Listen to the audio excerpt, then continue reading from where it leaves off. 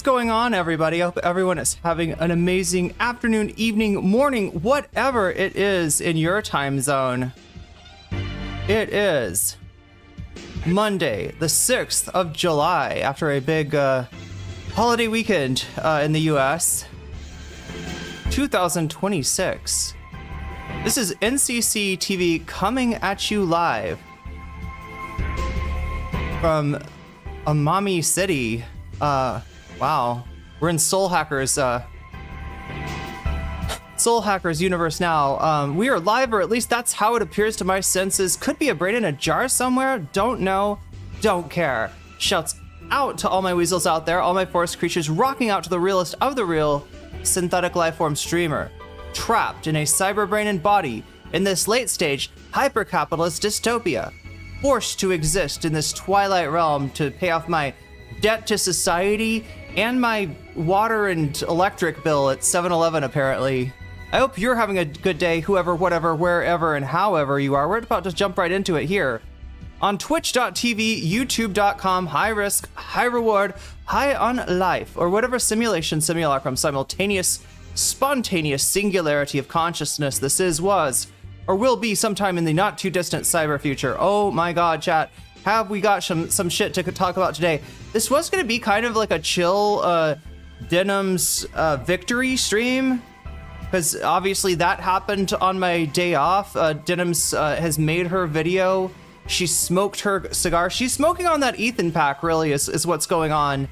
And you know, that's a nice thing. Not so nice thing is the scrambling that's going on right now to find a replacement candidate for Graham Platner, who by all signs will be dropping out of the race for Maine senator. There's some other people lined up apparently, but yeah, this is kind of like a lot of people are saying this is a Joe Biden situation all over again. Although I don't know. I mean, look, Ryan Grimm, all right, has a lot of explaining to do. This all went down before Breaking Points was recorded this morning, so I'm not saying like he's like dodging it or anything, but yeah, obviously they're gonna address it. These were big backers when we're talking about Breaking Points. Crystal and Ryan, at least, big backers for Graham Platner. Not so much for Hassan Piker. He always was a little bit tepid in his support, as was I, because I realized there was problems with this candidacy. All right, and look, I don't want Susan Collins returned to the Senate. I wasn't really super thrilled about the idea of Janet Mills taking her place either.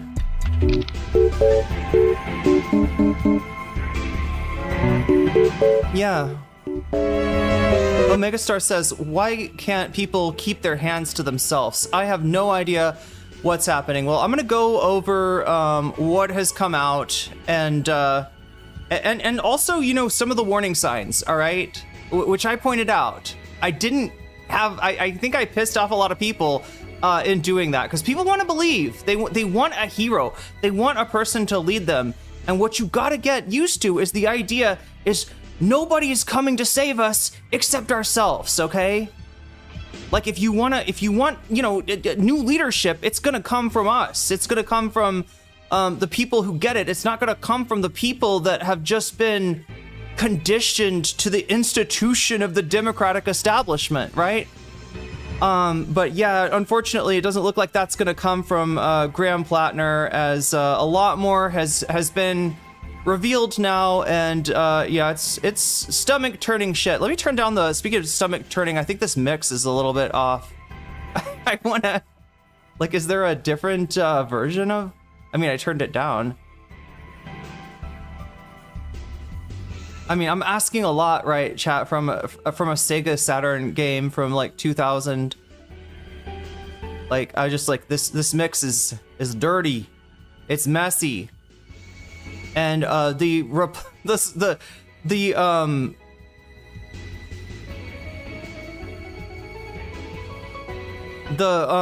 I trying to talk about? The process, yes. The process of replacing Graham Platner is going to be messy as well. Very, very messy. But look, we saw this. We saw the signs of this in his response to the Mainly the tattoo thing. Also, I guess the Reddit stuff, all that kind of came out at once, or they, I guess, knew it was going to come out anyway, so they got ahead of it and tried to, you know, explain it, cover up the tattoo with a Viking tattoo. Maybe not the best choice, but hey, whatever works in a pinch. It's better than a totem cough. All right, anything is better than a Nazi symbol.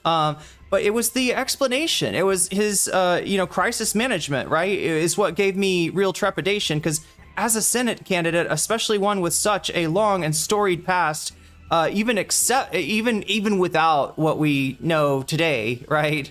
Even before that, like there was just a lot. I mean, some of it was based as fuck. Some of the stuff that like Jake Tapper and some of the Democratic establishment ops or middle of the road centrists, neoliberals, neoconservatives, whatever. Some of their criticisms of him were about things that he said that were fairly based. There was a lot of stuff that he said that wasn't so based. A lot of it was, 10 years ago. So, some degree of understanding for that. But yeah, his explanation about the tattoo, it just felt like somebody lying. And that's a bad sign for a candidate, right? You want a candidate that is going to try to come clean with the truth, all right? From the beginning. And if there's something that they forgot or didn't mention, they're going to take care of it, right? Take care of it early. And with the tattoo, there was just so much so many excuses that didn't sound true. And again, when you got like multiple excuses, look, I don't want to I understand sometimes there are multiple excuses, right, for something that you get criticized on, but it's generally a sign of not great. Omega Star, I want to recognize some streaks straight off. Omega Star with the 25 stream streak, covering up a cover-up. Yeah, it's not good. It's not, and it wasn't a good sign. It wasn't a good sign, right? It belied somebody that is worried about another shoe dropping. And if the other shoe if there's another shoe, you got to drop it yourself right then. You got to drop it, whatever's out there, right? I mean, even I don't know. Fuck Majority Report will wait. Sorry, F major. I'm sorry. I'm not making sure I'm reading this correctly. Will being idiots and you think Majority Report is I don't know. I don't think Majority Report's gonna stick with Platner. I think Sam's political instincts are gonna kick in, and from a very pragmatic point of view, he's gonna realize that this guy's got to be replaced. Right? Yeah, I mean, you could definitely criticize them for going in a little hard on a questionable candidate, right? I don't think I can watch Majority Report anymore. I mean, look, hopefully, maybe they could, set a good example of taking accountability, acknowledging that mistakes were made. At Narwhal B, super chatted $5. Oh, Narwhal, by nature, thank you for the $5. Yeah, we've got 2 minutes and 23 seconds to try to get 2 butterflies in my hair. I've already got 1, so I always offer this in the very beginning. That if chat wants to, hit 5 super chats really quick, and these super chats can be light blue, which I believe is slightly over $1, right? There's a very low bar. It's for that, and I just want to get this started. So eventually, this would be like an easy win, easy dunk, etc. But yeah, thank you for the $5. So we're gonna be doing something. We're gonna be doing stuff a little bit different, right? I have changed my schedule. I'm going to be streaming 5 days a week now. I'm going to try to be streaming for shorter, which is going to mean I got to start this 4 minutes off, 4 hours off, like right away, right? Counting, oh my God. Can we fix it? That's not that bad, Chad. It's not that bad. We're not doing a 1 hour, although some people do. Some people do like a 1 hour and something minute stream. Let's see. And then... and then and start the timer. So here's what I figured out, right? The new rules are this, all right? We start off with 4 hours. I do a maximum of 6 hours on stream, all right? And if you want to get it to 5 hours, we got to hit 100 on this. If you want to get it to 6 hours, we got to hit 200 on this. I will try to like I'm still in the process of working this out. The issue that we had last time is that last time we had easily over pushed it past 6 hours. I was gonna try to, push, like we push the excess time onto the next day, but we would have been starting with 6 hours today and pretty much every day. I don't know. I am gonna try to find some other cool stuff to reward you with when the stream gets supported. At Narwhalby, super chatted $5. Oh my god, thank you, Narwhal. We got like 10 seconds left.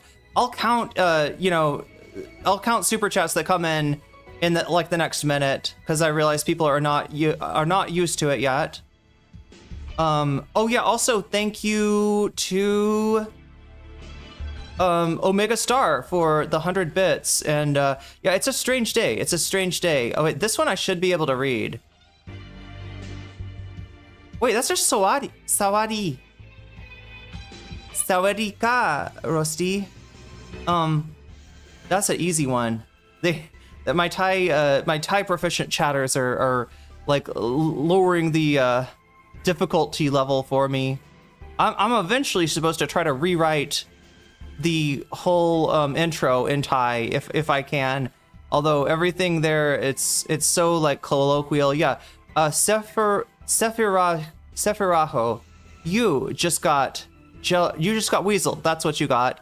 And by Stephen P, and that's a good thing. Starting us off here today, and Narwhal says we're at 14. Let's fix that. So yeah, that's what we're gonna do for right now. I'm still gonna try to fix it. Like, I mean, I wanna do more, but I also got to make sure that we're at a reasonable sort of place, right? 6 hours a day, 5 days a week. That is going to be like the max for right now, and I'm hopefully going to be able to have some more time to get some more cool things done in the meantime, like making community posts. I keep on saying since we changed the schedule. So what do we change the schedule to again? 7 p.m. Pacific time, 10 p.m.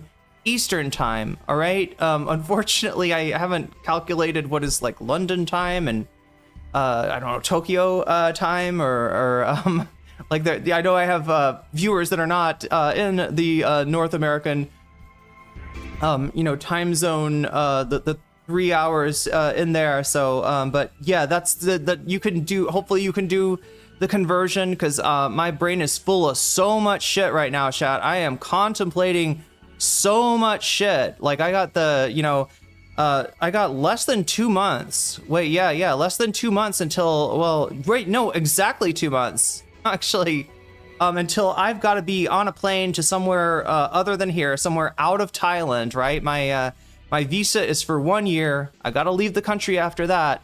There's a lot of different ways that I could do this. What I want to do is get another education visa, possibly even a Muay Thai, visa, because the education visa does come in different flavors.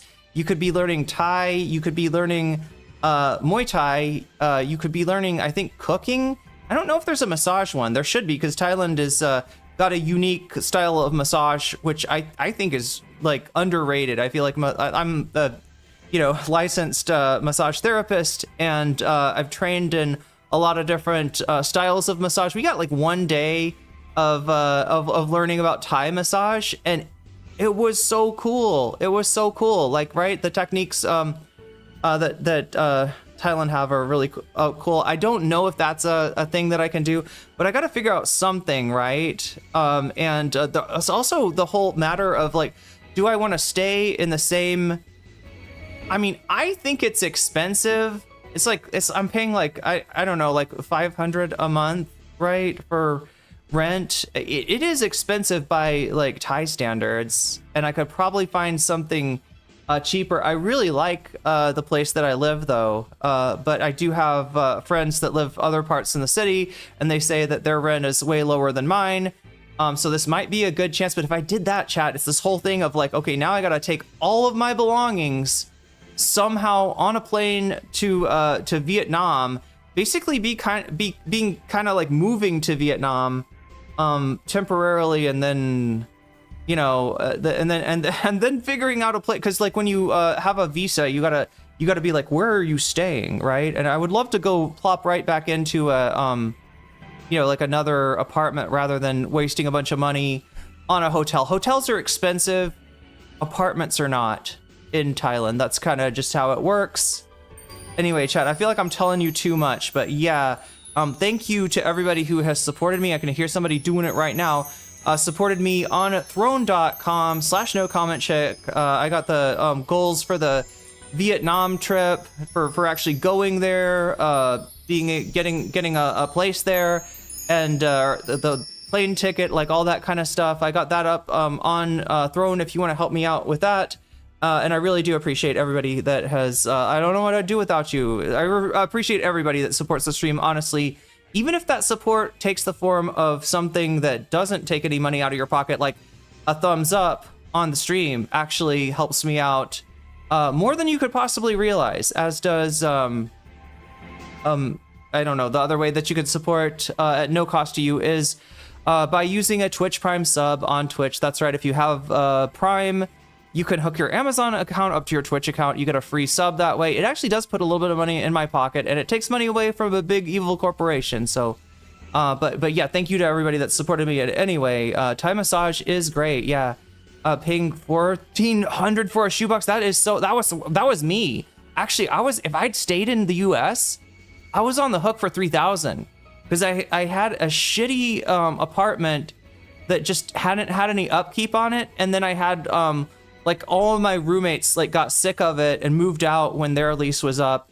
I didn't really expect that to happen, and so I was like on the line. I was trying to find roommates, but like I was on the line for $3,000 to pay the whole rent for the whole place, and I don't know. I feel like it's shittier than here. I feel like this is not as big as my my apartment in Seattle was almost like a flat, but it's just really, really dilapidated and very old.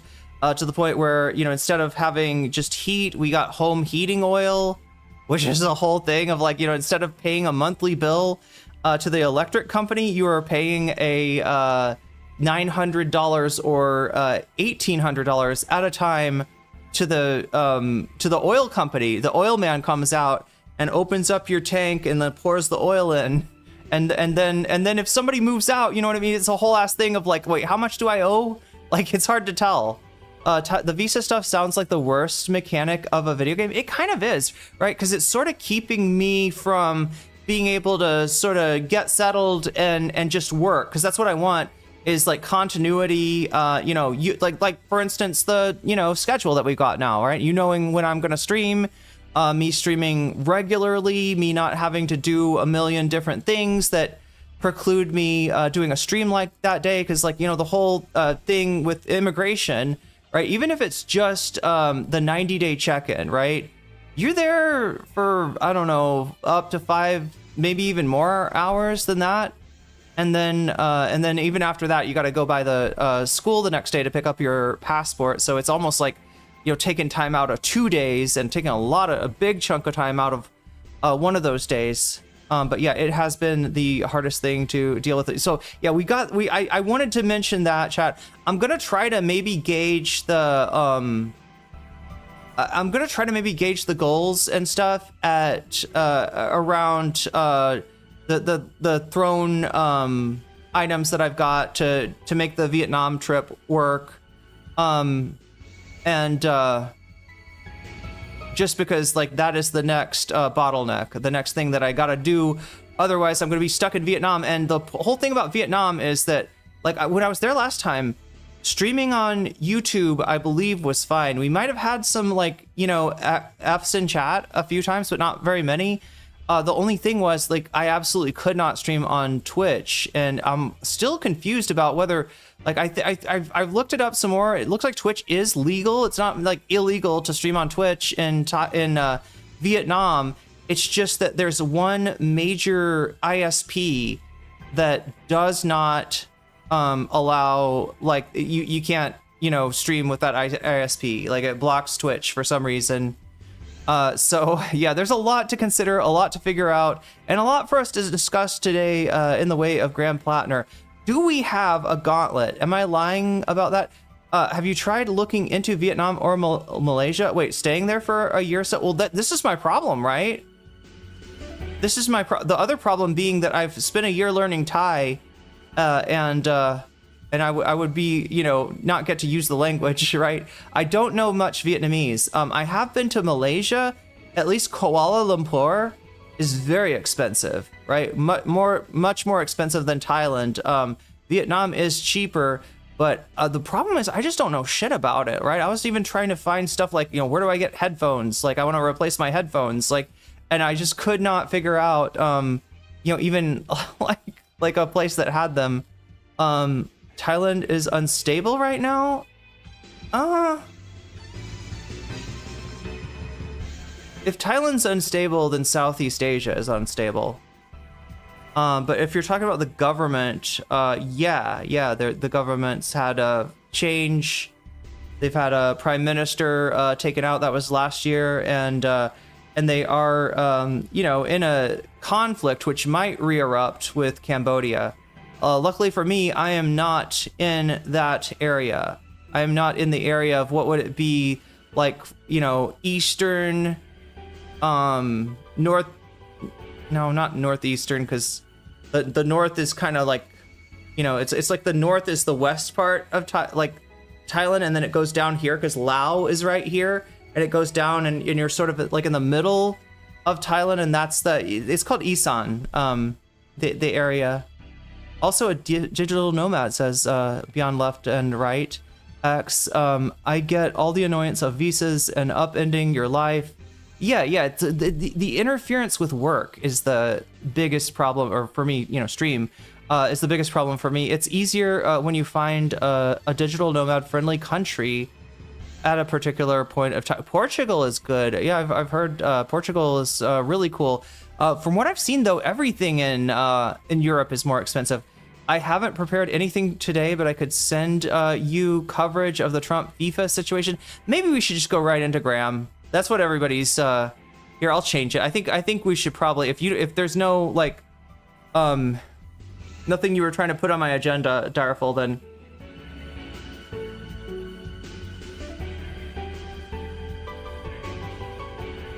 we're all on some shaky ground. True, yeah, especially in the US. The whole world is unstable. True. No, I love all this feedback from chat, like, right? It's sorry for bringing up Majority Report again. I will watch them tomorrow, see if Emin and Matt apologize for being jerks and wanting Platner to win. Okay, so yeah, technically you're right, SM. I'm not sure if I'm saying your name right, but there's a conservative prime minister. The prime minister is a member of the Conservative Party. However, conservative kind of means a different thing here, right? That being said, you know, and there, you know, there's the People's Party is the one that a lot of working people in Thailand seem to support or were supporting up until wait, no, she was in the Patai Party, but I guess they were in a coalition with the People's. It keeps on getting banned and like renamed, right? It keeps on, like, they keep on getting in trouble with the powers that be and having to reconstitute themselves as something else. But I guess that would be the party that we would call the most left party. But yeah, it's different. It's different. And what conservative and liberal mean in Thailand. But it does correlate with you know, class interest, right? So you are correct in that. The person I have no chair. Okay, sorry, I'm rereading chats. The whole dark woke thing annoyed me, to be honest. Oh, we're looking at people's Twitters. Yeah, a lot of people are going to be, you know, asked for explanations, asked for maybe even apologies, etc. Emma already called him out. Okay, yeah. See, that's what I expect. I did not expect SM, but not like that. What is the other? Okay, I don't even know.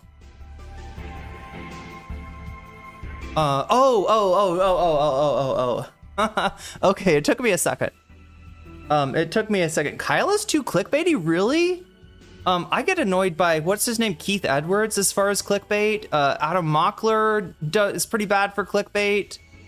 I'm trying to think of who else. I kind of like stopped watching those channels, right? And that's the sad thing about clickbait, right? It's like sugar in the gas tank, right? If you every week imply that Donald Trump is on the fucking deathbed, or that something's gonna happen, to take him out of office, right? Which is kind of what people want to hear. You will get clicks on that, but once people click on it and realize, oh shit, it's actually nothing is gonna change here, then you start to lose the trust of the audience. And so that's why I try to not clickbait. He's finished, yeah. 1000% finished.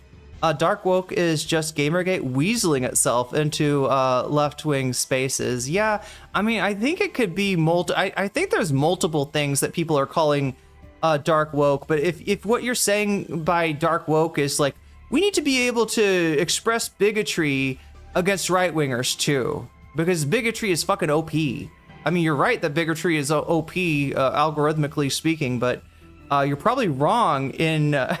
like that's like I don't know, you're just dealing with a major hypocrisy there. I still think it's important to will things into existence. Yeah. Edwards is absolute worth. Wait. Worthy? I'm not sure. Adam Mockler, it happened. What happened? It was hot in America. The America 250 thing, yeah. It finally happened. Never seen 50 Shades of Grey. Oh, yeah. No, you're good. You're good. I was thinking of doing a year abroad, but I would do Kuala Lumpur or Australia. Yeah, Kuala Lumpur is a huge city. I mean, I'm sure if you've done research, you know what I'm talking about. I was utterly surprised, right? Especially when my taxi from the airport, which I think they charge a little extra.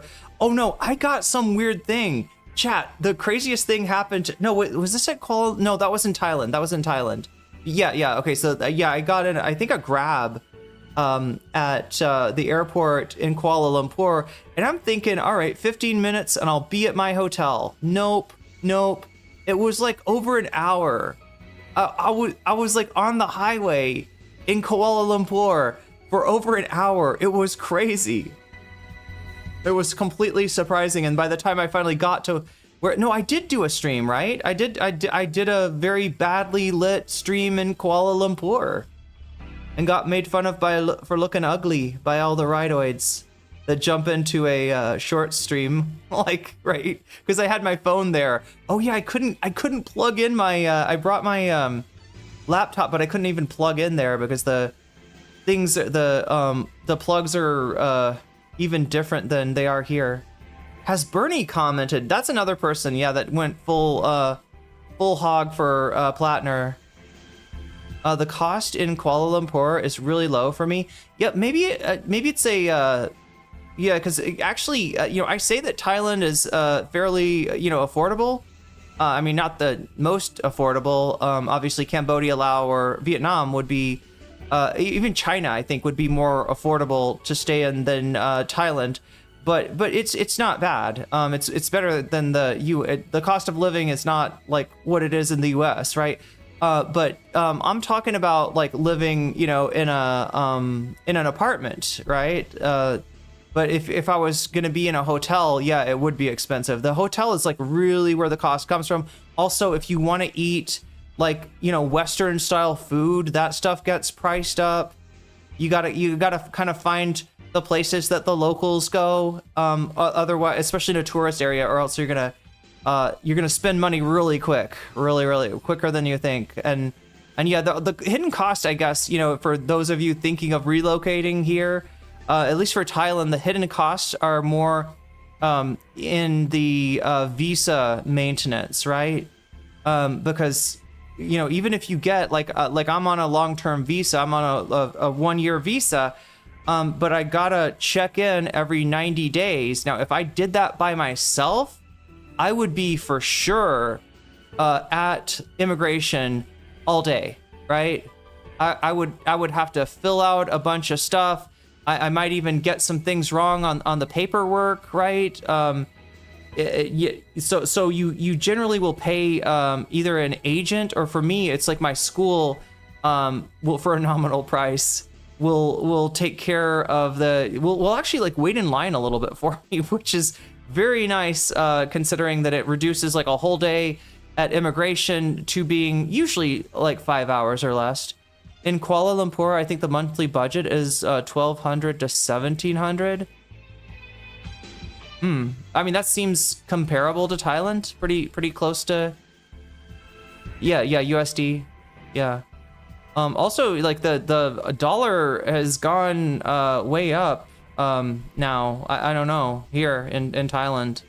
I'm not, cheering about it, because generally the things that make the dollar go up against the baht are bad for Thailand, and bad for me since I'm living here. But yeah, I haven't seen like a big increase in the cost of living just yet. Largest representative of the left on YouTube, i.e. the largest left-wing channels, are acknowledging that are acknowledged as such, embarrass themselves by like this perennially. They never see. This is the thing. My take when this happened was that I'm really nervous about this guy. All right. There's some shit that he did that is unarguably not good. All right. I mean, and the usual excuses are just not there for Platner. We do have in the United States a bit of a poverty draft in that the, military is kind of sold, is pushed on poorer people. The recruiting goes on in poorer areas. Right? That doesn't apply to Platner. He's not poor. He's never been poor. He doesn't come from a poor family. He didn't go into the military because he was poor. He went in the military because he likes machine guns. He likes to make them go, pew, pew, pew.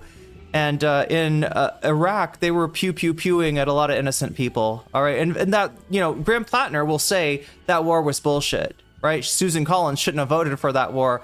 But Graham Platner, multiple tours in Iraq and Afghanistan, and also work for Blackwater. Now, he will also say, this is the other problem with him, right? He worked for Blackwater. That's bad enough. What's even worse is that he tries to get by on the same cope that Blackwater does, right? They know that they have a bad name. Like, after all the stories about Blackwater, they changed their name, I think, like 2 times. I think they changed their name to 2 different things to try to be like Blackwater. I didn't even know her, right? Oh my god, bad joke. But they that's what Platner is trying to say, is that, like, well, it wasn't called Blackwater when I worked for them. He's got a Blackwater sticker on his fridge, okay? And look, I'm not of the mind that somebody that did bad things in the military can never make up for it, can never, recognize what they did was wrong, can never, fight on against the empire that they served. But you got to do a lot, and the more you did, as far as multiple tours of duty in a war zone, where war crimes were committed, and then going into the contractor zone, which really, it kind of doesn't matter even if it was not Blackwater, right? Even if it had been a separate contractor, what KBR is one that was there in Iraq, I think. It's still bad. It's still fucking bad. In fact, KBR was the one that Dick Cheney had some ties into. We need leftists. We as leftists need to learn to spot liars. That's what I was trying to kind of hit people to, but there's only so much I can do. So I didn't say, like, don't vote for this guy, right? I didn't say, like, campaign for Janet Mills or Susan Collins, because I did see with what was out then that, having Platner in there as a fairly reliable vote against funding for Israel is going to be better than what Mills would do and what Collins would do. But I tried to just tell people, please don't get too excited about this guy. Don't get too invested in this guy. Don't look at this guy as a messiah. All right, don't look at this guy as a hero that's coming to fucking save you. We got to save ourselves, right?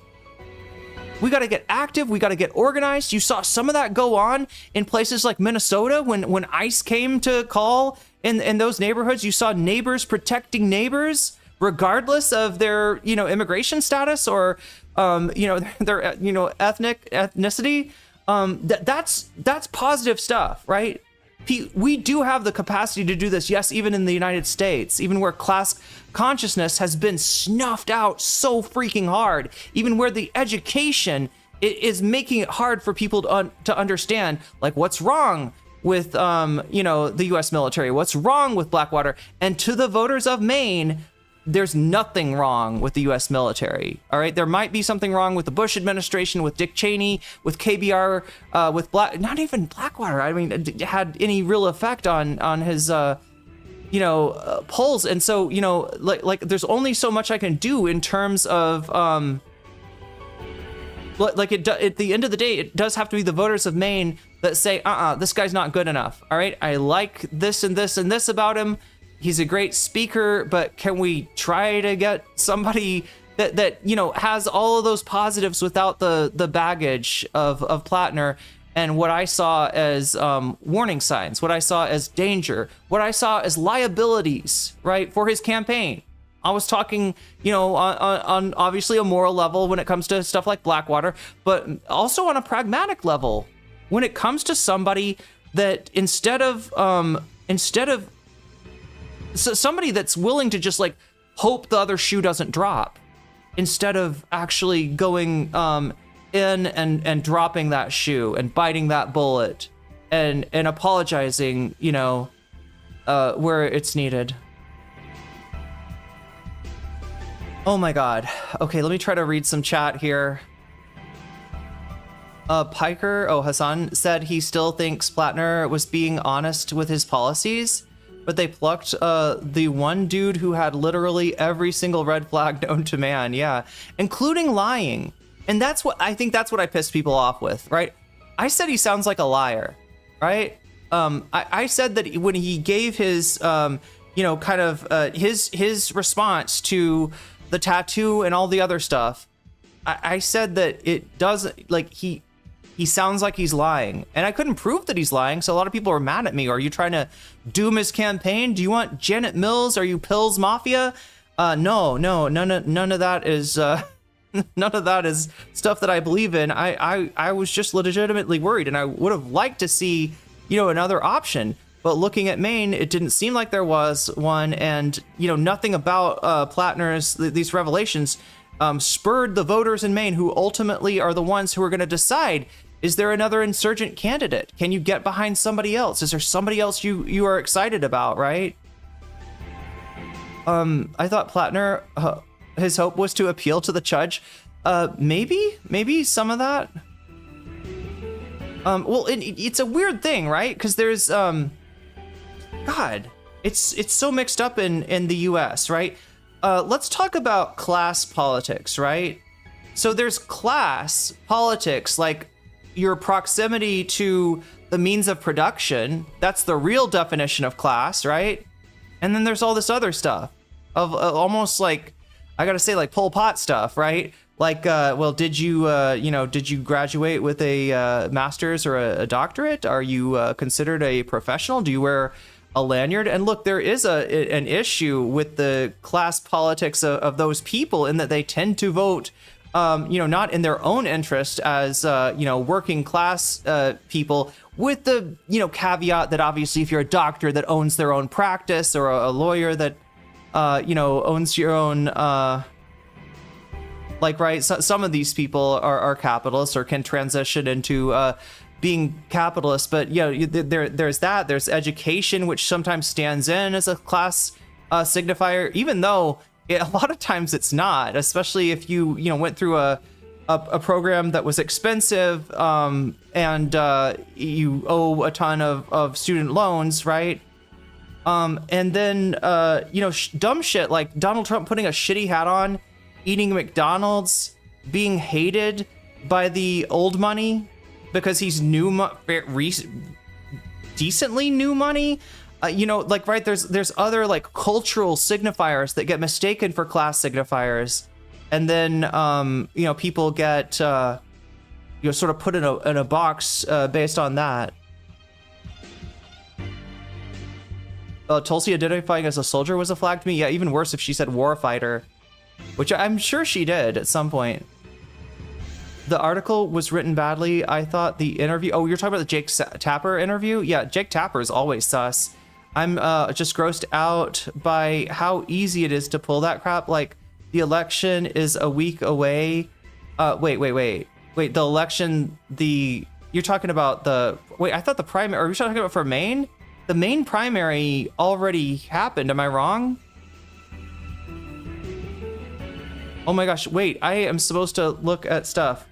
Oh my god. Omega Star. Thank you. What the... Wow. Have some extra Thai coffee for me. You know, I've got some Thai coffee actually now. Some very local coffee that you know is processed in a way that's, I don't know. Chat. I'm going from talking about important stuff to the intricacy. What am I trying to? What word am I trying to put together? Intricacies. That's not a word. Of coffee, but you made me think of coffee. You made me think of coffee. And I also am late on thanking you for supporting me on Throne in a huge way, Omega Star. That is amazing. That is amazing. And thank you so much for that. That's gonna help me out a lot in what I've got to do. A lot of it, though, I'm gonna have to make some decisions, right? Like one decision, am I gonna stay in this apartment? You know, I like it. I like my location, but if I moved somewhere else, I might actually have to get a motosai. That's what they call motorcyclists here. And I'd have to remember really well to say ki motosai and not ki motosai, because I don't want anybody to think that I got a motorcycle coming out of my butt, okay? Or that I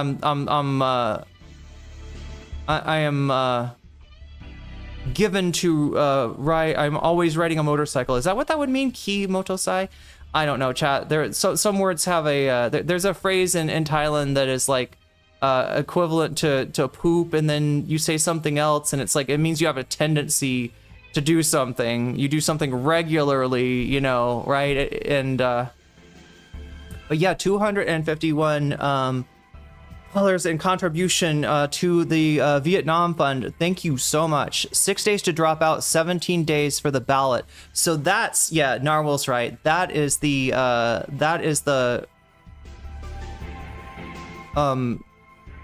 what am I trying to say?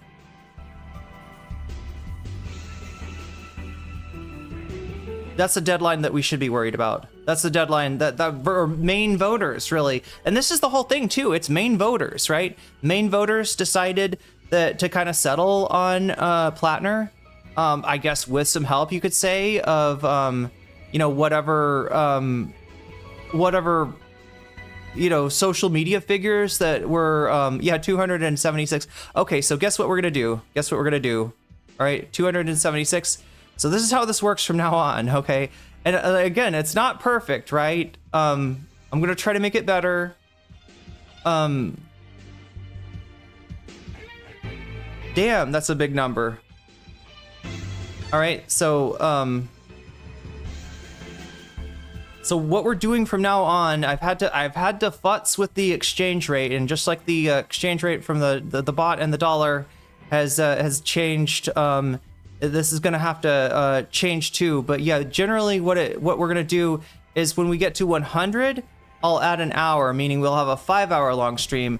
And when I get to 300, when I get to 200, if we get to 200, then I will change it to being I'll add 2 hours, right? And that's the max out, right? Because I'm saying that 6 hours is the max stream for right now. I may be able to change that in the future. I have in the past streamed fairly regularly for, I don't know, 8-9 hours. Hassan does this every day, so it is possible, but I'm just not, I guess, healthy, strong enough. I don't know, whatever sickness I got this winter, it took it out of me, right? it took it out of me, and I have been struggling to even have enough energy to. In fact, I think there was like 2 weeks during the winter that I just was not streaming at all. I felt like crap the whole time and was kind of bedridden. I mean, not exactly bedridden. Like I got up to eat, you know, and to get food and stuff like that. But that was about it. Let's see how bad he feels. Oh wait, who are we talking about? Kyle? He should. Yeah, I'm interested in what Kyle is gonna say. Interested in what breaking points. I'm very interested in what breaking points is gonna say. Although we've gotten a preview of that. Ryan has been tweeting about this at all, and with the sense that like he did nothing wrong, right? While the evidence was not there, that while it looked like you know, some of the allegations about how Graham Platner what treated women were you know, the maximum was like he made me uncomfortable or something like that. And yeah, a lot of the people involved were actual Republican operatives, one that had been involved in the effort to make sure that Kavanaugh's, you know, Kavanaugh's rapes, Kavanaugh's essays did not prevent him from being a member. He's a second rapist on the Supreme Court, at least as far as we know. Maybe there's more. Who knows, chat? Who knows? Platner could have opened a town hall with all the women.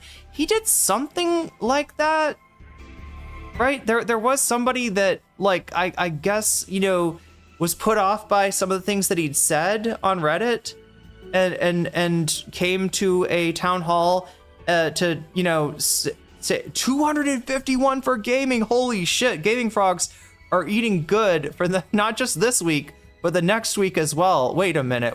For the next, no, 3, 2, wait, this week, next week, week after that, for 3 weeks. God damn. Okay, I have to add this up then. 314, I think is what the video game stream is on right now. Am I ignoring you? No, I'm just like trying to read all of chat. Wait, did Direful say something? There's a lot of chat.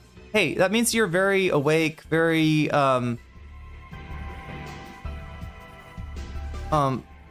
you're very engaged, I guess that's the word. Willing to bet that Platner and his inability to understand consent, not too dissimilar to many. That's the thing that sucks, right? Yeah, I mean, how many rapists we got in the House? How many rapists we got in the Senate? I know it's not zero. I don't think though that Platner's going to stay in. Chat. My prediction is that Platner, because I'm just basing it on him canceling so many events. Also based on the just kind of weak tea response that he gave, which we'll take a look at. I thought, yeah. Wait, what am I missing here? Is this a like top chat, live chat issue? There you are. I see you, Direful. I see you. Anybody into fighting games? I need to get trained on those. I need somebody to like train me on Guilty Gear or whatever. What is the good? What is the fighting game everybody's playing now? Okay, I did see this. Is that what we're talking about? I did see this. And oh yeah, so just in case people thought I was ignoring that, look, video game stream, 314. All right, that's what we're at. That's where we're at. That's what I was talking about when I said gaming frogs are gonna be eating good for the next 3 weeks at least. But yeah, no, I probably need to get into this stuff. So yeah, I think I've explained the new meta as far as although like, I mean, some of this, like, now I got to figure out what do I do for you if you hit 300, right? How do I reward you for that? I've got to somehow do something that's not like I gotta get, because like I guess I'm just not creative enough, chat. Like my whole 24-hour stream, good way to put me in a position where I gotta miss the next 2 streams. Have I ever done? I don't think I've ever done a 24-hour. I have done some streams that lasted longer than 12 hours. Sometimes when we were involved in some drama, right? We back when people like Riley Grace Rochong, Demon Mama, K Flogus, who else? God, I had a lot of ops. Doobie, Stardust, god damn, it was like everybody. Ico Rules, right? lot of knives in this back at one point. All right, a lot of people that you know I had you know, love for, I had trust for, that did not return the favor when they could farm me as somehow a bad person for having called out one of Dylan's fuck up, like a really easy fuck up that would have been easy for Dylan to correct. That ended up hurting a marginalized group, trans people, and turns out Dylan doesn't care about that. Nobody cared about that. All right. I was getting called a clout demon for that shit, and all I did was spoke the truth. Anyway, chat, we're not in a place like that anymore. I don't have to do a 12-hour stream in order to like defend my good name or whatever. But yeah, like, what's the longest that I've done? Probably like over 12 hours. I don't know if I've ever come close to 24 hours. That's crazy. But we got to do something, right? We got to figure out something that I can do that is actually that chat wants me to do. You know, because like I haven't. Anyway, I've got a lot. I've got my work cut out for me, chat. I got a lot to, you know, figure out in terms of you know, how my living situation, the trip to Thailand, the visa renewal process. But yeah, thank you. So I'm blown away by the support. Right, I'm always blown away by the support. You're feeling sick tonight? Aw, I hope you feel better, Neopergos. That's rough. I went through like a few months of that myself, and it's not great. But I feel amazing now. Like, right, comparatively speaking, I feel so much better now. Sure, Alito is also a rapist. Maybe. I don't want to get sued, but I wouldn't be surprised. I'm fighting the rhythm right now. Wait, fighting the rhythm? Washington Reporter cited a Senate source that Platner is planning to drop out. I believe that's what's going to happen, Meowning Star. And I've read that he so far thinks he should have a... Oh, wait, what do I got to do? He should have a choice over his replacement? What the fuck? Okay, look, I get the idea of trying to make sure that we don't end up with fucking Janice? No, not Janice from the Muppets. No, Janet Mills Mafia, Pills Mafia, as a replacement, or somebody likewise shitty. But my understanding is, and I think what I think is the most likely outcome, although we'll check on this, right? Is going to be that the Democratic Party of Maine, I think, is going to hold a convention, and you know how delegates work, like now they have a primary, right? It's not a caucus, right? I think they still have delegates, right? They're gonna somehow use delegates, and so there will be, I believe, Graham Platner delegates, and those will be the majority or the plurality of the delegates, since Platner won the primary, and they're gonna put out, you know, options. People are gonna run at the convention, and they'll hold a series of votes, right? They'll hold possibly multiple rounds of votes on who, until they, I think, come up with, what does it have to be does it have to be a majority, or is it just a plurality?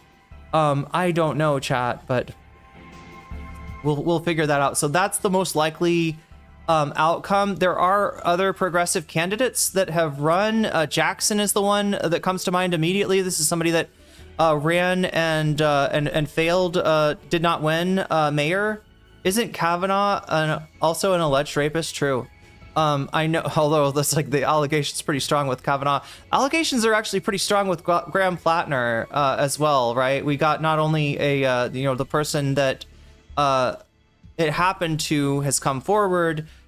We also have multiple people confirming that story, right? Multiple people that talked to her at the time and was like, yes, this is what she told me too, right? Including somebody that, like, I guess they were like, hey, my friend is thinking about dating Graham Platner. What do you think? He seems like a pretty good, nice guy, right?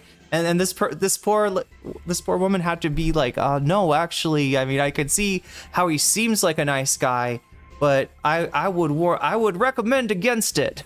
Right? I cannot recommend, but yeah, Platner drops out. A Democratic socialist should replace him. that would be ideal. Make sure to like the stream. Yes, make sure to like the stream, all right? That's one way you can help me out at no cost to you. What are the other ways that you can help me out? You can, you know, what are the things that make this number go forward and make me have to figure out new things to do for you when we blow past the goals? It is super chats, super stickers. If you get yourself a membership, if you gift a membership, if you support me on Throne, which I'm going to kind of recommend right now. Right, as far as, because I'm concentrating on trying to be able to pay for this trip to Vietnam, trying to be able to pay for my visa stuff, any sort of relocation costs that I end up incurring if I don't come back and stay in this apartment again. Which there's some reasons that I might not want to. It seems to have undergone a change of ownership, and the new ownership, like, they didn't give me chat. All right, this is the last thing I'll give you of personal news. You got a lot of personal news today. Okay, I hope you. Like that. I hope that's okay. We're gonna get to the actual topic real quick though. But yeah, the personal news is that the last little bit I'm gonna give you is that I didn't get my electric bill or my water bill last month. Right? The new management, the old management, they put it in our mailbox. The new management, they had it under the desk. I went into the office and said, "Could I please have my bill?" And they did have it. It's not like they didn't get it. It's not like the electric company isn't sending those out anymore. They had a bill for me, and they just hadn't put it in they didn't put it in anybody's mailbox. So I'm a little bit worried based on that, right? There are things about the apartment that need to be fixed, and they're prioritizing other things. Like they just are painting the entire you know, they're painting the entire building rather than maybe what maybe should be a priority is like flushing the water tank, right? Because right now, every other day when I go to take a shower, I got like a stinky smell coming out of the taps, and I think that's due to not having flushed the water tank in about a year. Hopefully they'll do that soon. Chat, I don't remember when they did it last year, but I thought it was sometime right around April. Anyway, chat, too much information. I got to figure it all out, but that's what I've been dealing with. I finally paid the electric bill that my landlord the landlord was the one who was like, "Hey, when are you going to pay this electric bill? What are you going to do about this electric bill?" Right? Like, I'm getting your electric bill and it looks like you didn't pay. So I had to be like, "I'm sorry, sir. I did not get the bill this month. I didn't know how much I don't know how to pay it without the bill." You take the way it works here is you get your bill, you take it to 7-Eleven, and then you pay for it. They stamp it, and you're good. And I didn't get it this time, so that's what I was doing this morning. That's why I was late. But yeah, reminding myself that I was late and that we need to get going. So what's the first thing we need to do? We got to add 2 hours. Oh my God, I'm gonna have to do this through sub ad time, aren't I? Sub ad time. I've never done this before. I've never added H's. I've added if the default is seconds, so I've added seconds, I've added minutes. This is the first time ever adding sub ad time to H. Let's make sure it works. Yes. So there we go. We've maxed out, chat, on time for today. But anyway, yeah, the things that you can do. And I'll have to figure out if we hit 300, I got to figure out a whole new reward for you. Okay. The things that makes this number go up, again, super chat, super stickers, getting yourself a membership, gifting a membership, supporting me on Throne, which I'm going to try to, you know, kind of feature. I'm going to try to prioritize. I'm going to look on my Throne and see, you know, sort of what I can, you know, do. Like, it is a platform like Patreon. It doesn't have some of the things that Patreon has. Like on Patreon, I can send you a link to like a super secret stream or something like that. That's what I was thinking of for extra bonuses, is like some kind of, you know, members. No, that doesn't work though. That doesn't work because, oh wait, no, I do have information. If you sign, if you make your account on Throne the same name as your username in chat, I could probably figure out a way to, you know, kind of make that work out, because I want to, especially, yeah, anybody that's supporting me on Throne, massive amounts of appreciation, both because Throne takes less of your money, you know, out to keep for themselves compared to YouTube and Twitch. I guess it's about the same as Patreon. And also, it is something that if it's crunch time and I need to buy a plane ticket, right? It's something that I can access a little bit more immediately. YouTube and Twitch, I kind of get paid like a month behind for all of that, so it takes a little while. I'm gaseous and radioactive, so my usernames are the same. Wait, Omega Star, gaseous star, radioactive Omega. Okay. Wouldn't it be Gamma? Or is Omega even past Gamma? Wait, what is it again, chat? Alpha, Beta, Gamma, Delta. What? Oh, yeah, Omega's way past. God damn, what's wrong? Is there Omega radiation? Is that a real thing? Yeah, gamma rays are the scary, spooky stuff that come out of like nuclear, detonations or meltdowns like Chernobyl. But I don't know what an Omega ray would be like. That would probably just fry you. That would probably fry you. Democratic Party is a dead end in some ways, right? Remember where it started though, right? The Democratic Party was formed to oppose abolition of slavery. Like that is its origin point, all right? And the party's changed, right? Now the people that would want slavery if they could get the Overton window over there are in the Republican Party, and Democratic Party is kind of a mixed bag right now, all right? But I mean, you can change the composition. I wouldn't be so focused on, parties, right? Because we've seen that it's not important, which party it is or what the name is, but like who's in it, who's controlling it. There is a problem though, where they are kind of run like private clubs, right? We don't. The point I'm trying to make is that like, I don't think we yet know what the best route is going to be, because what you want and what I want, I'm assuming, right, are the same thing, and that is to have an actual left party able to participate, able to dominate in the United States political arena, right? And we don't have that. We have two right-wing parties right now, and the path to changing that, might be, changing the nature of the Democratic Party over time.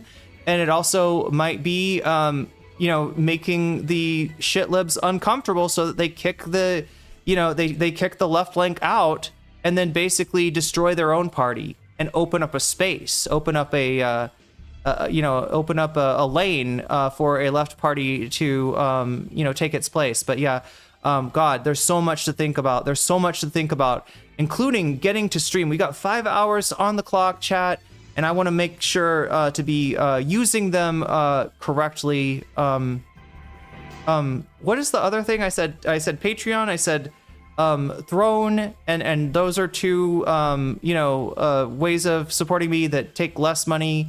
More of the support will actually come to me. You can also support me on Twitch. There's some benefits to becoming a Twitch sub. You get to rewind the stream if you want to. If you come in and I'm talking about something and you're like, what was she talking about earlier, though? You can actually do that. You can turn back time with a sub. You get a cool Persona 2 face next to your name that actually changes the longer that you're a sub, and upgrades itself. In fact, I gotta add one more level of upgrading. Oh my God, what would you? Oh no, chat. We should add 2 more. There should be the Maya level, and then there should be the Philemon level. We know we have met Philem. I don't know how many. It's funny because like my stream is so late at night, especially the video game part of it, that I don't know how many of you were there when we ran into a gentleman with a butterfly mask named Philemon. But yeah, some kind of reference to Shuangsu.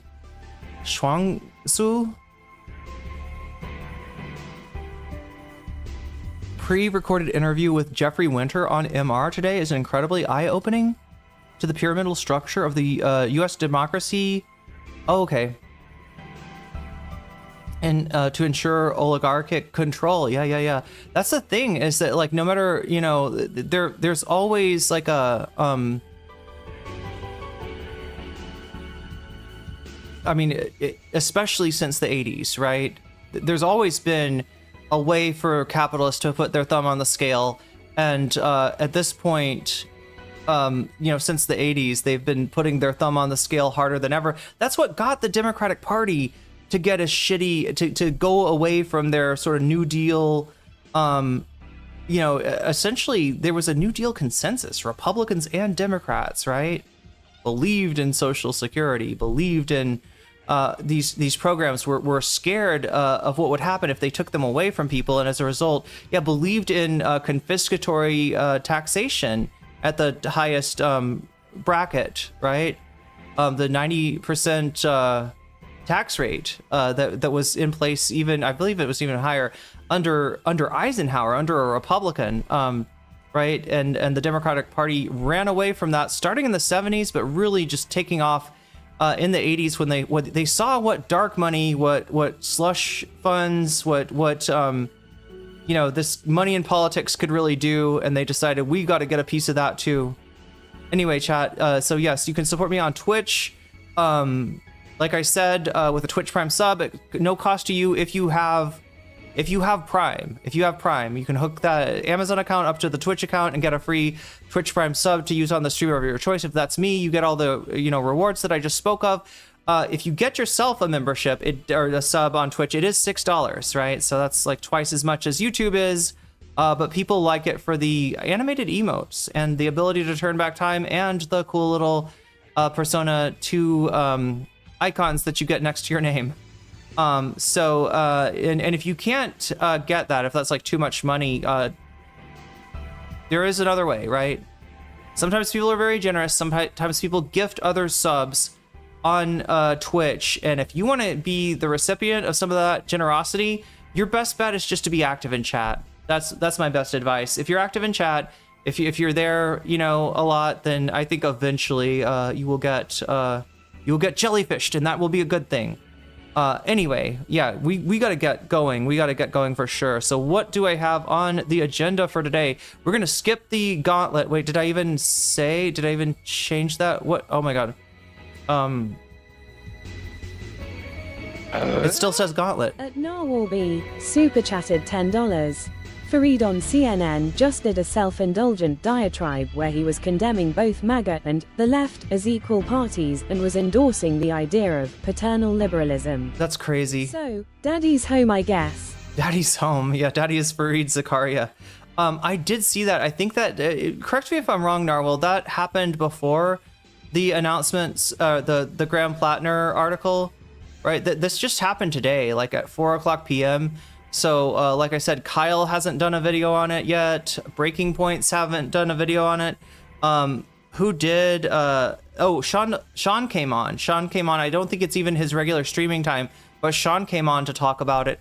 And also Hassan came on to talk about it. So we'll take a look at some of that stuff, hopefully. I think I've got some timestamps on that. Let me just go to where the timestamps are. Where they are up here somehow. But yeah, I kind of threw together this thumbnail at the last minute, just because like I said, I was planning on bringing you the Denim's, celebration. Denim's smoking a big stogie, a big fat cigar, smoking on that Ethan pack. And it is very, we will get to that. Oh yeah, that's in the bonus content. Oh God, I got to tell you about the bonus content. So yeah, the bonus content is what I cover after I'm done with the main topic, right? You get to vote on the bonus content, and you also can donate when you donate in any of those ways, or when you support the stream in any of those ways. It's a gorgeous thumbnail. Thank you. We'll also thank Darful for recommending the picture that the picture of Platner that I used. I had to do a little bit of finagling on the thumbnail to get it to work. But if you don't notice the symmetric plant, I guess I did a good job. Oh, the Vanguard, have they weighed in on this yet? Still a gorgeous thumbnail, yeah. 286 is what we're at. I gotta take the gauntlet off and say Graham Platner. I should have done that earlier. Let's do that. Gauntlet off.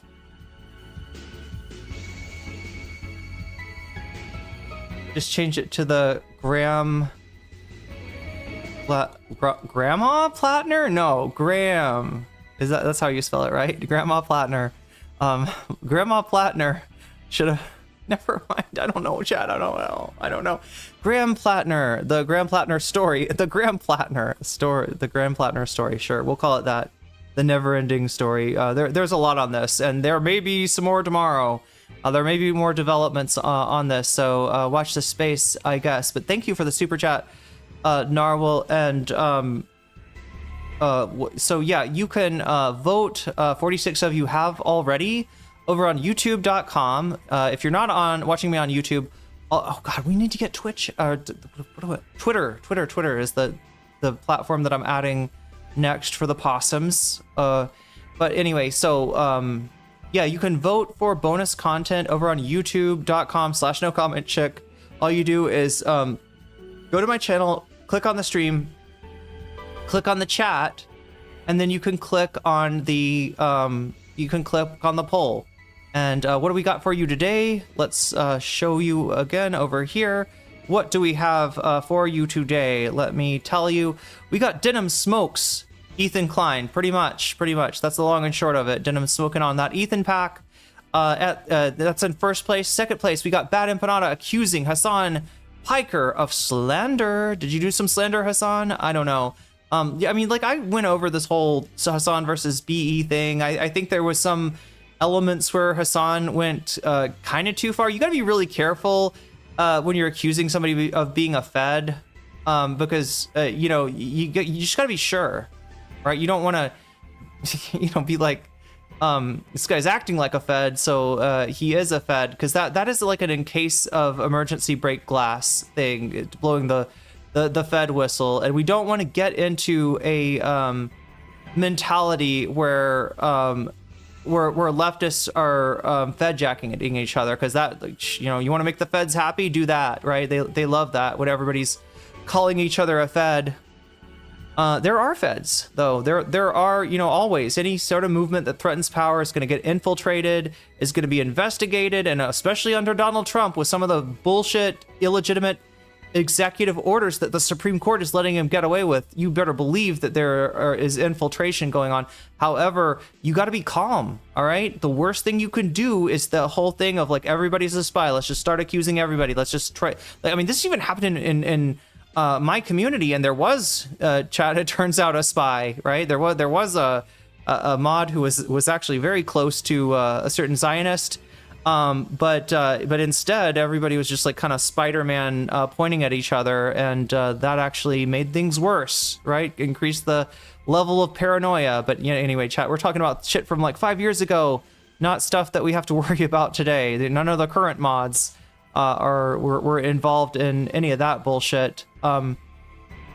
Third place, Majority Report covering the Jillian Michaels DSA crash out. That's happening. Jillian Michaels is freaking out. Majority Report's got the story for us if you want it. And in fourth place, we got Boy violating the Cuban blockade. That's right. They got in a sailboat and they sailed right through the blockade. And I think they might have gotten the squirts.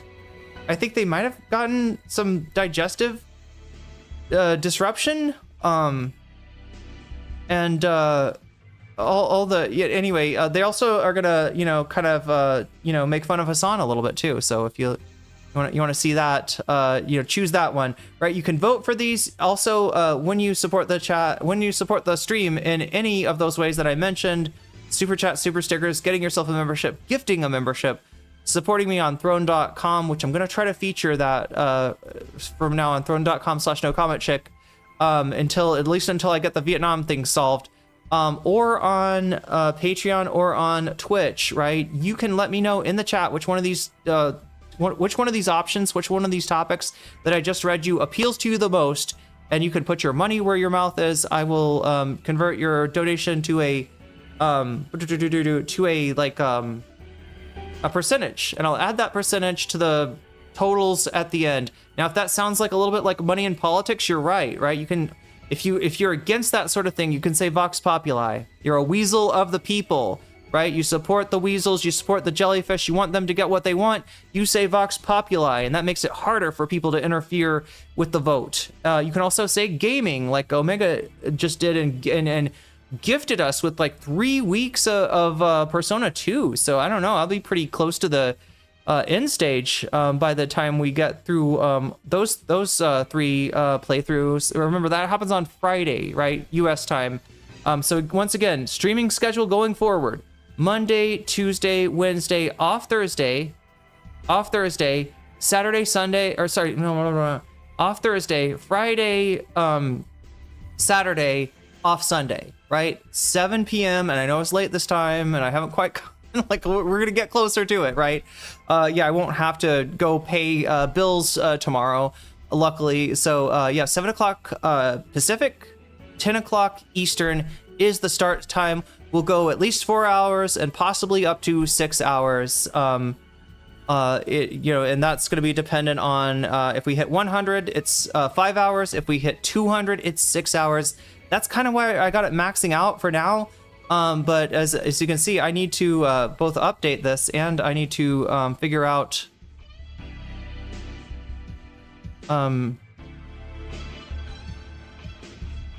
I need to figure out a reward. What happens if we hit 300? I haven't got that yet. We'll have to cross that bridge when and if we get there.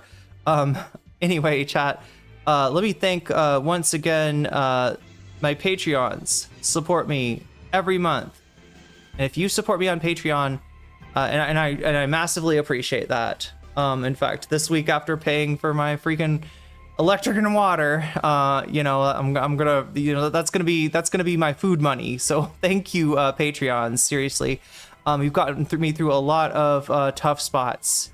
And if you support me on Patreon at the $5 level or above, I give you a fancy shout out at the beginning and end of every stream. Since we're near the beginning now, let's do those. Shouts out go to Neoprigos. Shouts out to JMB. Shouts out to Emily French. Shouts out to Big Al of the Cake Mix.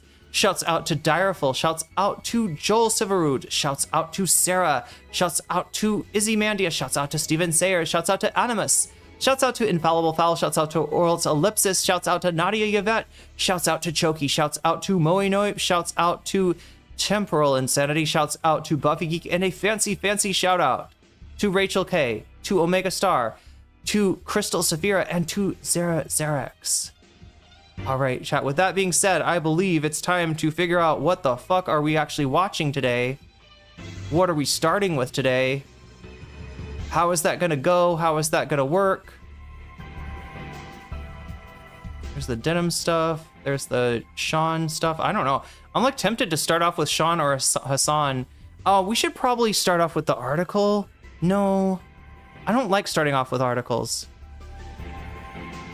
Let's start off with the response. Wait, okay, wait.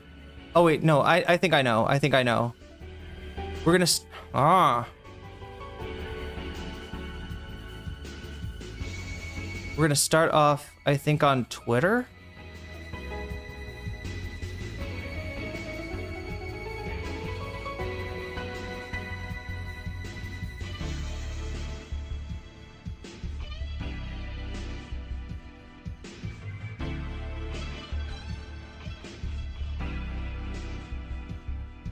Oh yeah, we always start off on Twitter, and why is that? It's because we've got blast off tweet to support as well.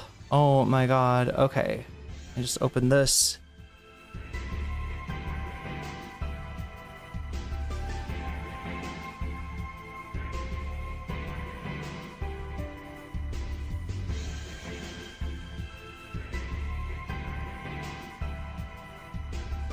Oh yeah, this one really needs some help, right? Okay, I don't know what's going on. Let's switch over to this. There's the thumbnail. This is the blast off tweet. Now I've got it already in the pinned, and if you know what that is, you can click on it now. If you know what I mean by the pinned, it's like I pin a link. I pin, there's like a pinned message, I guess. But if you don't, let me put it in chat for you, both on Twitch, boom, and on YouTube, boom. And yeah, this is just to help us reach more people. The way this works is that if you're making a thing that's got a link in it, Elon tries to stop, people from seeing this, like, these kind of things with a link in it, it doesn't get much, it doesn't get seen. But if we can kind of, get it up to, if we can boost it up to like, I think it's between 10 and 15 likes, then it starts to get seen. In fact, let me tell you, the last one we did, chat, I want to show you a success story, all right? Now, I don't have, I guess, that many people that are, I don't have that many, yeah, I had another tweet blow up. Oh yeah, chat, we ratioed Hutch. I mean, I don't want to brag about it, right? Because I almost don't want to say that, because like it's giving Keffels, and also it took me more than a day to beat Hutch's number. But no, I replied to Hutch on a quote retweet, and well, I've got more likes than he does on his own tweet. That's pretty neat. But that's the reason that my Twitter is so messy.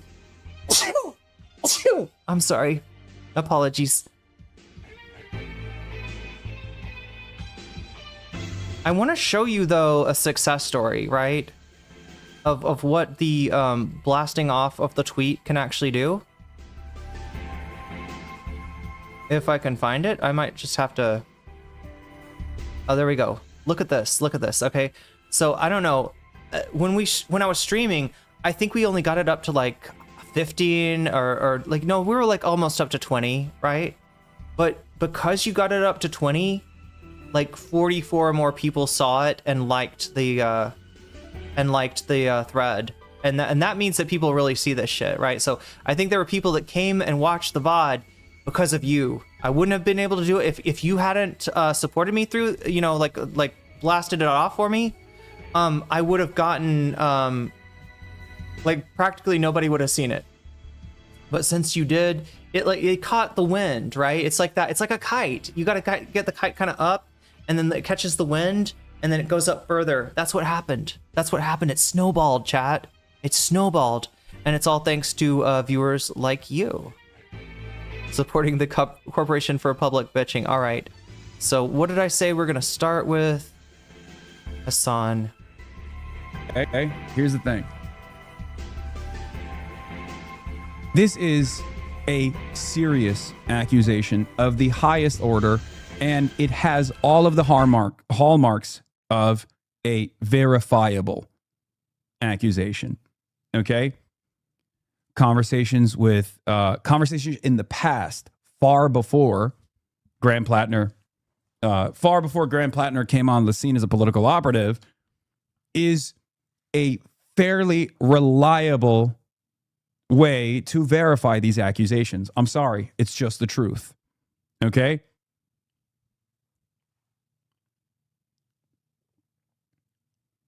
Like, as you guys know, my policy on this is, believe women doesn't mean reflexively assume that all women are incapable of telling a lie or anything. It just means like don't reflexively disbelieve women. Yeah. Okay. So a lot of right wingers misinterpreted this. Like this is the classic thing of misinterpreting slogans, right? Like the idea that abolish police means that we're just gonna let people do violent crime all they want, and it's fucking Thunderdome, okay? It's the purge, right? Nobody was fucking nobody that said abolish the police had like the purge in mind, was like, yeah, I want to do ultra violence. Nobody was gonna go out there with their droogies and listen to the old Ludwig van and do engage in a bit of the ye old ultra violence or anything like that, right? It got misinterpreted in a bad way. So does this believe women, believe victims thing. What this is about, chat, and I've experienced this myself, is that, if you come forward with your truth, what happened to you, right? What somebody did to you, their friends are going to try to rat fuck you. Right? Because they don't want to see their friend be known as a creep, right? And chat, this guy was a creep. This guy was a real creep. And so they'll attack you and try to be like, oh, it's this and it's that, and you did this, and that's, like they'll try to destroy your credibility, and in the process, like destroy your life. And so that's why so many victims don't come forward. with their truth, with what actually happened to them. There's a lot more, essay, rape, what have you going on than there are certainly convictions and even reports of that, because, and this is why this victim didn't want to say anything, right? They were very vague in the New York Times article, and only came out with, with their name and their truth and everything. I think after, when they realized that there was only like 1 week to, for him to be able to drop out, and like 2 weeks for, whatever the Democrat Party of Maine is going to try to whoever is going to be the replacement, right? This is a person that is on the left, right? This is a person that says they believe in Graham Platner's policies, in Graham Platner's politics. And that was part of the reason they didn't want to come forward with this. And so, yeah, it is about not, attacking the victim, right? Not victimizing them a second time, and not reflexively like, well, I like this person, so you're a whore and a liar and blah blah. Like that's what you get. That's what you get when you come forward with something. The only Mario Batali victim that got a criminal trial. Oh fuck, Mario Batali, the chef guy. I didn't know. He used to annoy me. He had like a show on PBS that I used to watch when I didn't have cable. But I would somehow watch. I don't know why, chat. I watched like the worst shows. But Mario Batali had one of those shows. That got a criminal trial, was rewarded for with felonies for her own because of the incidental jury misconduct from another case completely unrelated. It's shameful. Yeah, indeed. So yeah, that is what Hassan is talking about here. People misunderstand that. What it is look, when there's scant information, right? You might not be able to make a conclusion of 10 toes down, this is what happened, right? And we're not, nobody's saying presume guilt, which is how it gets misinterpreted. Either to throw it away, to say, hey, this is bad. These libs, they're so knee-jerk that they just oh yes, women can never lie, victims can never lie, right? And obviously that puts you in a fucked up place where Donald Trump could say that, I don't know, the prime minister of Italy sexually harassed him, and all right, believe victims. Believe it. I mean, there's other reasons to get rid of to vote out the prime minister of Italy, but yeah, the shit between her and Trump is not a good example of that. So obviously nobody's saying that. Oh, this is the Hassan. This is the whole Hassan. Watch Hassan go through the allegations. We will in a second. Wait, does he read the article? I'm thinking, should I read the article? Should he read the article? How are we going to do this? Right. But that's what he's saying. And it's an important distinction. And it's important that you're able to walk and chew gum at the same time like this, by resisting and opposing, attacks on the victim, attempts to, undermine the victim's credibility, but at the same time, and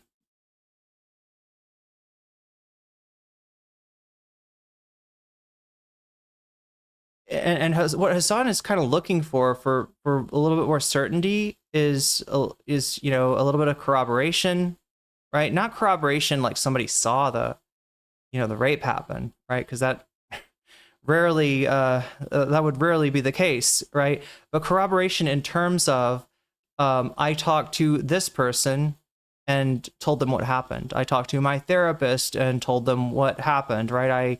I in this case sent Mr. Platner an Instagram message and told him, I don't ever want to see you again. That was fucked up last night. All right. I told you I didn't want you to come over. You came over anyway. You came into the house without, you just opened the door and came in, and ultimately did not listen to me when I told you fuck no. I'm not. I don't want to. I don't want this right now. So that is that is the allegation. Believe this. I believe this allegation. Let me make it very clear, especially because once again, there are other friends with correspondence from before Graham Platner. Other friends of the victim with correspondence from before. And before Graham Platner became a known entity, before he was running for office. So in other words, this is not like maybe some of the Republican operatives that were part of the last New York Times, the New York Times article. This is not a politically motivated accusation at all. The accusations, they are as credible as it's gonna get. Yep. Right? And contemporaneous communications is huge, especially if they are before he was in politics. Exactly. Central Committee is correct on this. It's a huge part of this. Okay. I assume that they will explain as to why the New York Times didn't get into this, but here's the other side of the story. Okay. I believe this accusation. I believe this allegation. Let me just make that very clear, especially because once again, there are other friends with correspondence from before Graham Platner became a known entity, right? Massive content warning. Yeah, That's very true. important. Because you're not actively seeking to rat fuck a person if that person is not a political operative at all, right? Like, that's a random oyster fisherman. Okay? It's a random oyster fisherman at that point in fucking Maine. He's an oyster. The timing of this, on the other hand, is once again fucked up. The timing of the drop is in the column of rat fucking, but the accusations are certainly real. Okay? Do with that information what you will, but the accusations, they are as credible as it is going to get. Okay? Unless the correspondence between Rassicot and her friend is not from back then, or the other partner that Rassicot had, which I have no reason to believe that that's the case, for the record. Okay, it still ultimately lends itself to a verifiable and credible accusation. Both. Okay, so that is Hassan's take on that. I was about to try to eat something, but it's gonna have to wait. I also have not had breakfast yet, but we'll get to that. For all of you mukbangers out there, I don't know, does anybody mukbang with me? Does anybody eat while I'm eating? I don't know if that's a thing. All right, so here we go. A woman who dated Graham Platner says that he sexually assaulted her. I just want the truth out there. I just want people to have the whole scope of who he is as a person. She said of the Maine Democrat who has faced a string of scandals over past offenses and online comments and accusations about mistreating women. Platner responded, "These allegations are troubling, serious, and false. Any accusation of non-consensual behavior is categorically untrue." So let me see, grab the, to do it this way, copy link address. I got a whole system of, okay,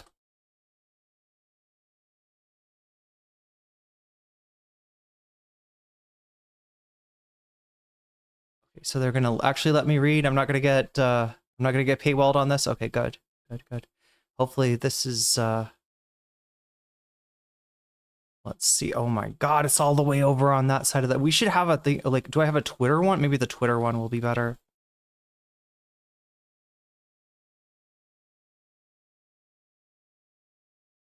Twitter.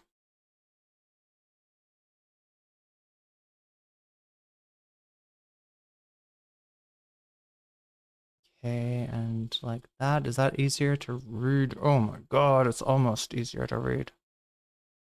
It's almost better. Whoops, not that.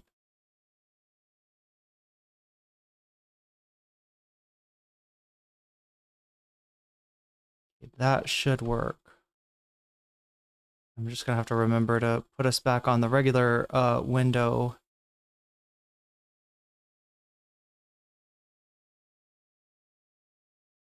A woman who dated Maine U.S. Senate candidate Graham Platner says that he forced her to have sex with him nearly 5 years ago, despite her repeated objections, an allegation Platner denies. The woman, a 41-year-old Maine resident named Jenny Rasico? Is it Rasico? Detailed the allegations, alleged incident to Politico in 3 interviews over the past 2 weeks. Politico has also spoken with a man. I've got to get the name right, chat. I got to get the name right.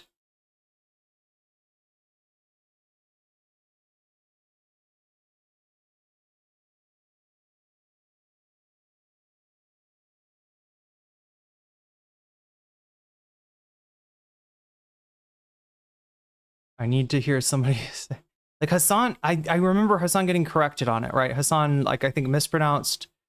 It's Rasico. Rasico. Okay, so for sure, S on the first C, and the first C sounds like sa, and the second C sounds like ka. Okay, that's not confusing at all. But that is how her name is pronounced. So we're gonna try to pronounce it correctly. Rasico. Okay. Detailed the alleged incident, because otherwise I'm just going to be mispronouncing it the whole time. Alleged the incident to Politico in 3 interviews over the past 2 weeks. Politico also spoke with a man Rasico dated and confided in the year after the alleged incident, and reviewed documents including emails between Rasico and her therapist, and messages between Rasico and an acquaintance whom she had warned against getting involved with Platner years before he ran for office. Rasico said that she had an on and off relationship with Platner, who is now the Democratic Senate nominee in Maine, for more than 2 years before he entered her rural Maine home uninvited in late 2021, deeply intoxicated, and forced himself on her while she repeatedly told him to stop. She said she cut off content with him after telling him the encounter was not consensual. I remember him grabbing my pelvis and being really forceful with me, she said. I remember this specific moment where I thought to myself, like, this is no longer a choice. Or sorry, this is no longer my choice. Platner denied the allegations. Those allegations are troubling, serious, and false. Any accusation of non-consensual behavior is categorically untrue, he said in a statement. Now, this is him, I think, again, like I said, the problem that I had with the initial response to the revelation of the tattoo and the other stuff that was on Reddit was seemed like he was lying, right? It seemed like he thought he could slide. As far as knowing when he knew the tattoo was, I don't think, for the record, just to rehash this, chat, I don't think he's a Nazi. I don't, I wouldn't assume that he knew what the tattoo was when he got it. And that if he did, it was like an edgelord thing, which is still pretty fucked up, right? I don't believe that in the, 15 years in between, probably more than 15 years, in between him getting the tattoo and, revealing that he has the tattoo, I don't think that he had no idea that was a Nazi symbol, right? I think at some point he must have known. And what I was worried about then was just that somebody was going to come out and be like, oh yeah, here's my text with Graham Platner, right? Where he acknowledges that he knows what this thing is. And even though you could kind of excuse that in saying that he didn't know when he got it, that he found out later and he was just didn't get it covered up, right? Yeah, say so. That's your moment, right? That's your moment when you have to talk about it. Be like, I knew what it was. I was thought about getting it taken off, but I didn't do it. I didn't get around to it, right? If that's the truth, say the truth, right? This is why I was worried. And, this is, this I think is Graham Platner assuming that this is going to be a he said, she said story, or hoping that it could be a he said, she said story. And that he could just be like, well, I believe Graham Platner, right? That he can kind of slide on it, right? I don't think he can slide on this. He certainly cannot slide into the Senate on this. And again, we're seeing, how Graham Platner handles crises. He lies. He lies, right? Even innocent lies like the ones that Tim Waltz told, we've seen can have bad political ramifications. And certainly if somebody's got a habit of lying, that's even just pragmatically a huge red flag. Obviously, there are moral reasons not to support his candidacy at this point. Any accusation of non-consensual behavior is categorically untrue, he said in the statement. Rasico previously described reckless and unsettling behavior by Platner to the New York Times, but says he didn't go public with the specific assault claim because he didn't want to. She said she didn't go public with a specific assault claim because she did not want to be known as a rape victim. Rasico said later she felt compelled to go public about her experience because the reactions to the Times story was dominated by controversy about another woman. This is Lindsay Fifield. This is the woman who was part of the Kavanaugh defense team against his accusations, right? So kind of under,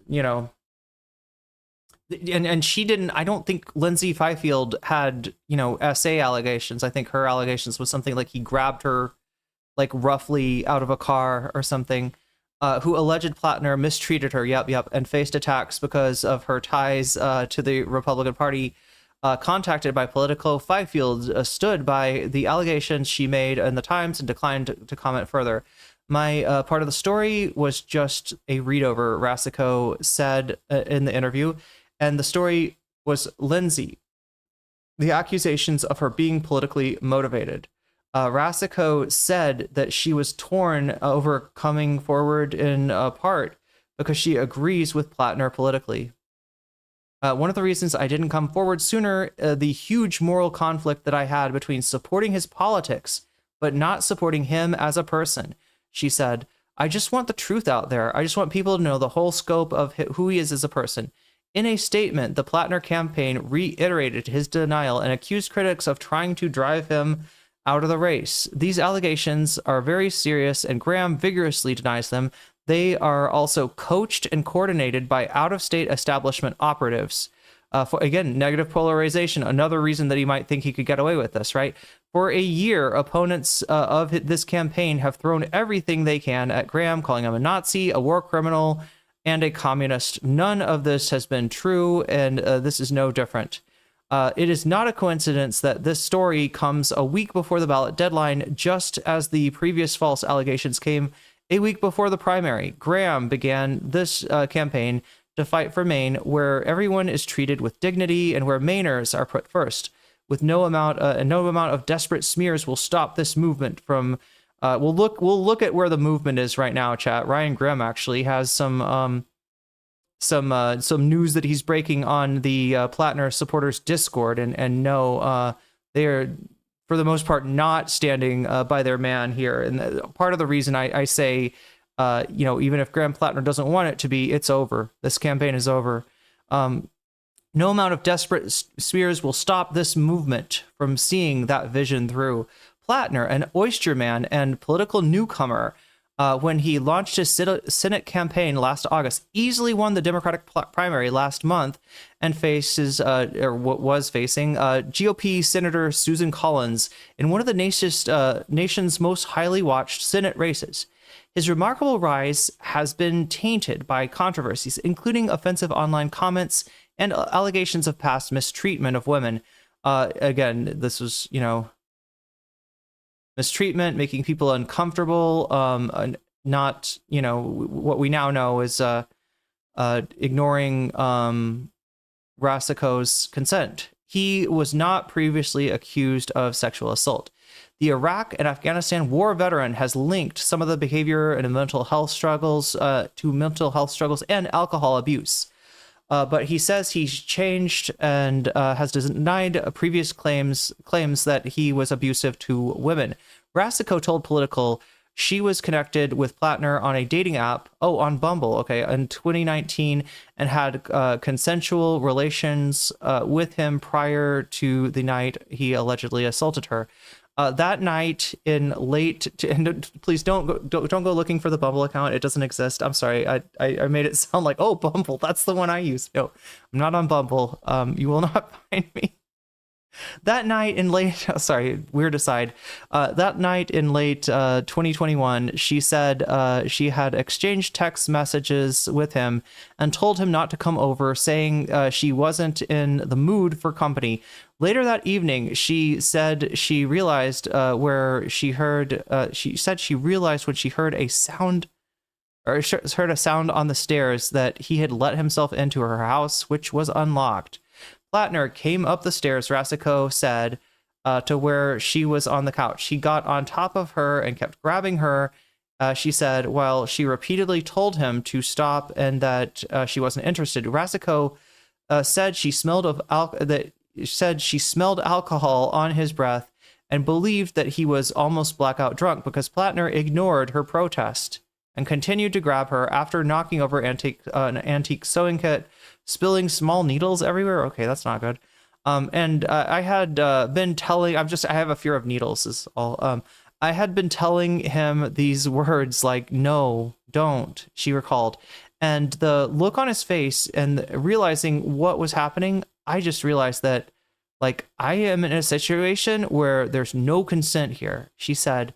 Rasico said that she tried to separate herself from Platner by telling him that she couldn't be in that room anymore, after which he followed her into her bedroom and had sex with her against her will. She said that he also see a way that I can say this. She said that he also came inside of her despite her telling him not to, as she was not using birth control at the time. She went to clean herself up, she said, and when she returned, Platner had fallen asleep. She contemplated waking him and kicking him out, but worried he could hurt someone driving in the state that he was. The following morning, she said Platner tried to put his arm around her. Also, if she, obviously, if he isn't going to respect her consent, he's not going to, get lost if she tells him to. Platner tried to put his arm around her, and she pushed him away that following morning. She said she asked him whether he remembered what had happened the previous night. According to Rasico, Platner said he didn't remember. Rasico said she told him to leave and never contact her again. I think that was afterwards through, I don't know. This is almost implying that she says this. I think she also followed up with a text on Instagram.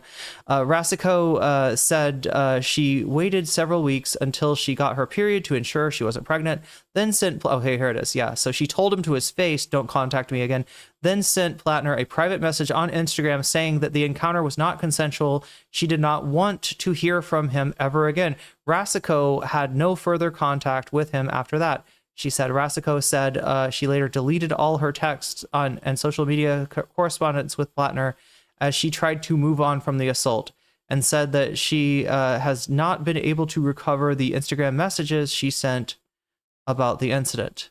In the weeks after the alleged assault, Rasico said she considered going to the police, but struggled with the shock and confusion about what had happened to her and did not file a police report.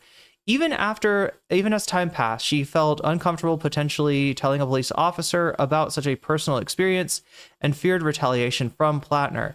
At first, she confided only in her therapist, who she continues to see. Rasico showed Politico recent emails with her therapist in which Rasico explained she was talking to the media about her relationship with Platner and the SA/rape using an abbreviation for sexual assault. In the message, Rasico was not ready to go public and was seeking corroboration, help corroborating her account in conversations she was having with reporters on the condition of anonymity. Her therapist responded that Rasico shouldn't have to speak publicly about a traumatic incident in order to be believed, without referencing details in any particular incident. The therapist, who Politico agreed not to name by her request, declined to comment when reached Monday. Rasico also shared details about the alleged assault to the man she dated after Platner, who she began dating in 2022. The man, who was granted anonymity out of concern for his personal privacy, told Politico that Rasico had told him in bits and pieces about a bad experience with Platner before confiding the full details of what had happened in 2023. His account of what Rasico told him about the incident matched what Rasico told Politico. So they're, corroborating. And I'm, again, a mismatch or inconsistencies in, what he recounts and what she recounts is not a, proof that, this didn't happen or she's, lying, but it's more confirmation that the accounts do match. Rasico shared with Politico in a series of private Facebook messages she exchanged with an acquaintance in 2023, about a year and a half after the alleged assault and well before Platner launched his political career, in which she cautioned the acquaintance against getting involved with Platner. In the messages, Rasico said she had, quote unquote, ended up in a bad situation with him, describing Platner as consensually careless and saying that he doesn't listen to you when he's drunk.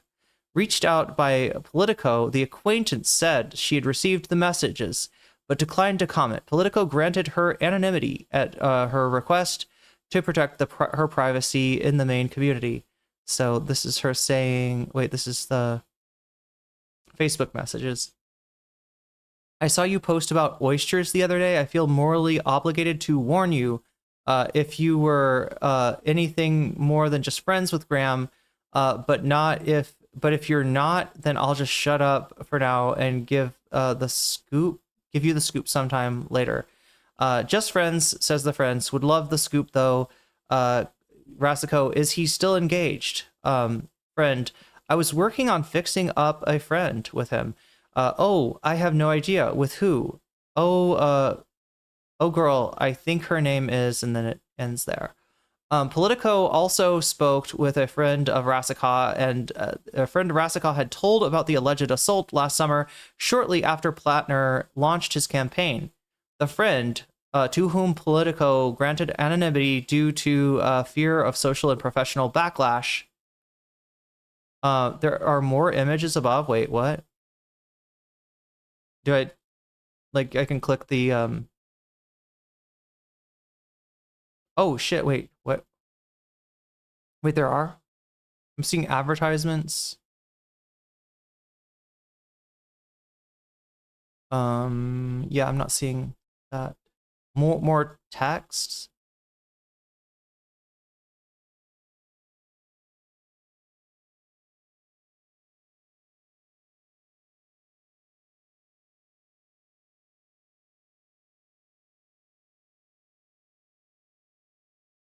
Little arrow on the right.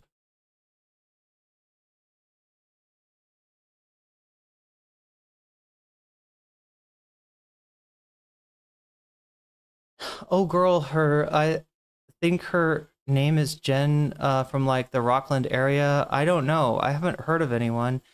He was as of last summer that I know of. He was as of last summer that I know of. That's who he's engaged to, I guess. But also my timeline is a little bit sketchy, and maybe it was summer before, but either way, they'd been on and off again, and then I was told that they got engaged. Yeah, COVID totally messed up my timeline for everything. What's the deal? Should I not fix him up with my friend, assuming he is single?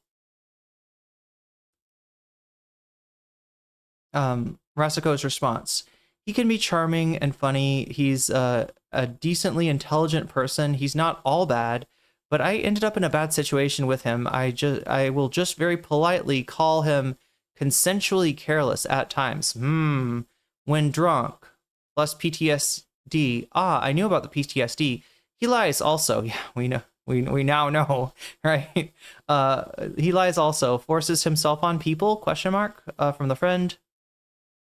One thing that grossed me out after him and I had dated was that I saw his profile on OkCupid, and that site asks a lot of questions. One of the questions was, if your partner told you that they had over 100 sexual partners, what would your response be? And his response was, that's not too many, or that's not that many. So that super grossed me out, thinking he's probably slept with a ton of people.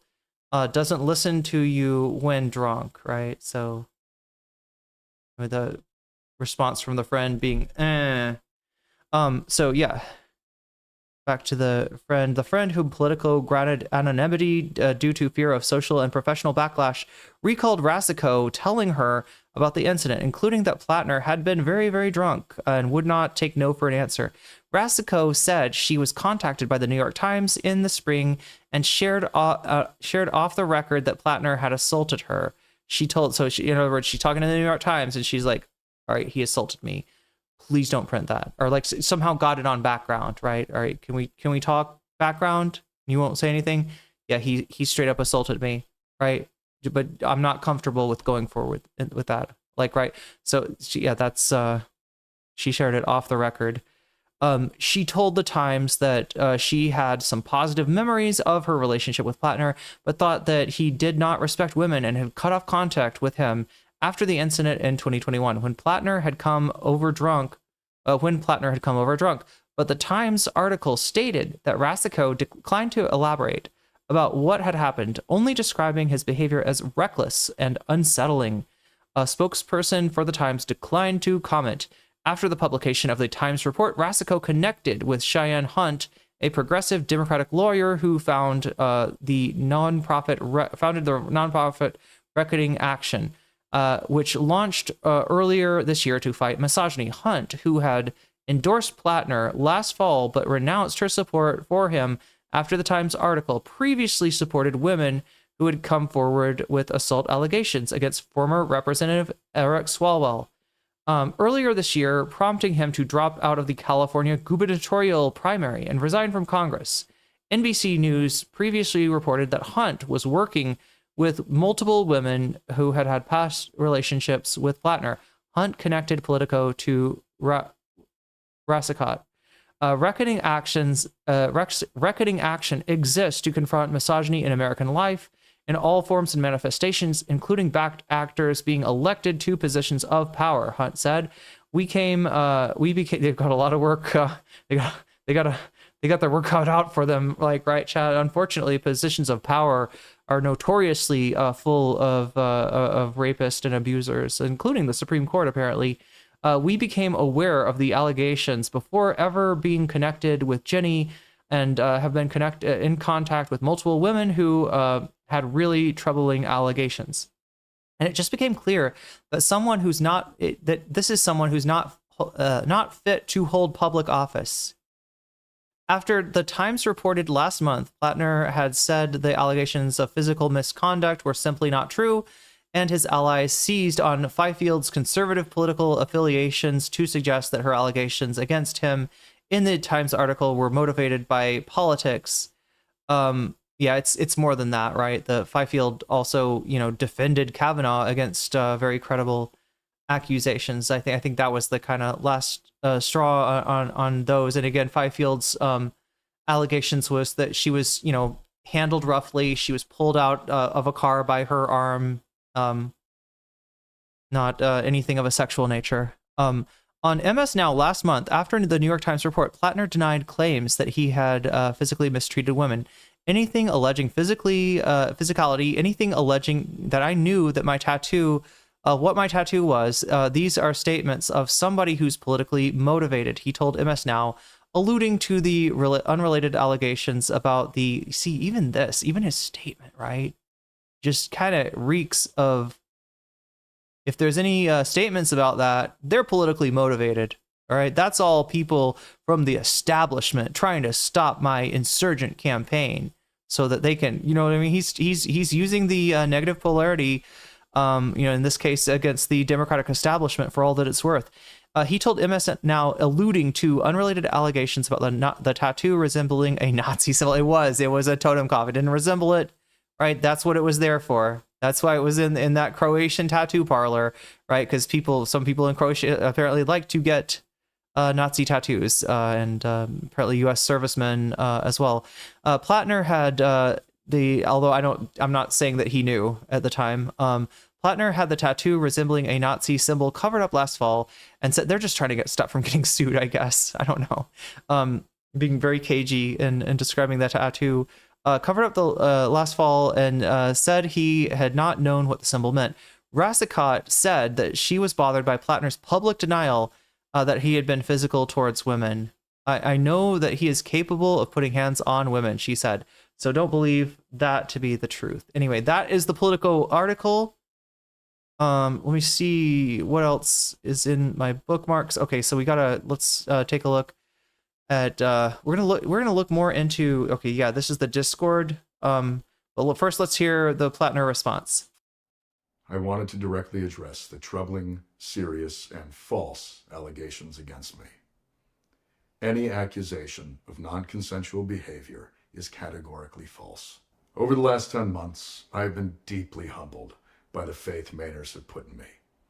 You have welcomed me into your homes, into your places of work, into your restaurants, into your houses of worship. You have shown that a different kind of politics, one that puts the interests of people over corporations, is not just possible, but is inevitable. This movement we have built, the largest volunteer base in the history of Maine politics, the hundreds of thousands of grassroots donors, and the supporters across the ideological spectrum, we were united in a love of Maine, a belief that our politics must change, and a focus on defeating Susan Collins. So, regardless of the inaccuracy of the reporting, but mindful of the political reality it will inflict, we are taking the time to reflect on the best path forward for the state that I love, the people that I love, the movement I belong to, and the goal of defeating Susan Collins. Those were the goals when we launched this campaign, and they remain my goals today. On June 9th, 154,058 Mainers, the most in primary history, voted to reject a broken politics beholden to Washington and the donor class. They voted for hope, for change, to take back our economy, to take back our power, and to take back our Senate seat. Throughout it all, you never turned your back on me, and I will not turn my back on you now. Every one of you deserves to see that vision come to fruition and see Susan Collins defeated, and we will use every tool at our disposal to do so. As Maine goes, so goes the nation. As always, thank you. Look, the dream that he described is still possible, but not with him.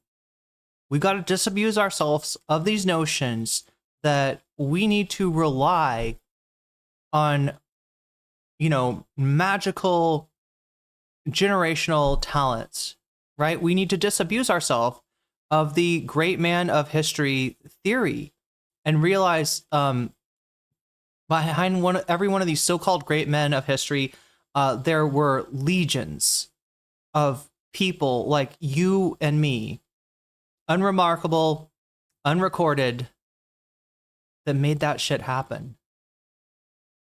We don't need another hero, as Tina Turner once said. We need to realize that the people that are going to save us, if that's going to happen, right, in this fucking hell world, this hellish timeline we found ourselves, the people that are going to save us are none other than you and me. It's us, right? It's by bridging all the divides. It's by standing up for each other. You saw this in Minnesota last winter. You've seen this in other places, right? It can still happen. It's not going to be easy. It's going to be primarily driven by the voters of Maine, if it can happen at all. But just realize that what you wanted was not Graham Platner, was not somebody that's going to just magically do everything for you, right? We got to do this for ourselves. And we got to press our politicians, even the ones that aren't good, even the ones that are not saying, deny Israel weapons, right? The good things that, the good policies that Platner endorsed, right? They can still be pushed. They can still be forced.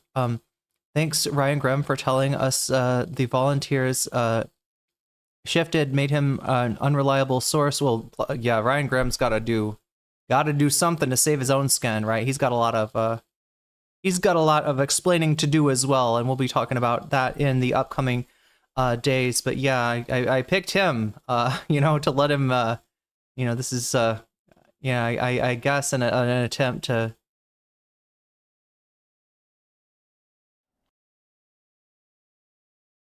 An attempt that probably needs to be paired with an apology, honestly. And again, with Ryan Grimm, I just want to remind people he is part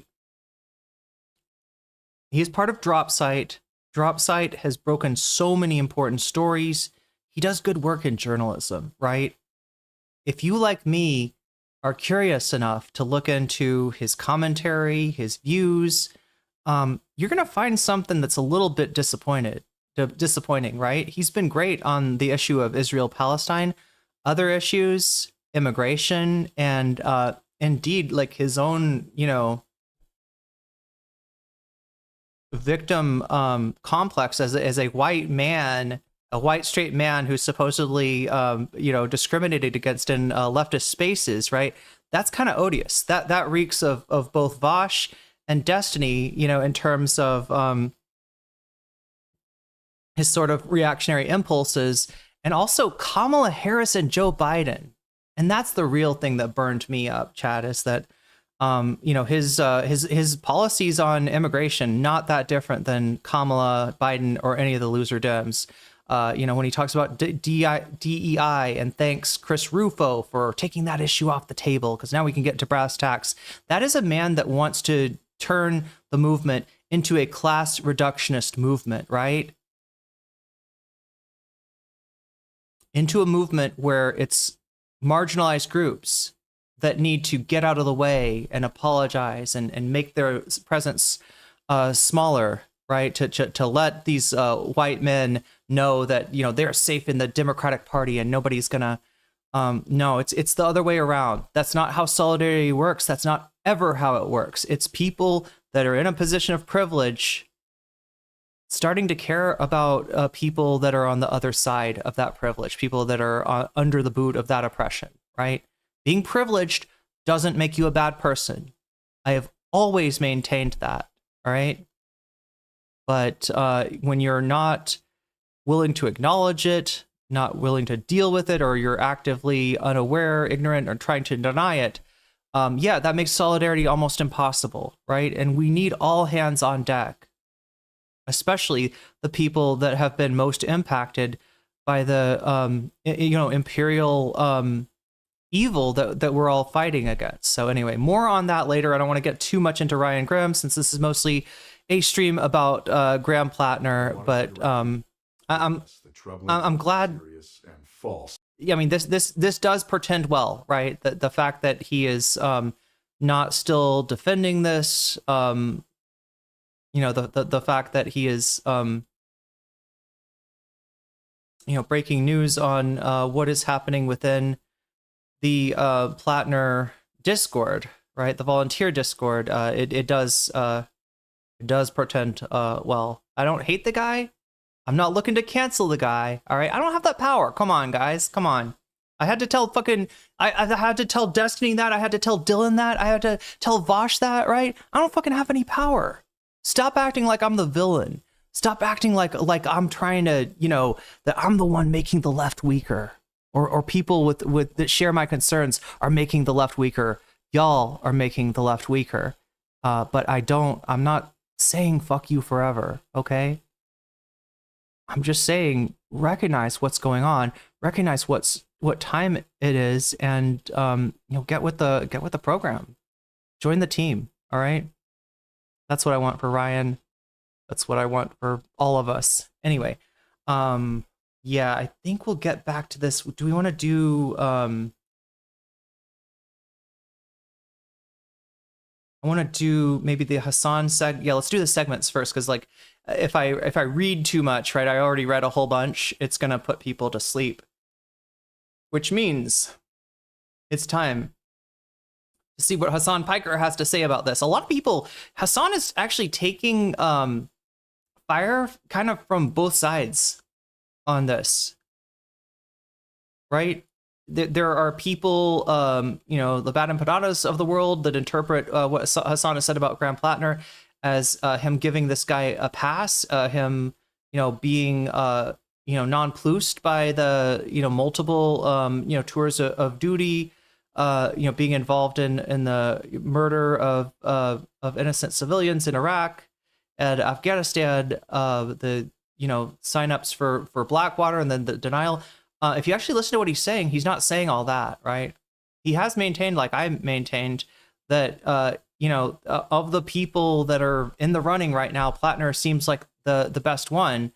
But like I've said, that part's kind of up to the voters in Maine, right? Nobody's going to create or find a candidate for Maine that comes from the outside of Maine. The reason that Graham Platner was so, that there wasn't a lane for other people is because, yeah, the voters in Maine somewhat fell in love with this guy, settled for this guy. We, as the left flank, need to stop settling for people like this. We need to, recognize that we can do better. And it just takes a little bit of courage. A little bit of heart. Woman who dated Graham Platner says he sexually assaulted her. The Maine Democrat denied the allegations and said any accusation of non-consensual behavior is categorically untrue. Woman who dated Graham Platner says he sexually assaulted her. The Maine Democrat denied the allegations and said any accusation of non-consensual behavior is categorically untrue. A woman who dated Maine U.S. Let me fix this. Graham Platner says he forced her to have sex with him nearly 5 years ago despite her repeated objections, an allegation Platner denies. The woman, a 41-year-old Maine resident named Jenny Rassicott, detailed the the alleged incident to Politico in 3 interviews over the past 2 weeks. Politico also spoke with a man Rassicott dated and confided in. Darful, is it okay for me to just kind of skip to the part where this is off the screen? Right here, maybe? Mossad Pater? No, that is the trifecta. That is the trifecta of a reliable allegation. That's holy shit. Personal firsthand testimony to a friend, a close confidant, back from way before Graham Platner ever ran for Congress. Are you kidding me? And then also direct testimony from a therapist. That is very... God, I got like lost in my own story. Look, Chad, I do the weave. Sometimes I don't weave back. But what I was trying to say is that he's gotten it from both sides. He got it from, people that are, pegging him as a Graham Platner supporter, a Graham Platner stan. Those do exist. Those people are out there, and they've not too happy with me either. But that's not who he is. At the same time, he's gotten shit on by he's gotten shit on by stans. He's gotten shit on by people who've fallen in love. They think that Graham Platner is the only path to success, and we all just have to somehow, it's the same kind of thing that people do for Kamala or Biden. And I'm going to tell you, chat, it makes other people in the electorate not trust you. When you say Joe Biden's economy is perfect, is the best that could be desired, to emphasize things like that the United States recovered faster than other countries, which is true, and ignore the fact that the economy isn't working, hasn't been working for a lot of people. Ignore the fact that this has been going on and getting worse since 2008, when the banks held a figurative gun to the head of the United States, and Obama, relented and gave them everything they want. Also, the way that the COVID, was handled with the major, people complain about the stimulus, but like a lot of the government money went to PPP loans to businesses that were never paid back, right? American workers have been getting screwed over, and to try to paint that over, as being in any way okay is actually harmful to your goal to prevent, I would assume, the re-election of Donald Trump, right? To saying that maybe you're aware even of some of the problems with Kamala or Biden, but it's so important that you gotta lie. It's never so important that you gotta lie. Lying's the worst thing. It was bad for Platner. It's bad for you should try not to lie. Very different from a Republican operative coming out and being like, oh yeah, I had a touch and go moment with Graham Platner. I wouldn't even say he like physically abused me or anything. That's very different. There is not direct testimony from a therapist. No, sorry. Emails between Rassicot and her therapist. Okay. Emails that are dated. That seems a little bit different than previous statements. Some people are going to hang their hats on the, as I was reading the article, a number of people were anonymized, asked to not be named in the article. Some people are going to hang their hat on that, the anonymous accusations, right? The accusation's not anonymous. And the way that journalism works a lot of times is if your source is anonymous, the burden of proof is higher, right? You got to corroborate the source if the source is anonymous. That does make it a little bit weaker of a testimony, but Politico has done, just basic journalism here that you'd expect from most responsible outlets are gonna try to confirm this, and they did. That's why they're going forward this story. As you could tell, like I even said as I read it, seems like they're worried about getting sued, right? So yeah, they're watching their ass too. And so I don't think the anonymous nature of the therapist and the friend and some of the other people, the was it a boyfriend, an ex-boyfriend, right? I don't think that necessarily should diminish the authority of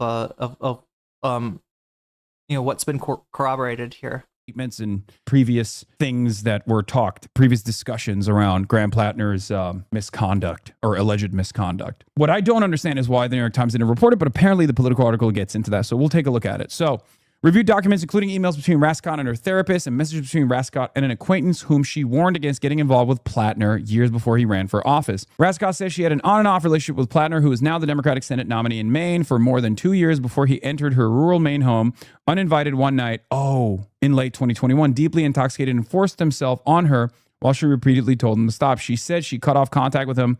So this is one of the two.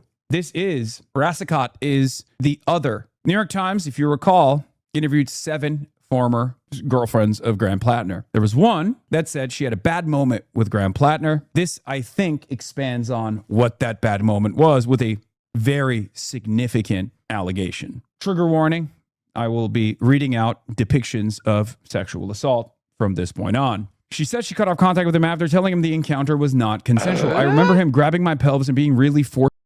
Okay, so like I said, I'm going to try to skip through his read through since we already did that. We might miss a few interactions with chat. I hope that's okay with you. I'm trying to make sure, just to see where he is maximized on the screen to let us know. Of the highest order, and it has all of the hallmarks of a verifiable accusation. Conversation in the past, far before Graham Platner came on the scene as a political operative, is a fairly reliable Who could see this coming from a humble Blackwater merc? True, Davy. Way to verify. And thank you for the super chat. I'm sorry. It's just the truth. As you guys know, my policy on this is, believe women doesn't mean reflexively assume that all women are incapable of telling a lie or anything. It just means don't reflexively disbelieve women, right? And contemporaneous communications is huge, especially if they are before he was in politics. Exactly. Central Committee is correct on this. It's a huge part of this. I assume that they will explain as to why the New York Times didn't get into this, but here's the other side of the story. I believe this accusation. I believe this allegation. Let me just make that very clear, especially because, once again, there are other friends with correspondence from before Graham Platner became a known entity. That's very important because... And again, apologies, chat. Like, when I'm reading an article, that's the time that I'm going to miss a lot of chat. If there's something important that you want to, get my attention with, feel free to at me and repeat it. I'm not trying to ignore you. I just, when I'm reading, I get kind of focused. Also eating too. But I got these delicious fresh rolls with like my thing about a fresh roll. Well, this almost fills my expectation, right? You gotta have the minimum requirements. You gotta have some lettuce, some other raw vegetables. You gotta have some basil. I'm gonna say they had basil. You gotta have some cilantro. That's even better, right? Or I don't even know. I would love to see some onion in there, but maybe that's just me. Maybe other people don't like onion in a fresh roll. I think there's a lot of people who don't like raw onion. I guess I got fired from a job once, chat, for fixing a sandwich for somebody who ordered a sandwich with red onions on it. They didn't like the red onions. They didn't expect the red onions. It's right there on the menu, but I got fired. It's okay. I'm in Times Square. You're a Times Square Chiron billboard. You're not actively seeking to rat a person if that person is not a political operative at all, right? Like, that's a random oyster fisherman, okay? It's a random oyster fisherman at that point in Maine. The timing of this, on the other hand, is once again fucked up. The timing of the drop is in the column of rat fucking, but the accusations are certainly real. No, I'm scrolling through to try to catch as much of the chat that I missed as I can. But again, if I miss something, if I don't respond to something, feel free to, you have my permission to at me. Okay. Do with that information what you will. But the accusations, they are as credible as it is going to get. Unless the correspondence between Brassicott and her friend is not from... OnlyFacts got a quote from us from, what is this, Max Weber? Whoa. It's getting away from me here. Rooted in the foundational sociology of Max... Oh my God, it's not from Max Weber, it's about him. The foundation sociology of Max Weber, charismatic authority, describes power legitimized by a leader's exceptional personal appeal rather than laws and established traditions. And you know how this works too, right? In that appeal, right? We talk about charisma, we talk about generational talents, we talk about good speakers, good communicators, right? But you also got like a bias built in there. Somebody that is a good speaker and communicator that is, that is marginalized in some way is not going to be recognized. It's not going to be placed. It's not going to be ranked fairly amongst them, right? Some of this, what we call charisma, is actually like proximity to power, is proximity to what we'd call the default person. I've talked about this concept before. Default person is male, white, at least from a Christian background, if not like a practicing Christian, straight, cis, etc., right? And so that, kind of plays into it as well. And don't get scared, Ryan. I'm not trying to like, you know what I mean? Like this is where the whole DEI thing comes in. Well, it sounds like you're arguing to just reverse the hierarchy, and it's like, I couldn't do that if I tried. That's not on the table. All right. Just like I told Destiny, I can't wave a magic wand over somebody's head and cancel them. I don't hold, there's no fucking special power that my marginalization like imbues on me. It's kind of the opposite, actually. It's kind of the opposite. And, if you work on a solution, all right? Work on a solution. It doesn't have to be like, a quota based type of thing either. Just don't give in to fucking Chris Rufo and be a class reductionist hog yourself just because you feel like it's a difficult issue to defend, and that you yourself feel somewhat implicated in this. Like I said, having privilege doesn't make you a bad person. I know that sometimes shit gets oversimplified and it sounds like that. That is not what I'm arguing here. That is not what I'm arguing at all. Anyway, back to Hassan. Back then, or the other partner that Rassicot had, which I have no reason to believe that that's the case, for the record, it still ultimately lends itself to a verifiable and credible accusation. Let's continue. The Iraq and Afghanistan war veteran has linked some of his behavior to mental health struggles and alcohol abuse, but he says he's changed and has denied previous claims that he was abusive to women.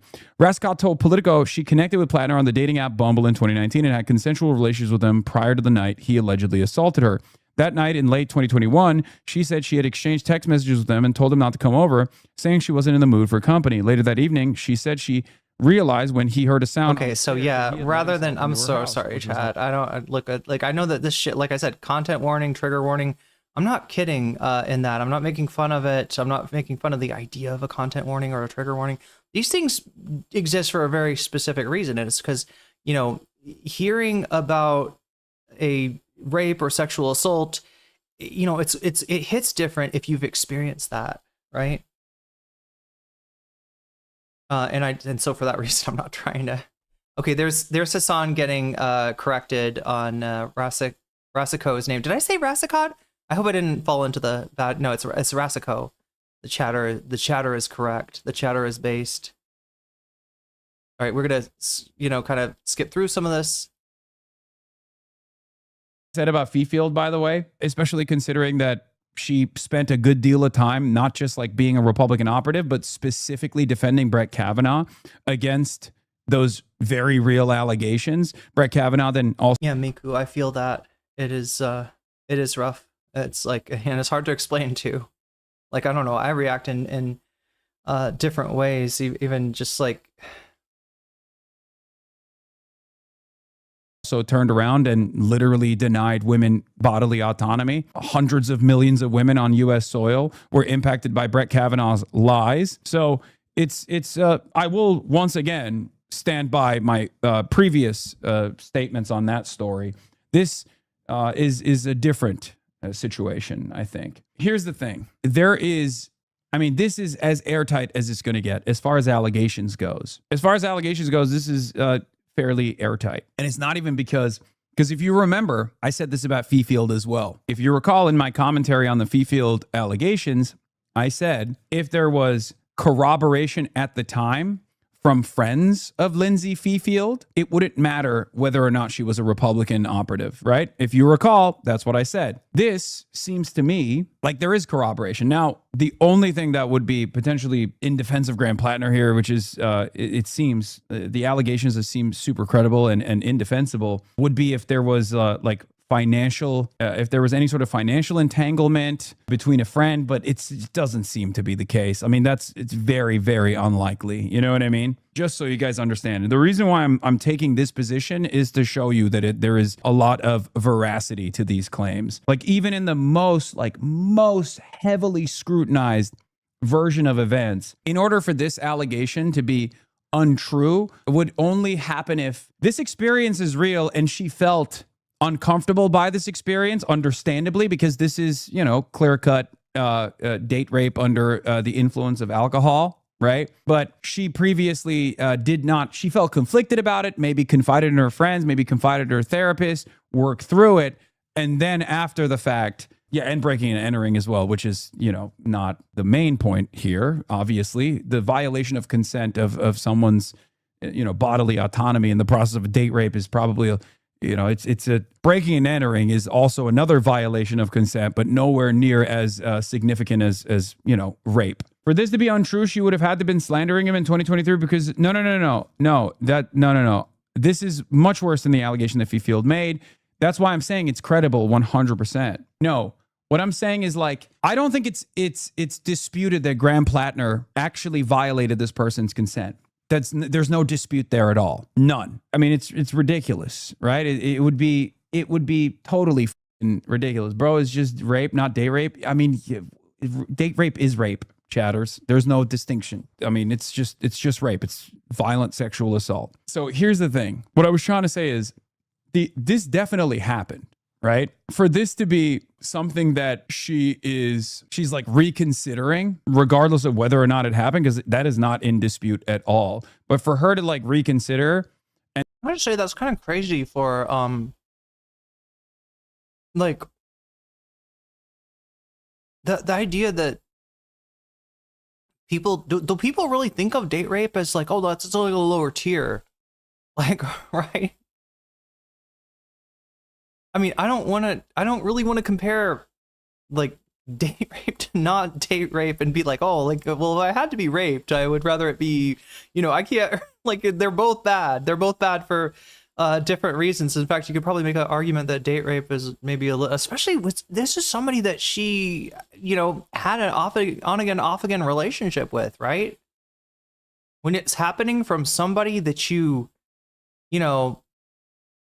like, do you think that makes it better? If anything, it would make it worse anyway. And then we're not doing a tier list on rape. The only thing that would tarnish the credibility of this the victim here would be if there was like any additional coaching or something, or if like outside groups came in and were like, hey, this is a serious allegation, you should definitely come out and speak on it. And even then that happens at times, because it takes a lot of courage for victims to come out in instances where they're accusing someone of sexual assault, especially when the person that they're accusing of sexual assault is now running for Senate and is a fairly popular candidate. So no matter what, this seems very, very reliable. And it doesn't even matter if there's, it doesn't even, like, there would need to literally be like money exchanged. There would need to have been money exchanged literally by like an outside group or something for this to come across as any way, shape, or form, like a potential rat operation, and not someone who is reconsidering the experiences that they went through and the very real allegations of sexual assault. Okay, once again, I'm trying to give you the most critical lens here as someone who definitely believes Rasico's firsthand account here, especially because, like I said, contemporaneous conversations from back then with other people, especially before Graham Platner became like a known political figure, it's consistent with true testimony. Yeah, she even said she still agrees with his politics. Like, it's I mean, that doesn't even matter. On MS Now last month, after the New York Times report, Platner denied claims that he had physically mistreated women, anything alleging physicality, anything alleging that I knew my tattoo was. These are statements of someone who's politically motivated. He told MS Now, alluding to unrelated allegations about a tattoo resembling a Nazi symbol. But it was heinous in that chat, Hassan's chat. Anybody, we got some Hassanabi heads in chat potentially. Anybody in Hassan's chat today want to speak to that? I mean, I'm getting little bits and bobs from chat, but he keeps on bringing up people's logs and stuff. I was in there. It was awful. Damn. Like people trying to make excuses for Graham? Is that what? I mean, obviously, I'm guessing it's not the majority of chat. That's trying to say it was like a setup. Okay. Platner had the tattoo resembling a Nazi symbol covered up last fall and said he had not known what the symbol meant. Rasico said she was bothered by Platner's public denial that he had been physical towards women. I know that he's capable of putting his hands on women, she said. So Touchgrass says, no, they were saying people had paid the girl. Oh, that's what he's responding to then. Or it sounds like that's what he's reacting to here. Or maybe they reacted to what he said. Like, it's hard to... Oh, yeah, I mean, I guess chat is there. Like, I was like, wait, where even is chat? It's very small. It's in the upper right corner. It's actually Chatterino that he's looking at, which is, I guess, his thing. So I don't believe that to be the truth. So that's the Politico reporting. Now let's get to... Graham Platner came out with a statement after this article came out. I wanted to directly address the troubling, serious, and false allegations against me. Any accusation of non-consensual behavior is categorically false. Over the last 10 months, I have been deeply humbled by the faith Mainers have put in me. You have welcomed me into your homes, into your places of... Given what we're talking about here, that statement does not Sit well. Sweetheart's cat. I think people were frustrated. That's what I think. I wasn't there. Oh, for this part of the segment, for this part of the stream. Work, and to your restaurants, and to your houses of worship. You have shown that a different kind of politics, one that puts the interests of people over corporations, is not just possible, but is inevitable. This movement we have built, the largest volunteer base in the history of Maine politics, the hundreds of thousands of grassroots donors, and the supporters across the ideological spectrum, we were united in a love of Maine, a belief that our politics must change. Oh, you're talking about like comments on Facebook, or like a Hassan, did somebody post Hassan on Facebook? And a focus on defeating Susan Collins. So, This might be an unfair question, but I would like to know what you think should be done if Platner drops out and if there's still a road to go for Maine. I mean, I think it's cooked. I think it's cooked. I think he probably will drop out, and I don't know what else to say about it other than holy shit, Susan Collins. I mean, talk about a person that just, this video is like 95% pablum, by the way, just so you know. Yeah, I mean, he came out of the gate swinging with the denial. If Platner drops out, his hardcore supporters would be insanely pissed, and Collins will absolutely win. Any replacement will be seen as an establishment stooge. Yeah, if Platner drops out, it has to be a commie. Chris Rabb being skeptical when questioned about Platner a few weeks ago is just so justified right now. AOC staying away from the Graham Platner campaign comes across as fairly. I mean, it just looks very different in hindsight. Yeah, I mean, he had a lot of red flags that I also pointed to. This is beyond red flags, though. This is irredeemable. I said it even back then. I said it even before the New York Times report came out, where I said, like, look, if there's sexual assault, and it's over, it's fucking irredeemable. It's unacceptable. And it's true. It remains to be the case. Yeah. Washington Reporter exclusive. Graham Platner to drop out of Maine Senate race, giving Democrats time to replace him is what they're looking for. Susan Collins, a supporter of the rapist POTUS. Yo, Corn Pop for press. Thank you for the resubscribe with Prime. Is going to win because the alternative is a rapist to our society so incredibly now. Yeah. I mean, this is a clear cut. This is not like any of the other allegations. This is not on shaky ground. This is as open and shut as it gets. regardless of the inaccuracy of the reporting, but mindful of the political reality it will inflict, we are taking the time to reflect on the best path forward for the state that I love, the people that I love, the movement I belong to, and the goal of defeating Susan Collins. Those were the goals when we launched this campaign, and they remain my goals today. On June 9th, 154,058 Mainers, the most in primary history, voted to reject a broken politics beholden to Washington and the donor class. They voted for hope, for change, to take back our economy, to take back our power, and to take back our Senate seat. Throughout it all, you never turned your back on me, and I will not turn my back on you now. Every one of you deserves to see that vision come to fruition and see Susan Collins defeated, and we will use every tool at our disposal to do so. As Maine goes, so goes the nation. Genuinely, he's saying that Platner's entire defense of this is just nuh-uh. He's saying that there were a coordinated smear campaign and coaching, but if that was the case, he put that shit on the limelight yesterday, instead nothing. Yeah.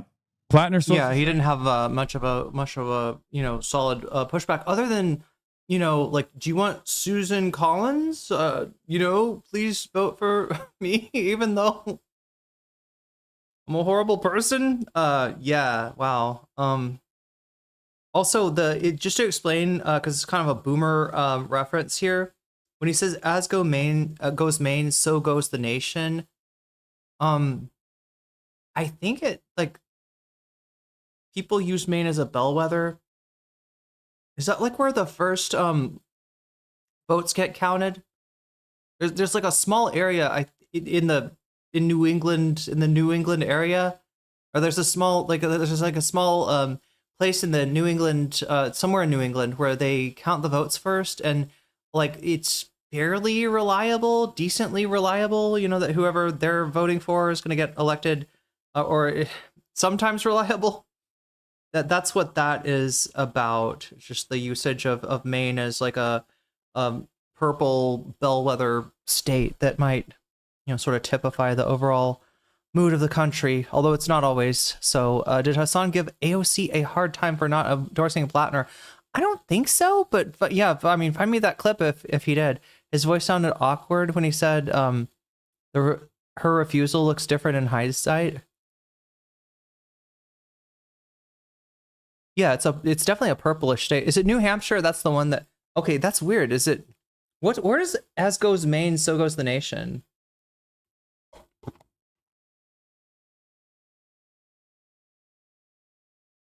Although I guess maybe it changes from year to year. Like, I think like way back in the day, I heard people saying Ohio, whoever Ohio goes for. Now Ohio is a more red state, so they don't use Ohio. In fact, Ohio was sort of written off in the last election.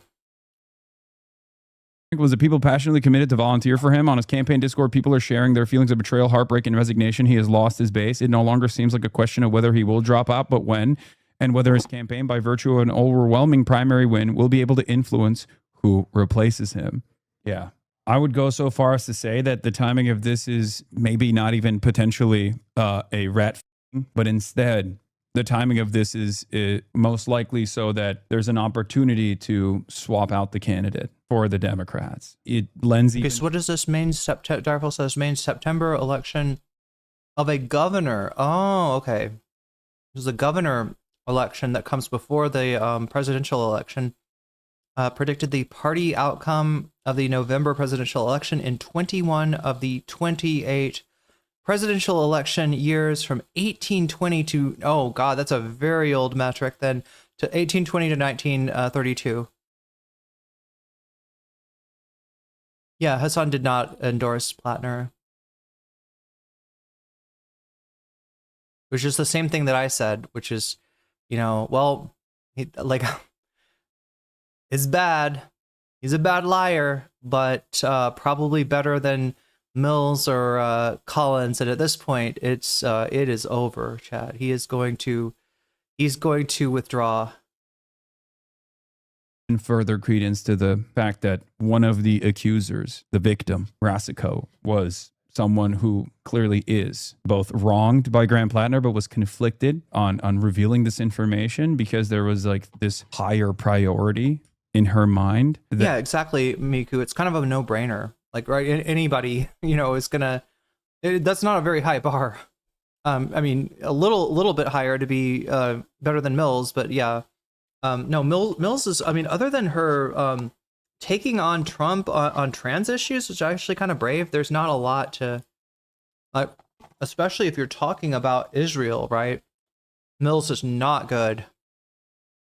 That while she wanted to warn people about him, at the same time was worried about both the impact that might have on her well-being, because when this happens, when things like this happen, obviously no one believes you, people attack you. Graham Platner was a very popular person at this point, like a person that has a lot of followers and a lot of fans. They're all going to come after you. You're worried about that. And then there's an even larger weight on your shoulders where you feel like you are now like in control over the Democratic Senate majority. Like, think about that. Like, that's huge, because when you are talking about the Democratic Senate majority, you're talking about potentially millions of people, hundreds of millions of people. Will the Democrats gain the Senate majority and be able to hold Trump accountable, be able to set up hurdles in front of Donald Trump? Like, that's a huge ordeal. What is this? Wow, I love that it has to get to sexual assault for him to not be viable. Yes, of course. What are you talking about? You think that's not a significant accusation? If there was a significant... No, wait, I think the chatter is trying to say that they didn't... They thought that, there should... And look, I mean, I think this too, right? If I was a person in Maine, I'd be looking for somebody, who's viable to get behind. I'd be looking for somebody better, right? There is a chance, chat, if people just get that organizing fire in their bellies in Maine, that maybe they can, like, kind of grassroots a campaign out of nowhere, right? Maybe this is the year, but yeah, like Hassan's saying, it's not very likely. Platner wouldn't vote for genocide, but I don't think he's as opposed. Well, like, somewhat. He did say he did like blame Susan Collins for sending him. You know, Susan Collins and politicians like that for sending, him and his fellow Marines to Iraq. But yeah, that didn't stop him from taking that Blackwater money and going back time and time again. That's the real that's the real kind of I think one of the more immoral things that we can confirm that Platner did, at least up until this revelation. Accusation that was verifiable of a direct war crime, then that would also be, again, relevant. That's it. It's definitely over for the record. It's definitely over I think it's definitely over for Platner's campaign. I mean, if that wasn't clear. Maine DSA supported Troy Jackson's campaign for governor. If Platner drops out, we have an opportunity to elect a new DSA senator out of nowhere. As people have said, the saving grace here is that there is a lot of Maine Dems waiting in line in the wings here who are very credible. Troy Jackson is the obvious one, but the governor candidate, Hanny Pingree, has 10 plus. So just understand, like, Graham Platner's candidacy didn't come out of nowhere, right? He was kind of, I guess, scouted by a group called Fight Agency. This is a Bernie-aligned group that I think also supported. They supported Zoran. That's their good achievement, right? But they also supported Fetterman. They also, they thought that they had this like generational talent in Graham Platner that they could, knock off Susan Collins with, right? I'm gonna say that we'll do better when it is Maine activists going to the grassroots and pulling a candidacy literally out of the earth, right? At some point, being, it seems like some of what was sold about being so great about Platner was that he's like unvetted. And like, I get what they're saying, that he hasn't gone through the filter of like, okay, so are you supportive of Israel? Will you make sure that my company, keeps making money? Will make sure that I don't get, taxed, right? There's a lot of bullshit filters, right? But in terms of vetting for like, is there anything in this person's past that, if it comes to life, is going to change the way that people see them? Like that's actually important. That's actually important. Fetterman versus Platner, who is worse? I mean, probably on the issues, Fetterman, but I don't know that Fetterman is, raped anyone. I don't know. It depends on your, like, how you're going with that. Faves, and has been leading her race by double digits. Like in what way? It could also be a full circle moment because her mother, Representative Shelley Pingree, lost the cons in 2002.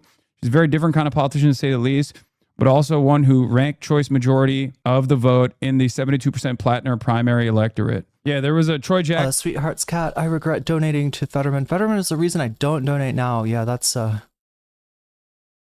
real.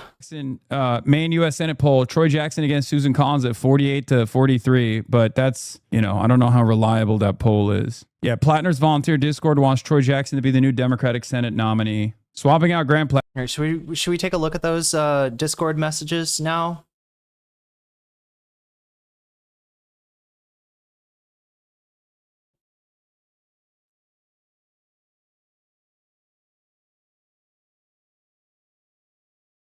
Oh, I'm on bookmarks. Wait. Oh, this one. Good run, guys. Back Troy Jackson. Troy is virtually the same politically. I feel like he's the obvious answer to anyone else that reads as more establishment pick, and we're definitely cooked. Yeah, that's true. Honestly, having him endorse someone like Troy could be an interesting moment. I don't know what his, endorsement does at this point.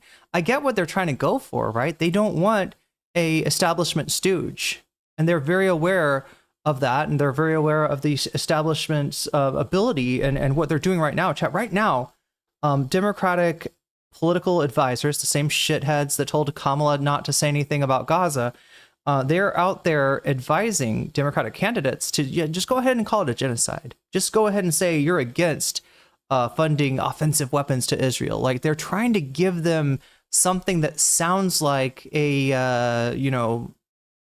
a moral stance on Israel, Palestine, trying to get them to just say it in order to try to beat out, the candidates that are really going to block funding to Israel. So yeah, it could even be somebody like that, somebody that seems okay, somebody that seems like they're on our side, but ultimately they are, Troy has good favor in Aroostook. That's the town in Maine, I guess. Aroostook. I don't think anyone that would run in his stead would get votes in 120 days. That's kind of hard. Yeah, it does present quite an uphill battle. I think it's important not to give up hope right now. Yeah, this is the whole thing. The one way that you know that it's cooked is if you just give up and say, all right, we got Susan Collins for 4 more years, right? And, what if there's, 49 or even like, what if you end up with, right at 49, you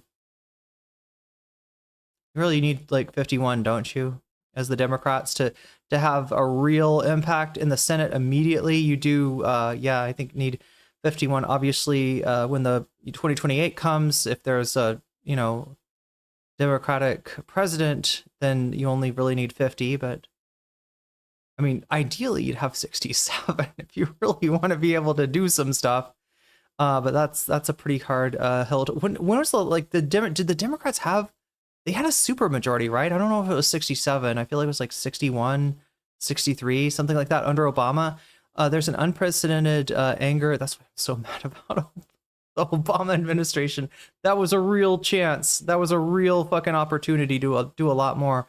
There's an unprecedented anger towards the political establishment now, and we don't know how things could play out over the next few months with the new candidate running the same political platform. Troy just ran a strong campaign and has name recognition and a strong association with this campaign. I think many would be excited to vote for him, assuming that he's willing to run.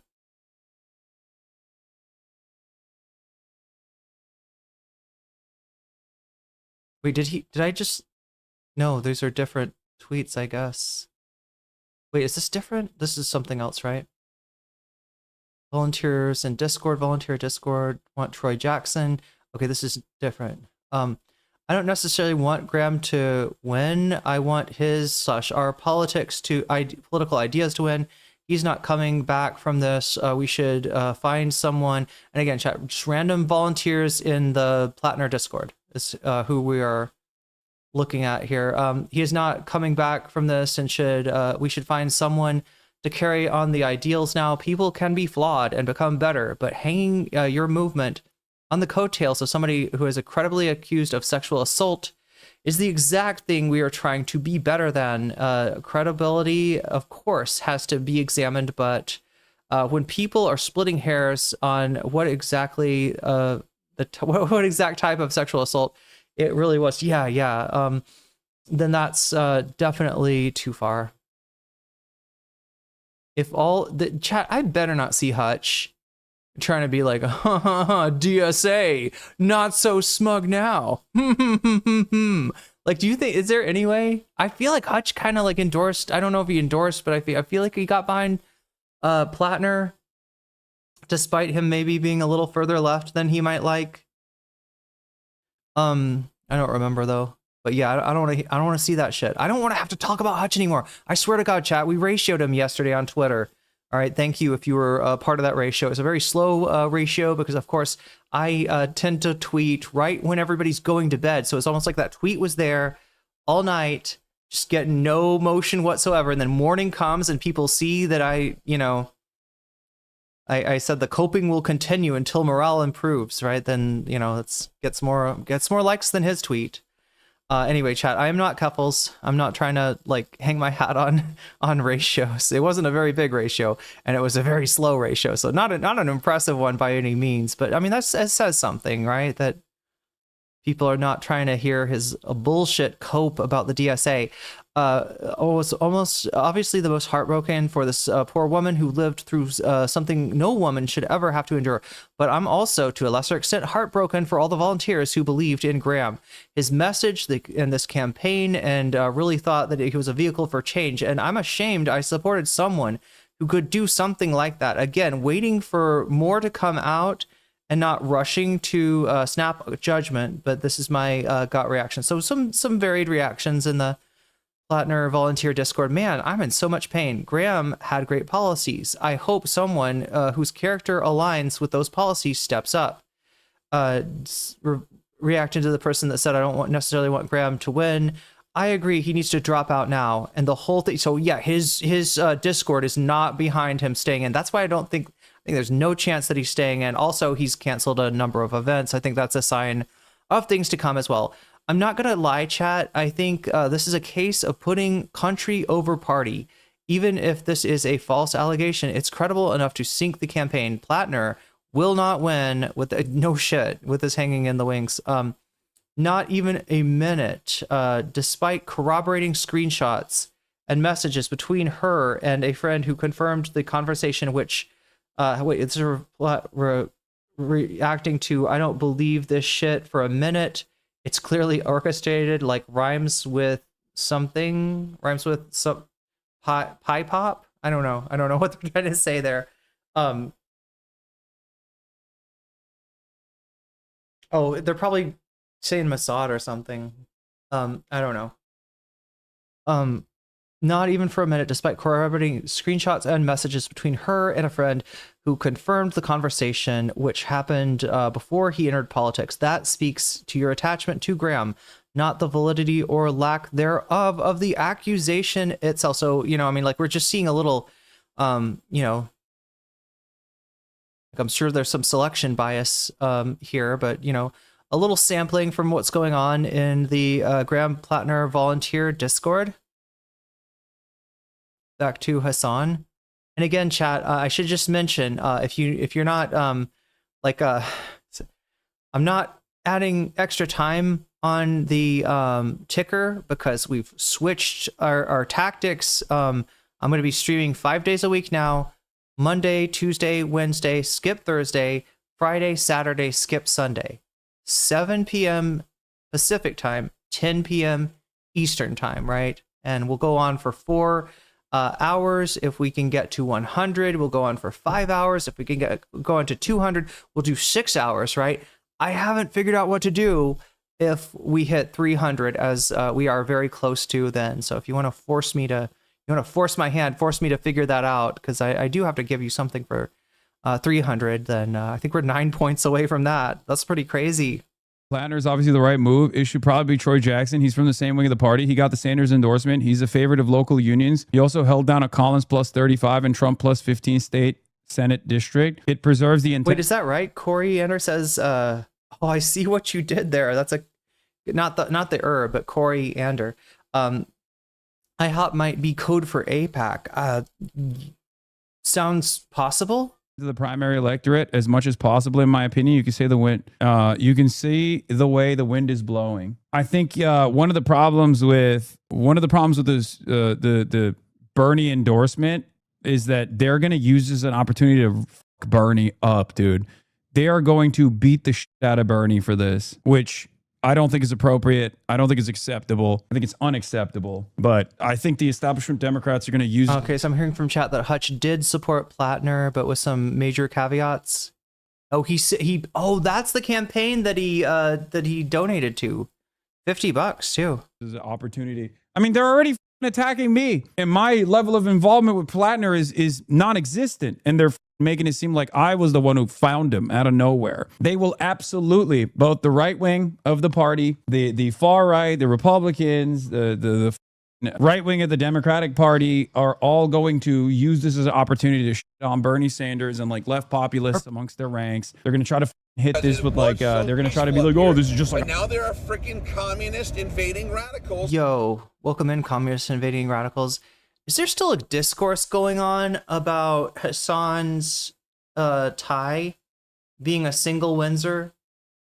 I am not a fan of the double Windsor because the double Windsor, just to me, it seems stuffy as fuck, right?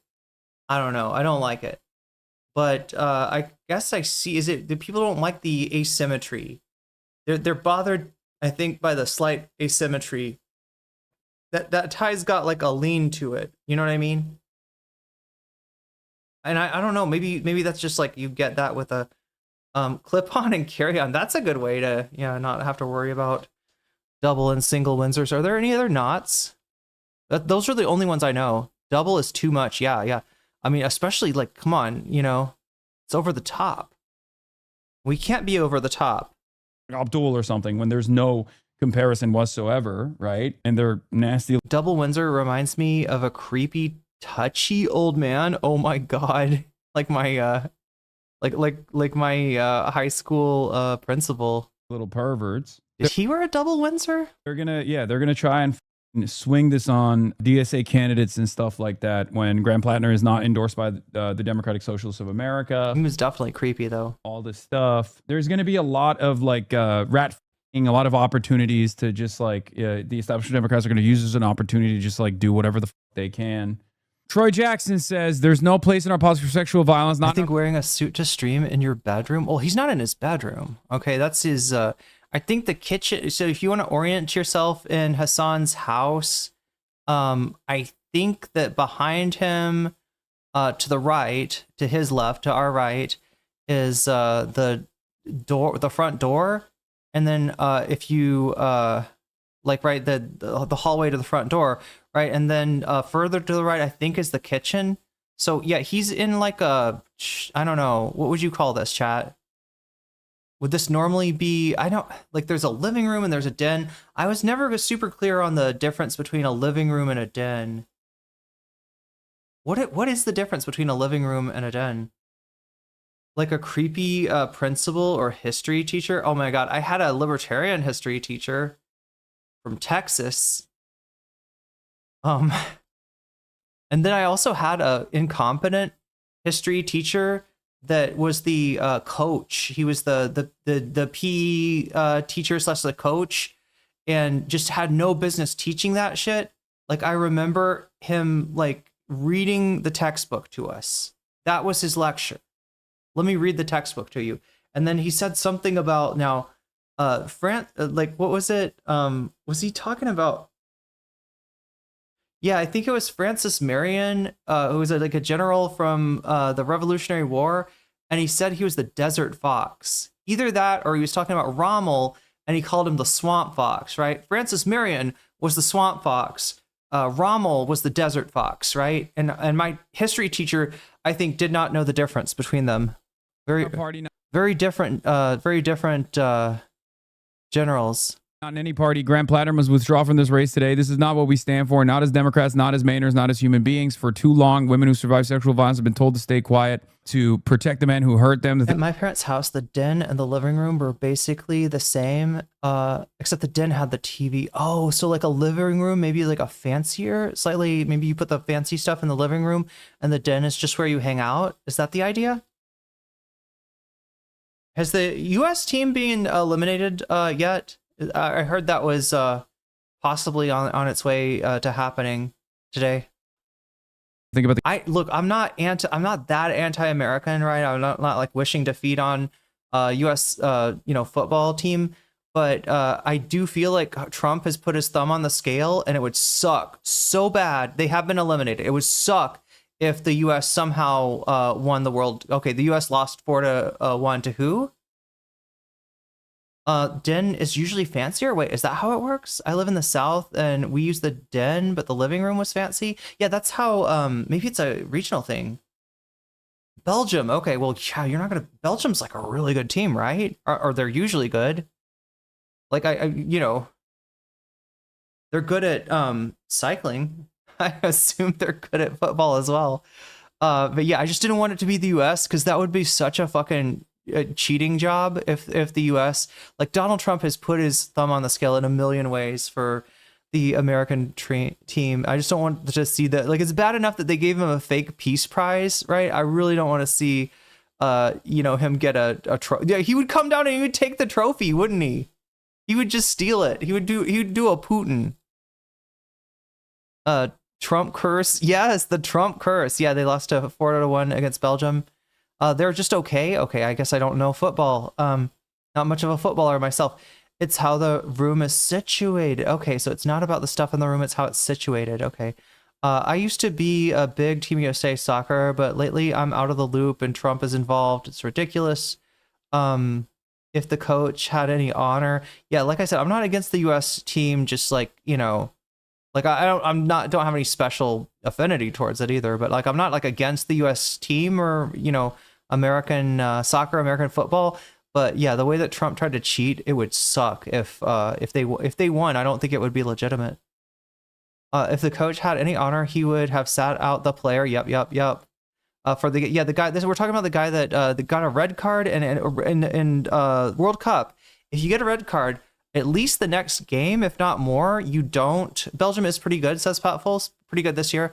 If you get a red card, you don't play in the next game. You're also like out for that game. And Trump asked the FIFA people, and they put him back. They made an exception. I'm so mad that Congo didn't beat Belgium. That would have been sick. Cleats up. Wait, cleats foul.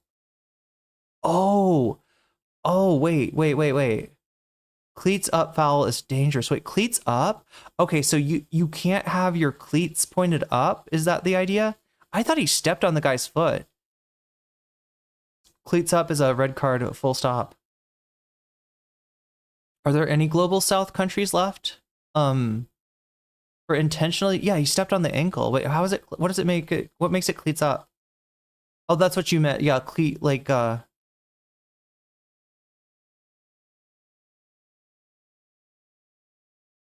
FIFA found a loophole that allowed them to serve the red card. What? In the next year? That's crazy. Oh my God, that's such cheating. That's such cheating. What a cheater. The campaign, the party. I mean, it's Donald Trump I'm talking. Why am I surprised? Like, I'm surprised that Donald Trump is cheating at soccer. The cause. We cannot ask women who trust us with their futures while looking the other way when one of our own hurts them. That's the end there. I believe Jenny Rasico. Yeah. For the record, I believe the story to be 100% true, but do you think this will heighten the contradictions because our president was literally found liable for sexual assault and the media has let it go along? Okay, so it's not even about the intent, like he intentionally did it. If the player lunges with cleats exposed and makes significant contact, it constitutes a serious foul, automatic red card. Other Republicans and Democrats? For some people, yes. For most people that we focus on here in our little bubble, you know, the commentary. Wait, it's like slew foot in hockey. Look, I actually have, like, I grew up in a part of a country that does hockey, and so I've seen some hockey. I've been to some hockey matches, and I've never seen that foul declared. I've seen a lot of icing. Icing was like the biggest thing. Fighting. I'm trying to remember the other one. High sticking? I saw high sticking. What were you, slew foot? I apparently not as much as I thought. I've never seen a slew foot happen.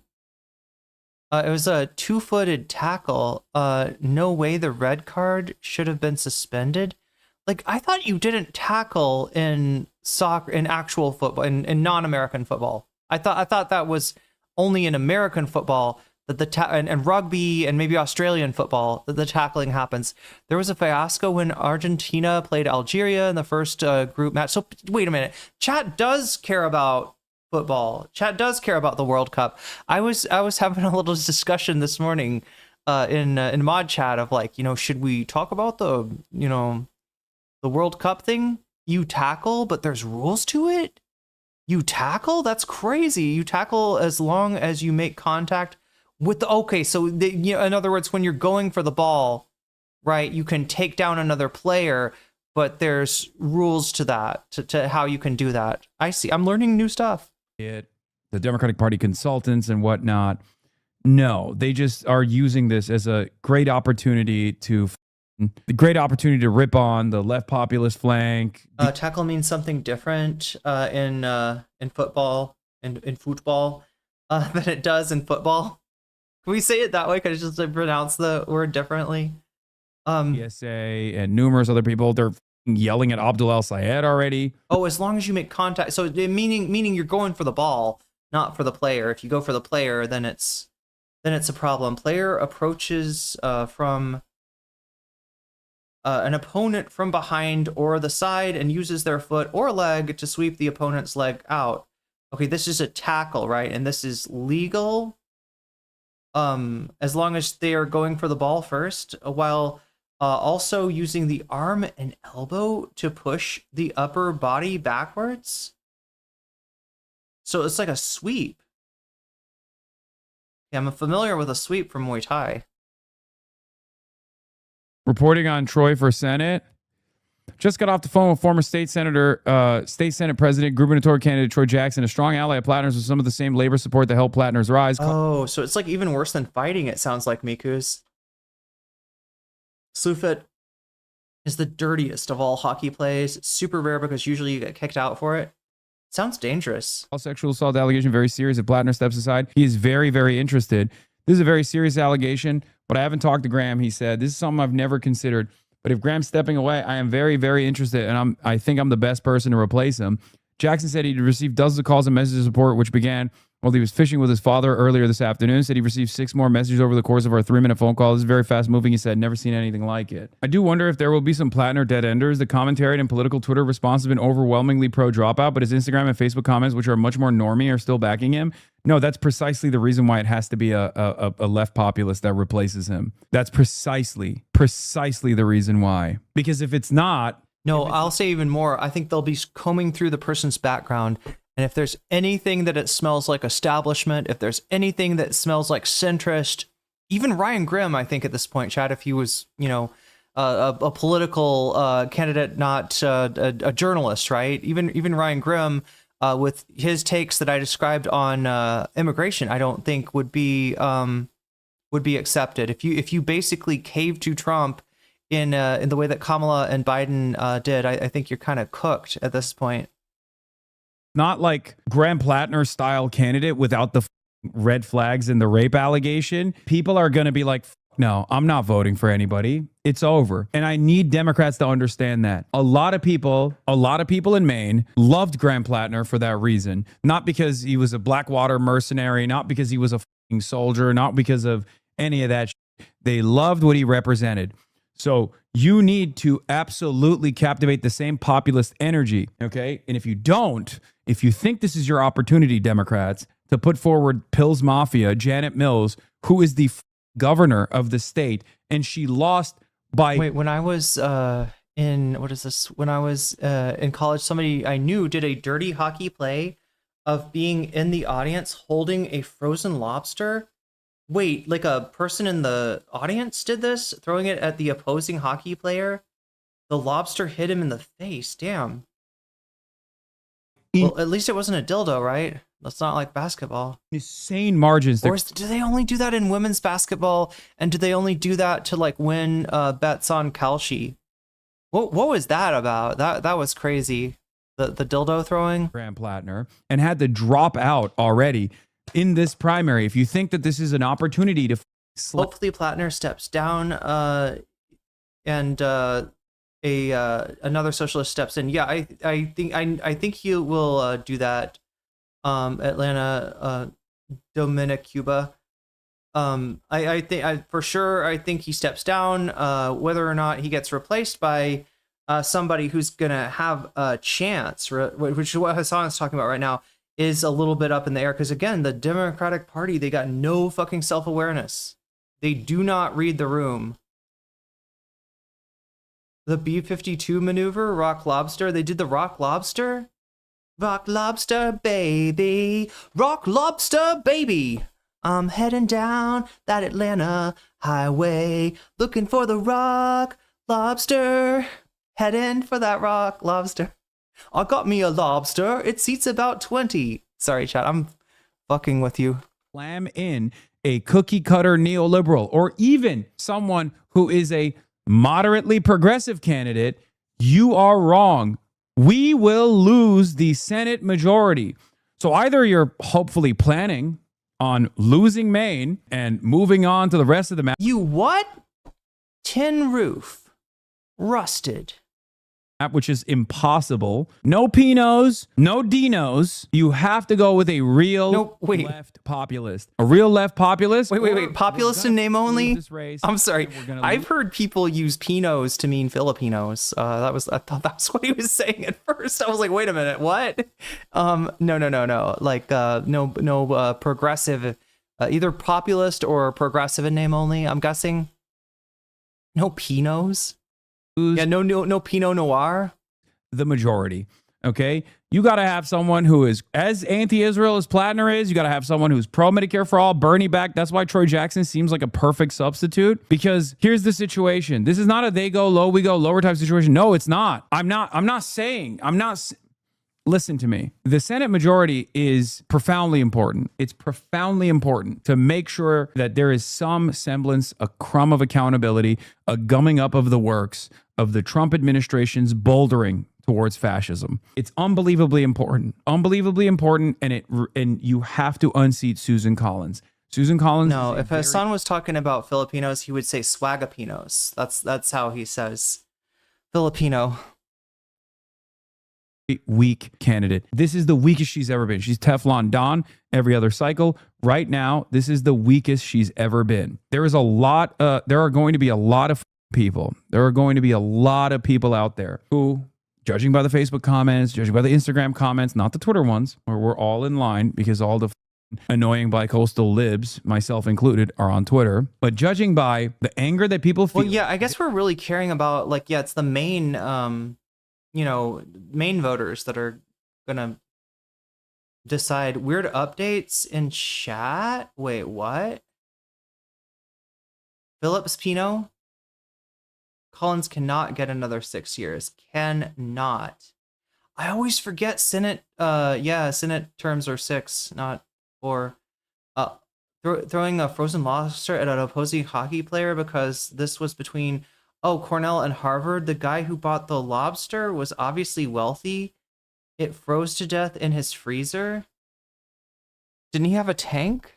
They are going to want a substitute that is similar without the rape allegations. That substitute seems to me to be Troy Jackson. If the DNC tries to put a hand-selected candidate from Chuck Schumer after the unbelievable victory that they received, the whopping that they got from Graham Platner, in spite of his fucking red flags, I'm telling you right now, there will be a lot of people that go, F this, I'm out. They are not going to make this calculation that you're making. They're not going to make this calculation that I'm making. Harm reduction narratives are not going to work to carry a hand-selected establishment down. Wait, do they got lobsters in Maine? Or is that more like Massachusetts? Is Maine is they got oysters, but do they got lobsters? Collins is only 73. Yeah, she's pretty young for the Senate, true. Oh, the entire coast has got lobsters? Wait, all the way down to like North Carolina, South Carolina? Florida? I know Florida's got crabs. I've caught some when I was eating meat many years ago. Across the finish line, there is far too much populist rage in Maine. So much so that they straight up voted for Graham Platner regardless of the red flag. Oh, he wanted to hurt the Harvard player. I get it. He wanted that lobster icy and painful. God damn. They are famous. The Maine is famous. Okay, so they got lobster. Ahead of time, okay? And they voted in large numbers. I am very worried. Here's Troy Jackson's candidacy for governor. To the stage, the next governor of the state of Maine. Wait, what is this? North Carolina is included. American lobsters caught along the Atlantic coast from Maine to Cape Hatteras, North Carolina. However, the vast majority, about 93% of the total U.S. harvest is caught in the cold, deep waters of the Gulf of Maine. Wait, isn't Maine is where Jaws happened, right? Like, in Amityville, right? Was it Amity? Wasn't there also like a ghost or some kind of demon or story from is it Amity? Like Amityville, something like that? I'm mixing up my horrors, Chad. I can't remember which one is. Maine has a world famous lobster. Florida, has a hell of a lot of invasive species in the waters, so maybe everywhere, mermaids even, maybe? I wouldn't want to be a mermaid in Florida, though. Everywhere you look, there's lobsters in Maine. Even at the gas stations and the McDonald's, they eat the green stuff. They don't take it out either. Wait, you mean you're talking about the poop tube? They eat the poop tube? They like, because I thought you were not supposed to cook it with the lobster. I thought it makes the lobster taste like poo. I think Jaws was in Martha's Vineyard. God, if only. Or Kenny Bunkport. Can we get Jaws in Kenny Bunkport, please? Or wherever the Trump family vacations. Amityville Horror is a film series based on a true life supernatural incident. Martha's Vineyard is where? Isn't it closer to New York? When I think Maine, I think of Stephen King. God damn, you could get, what is that movie called? Where the Kathy Bates comes in and like,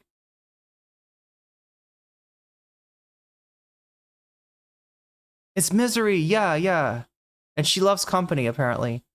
Martha's Vineyard is the, it's the Tusk of Massachusetts. Okay, that's what's there. Jackson. Wait, the green stuff is the brain? We had a waiter that took it out for me because I'm not into it after that. Oh, so it's like eating a shrimp head. Or like eating some people eat the shrimp like head first, or something. Like they suck out the head, right? Those are like the hardcore shrimp people. Streamer has never lived in the US. Yes, correct, CJ. Hey, look, we're getting me out of the Yankoid accusation, all right? No wonder Bunker Cat didn't call me a Yankoid. I all around in the dark. I'll be clearly non-American. everywhere, wherever you look.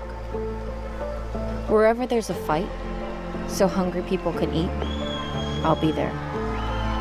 Wherever there's a cop beating up a guy, I'll be there. I'll be in the way guys yell when they're mad. And I'll be in the way kids laugh when they're hungry and they know supper's ready. The Bush family vacations in Kenny Bunkport, not the Trumps.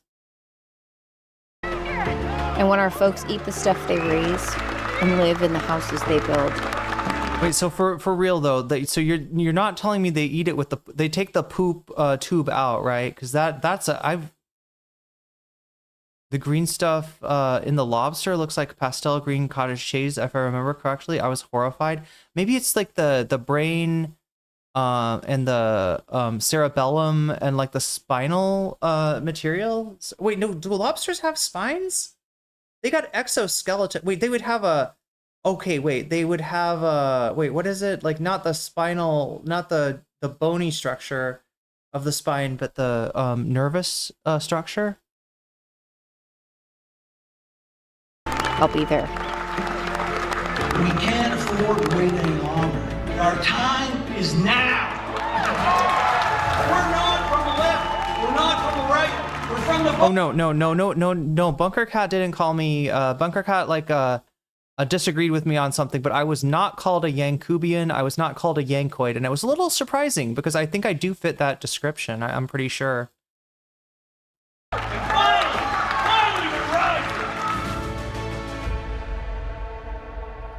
Does he have the juice? According to matchups, he does. They've already polled him on it. Yeah, this is the main Senate polling. Jackson versus Collins. Well, look, it's one thing to eat a shrimp with the poop tube intact, which I was not about. When I seafood, when I meat, I was not about. I had to like, strip that out, right? Because it was, and I would go in with a fork and go kind of detail it, right? Because I just don't want anything to do with the shrimp poop. I went to Red Lobster for somebody's birthday the other day. I wanted to save all the lobsters in the tank. Yeah, that would be tempting. Apparently the green stuff functions as the liver and the pancreas. Wait, that's not a poop tube? I thought it was just poop. 48 to 43. I feel like Haas, but for lobsters instead of women, human women. Collins versus Platner. This is July 6th by Wedgwood. I don't know how reliable this poll is, but Collins 50-50 with Pills Mafia, 50 to 46 with Platner. The green stuff is not the poop tube? Then where's the poop tube? 48 to 43 with Jackson. Where, are you telling me the lobster poops out in the front? Okay. Okay. So yeah, there we go. I was wondering, like, how long are we gonna watch Hassan for? Turns out we are done. We're done with Hassan, and we gotta move on to more stuff. I should probably read you the poll before we get to the next thing. Oh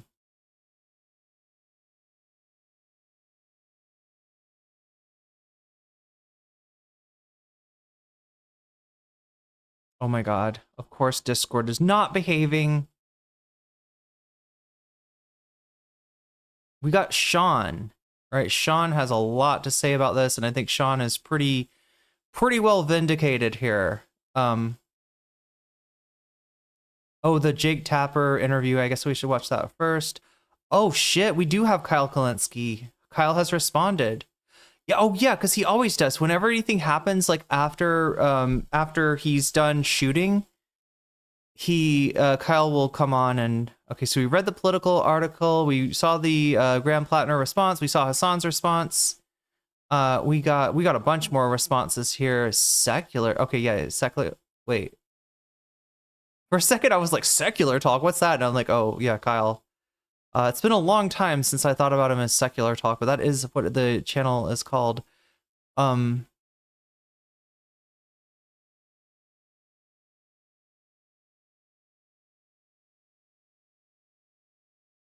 Let's just go here and...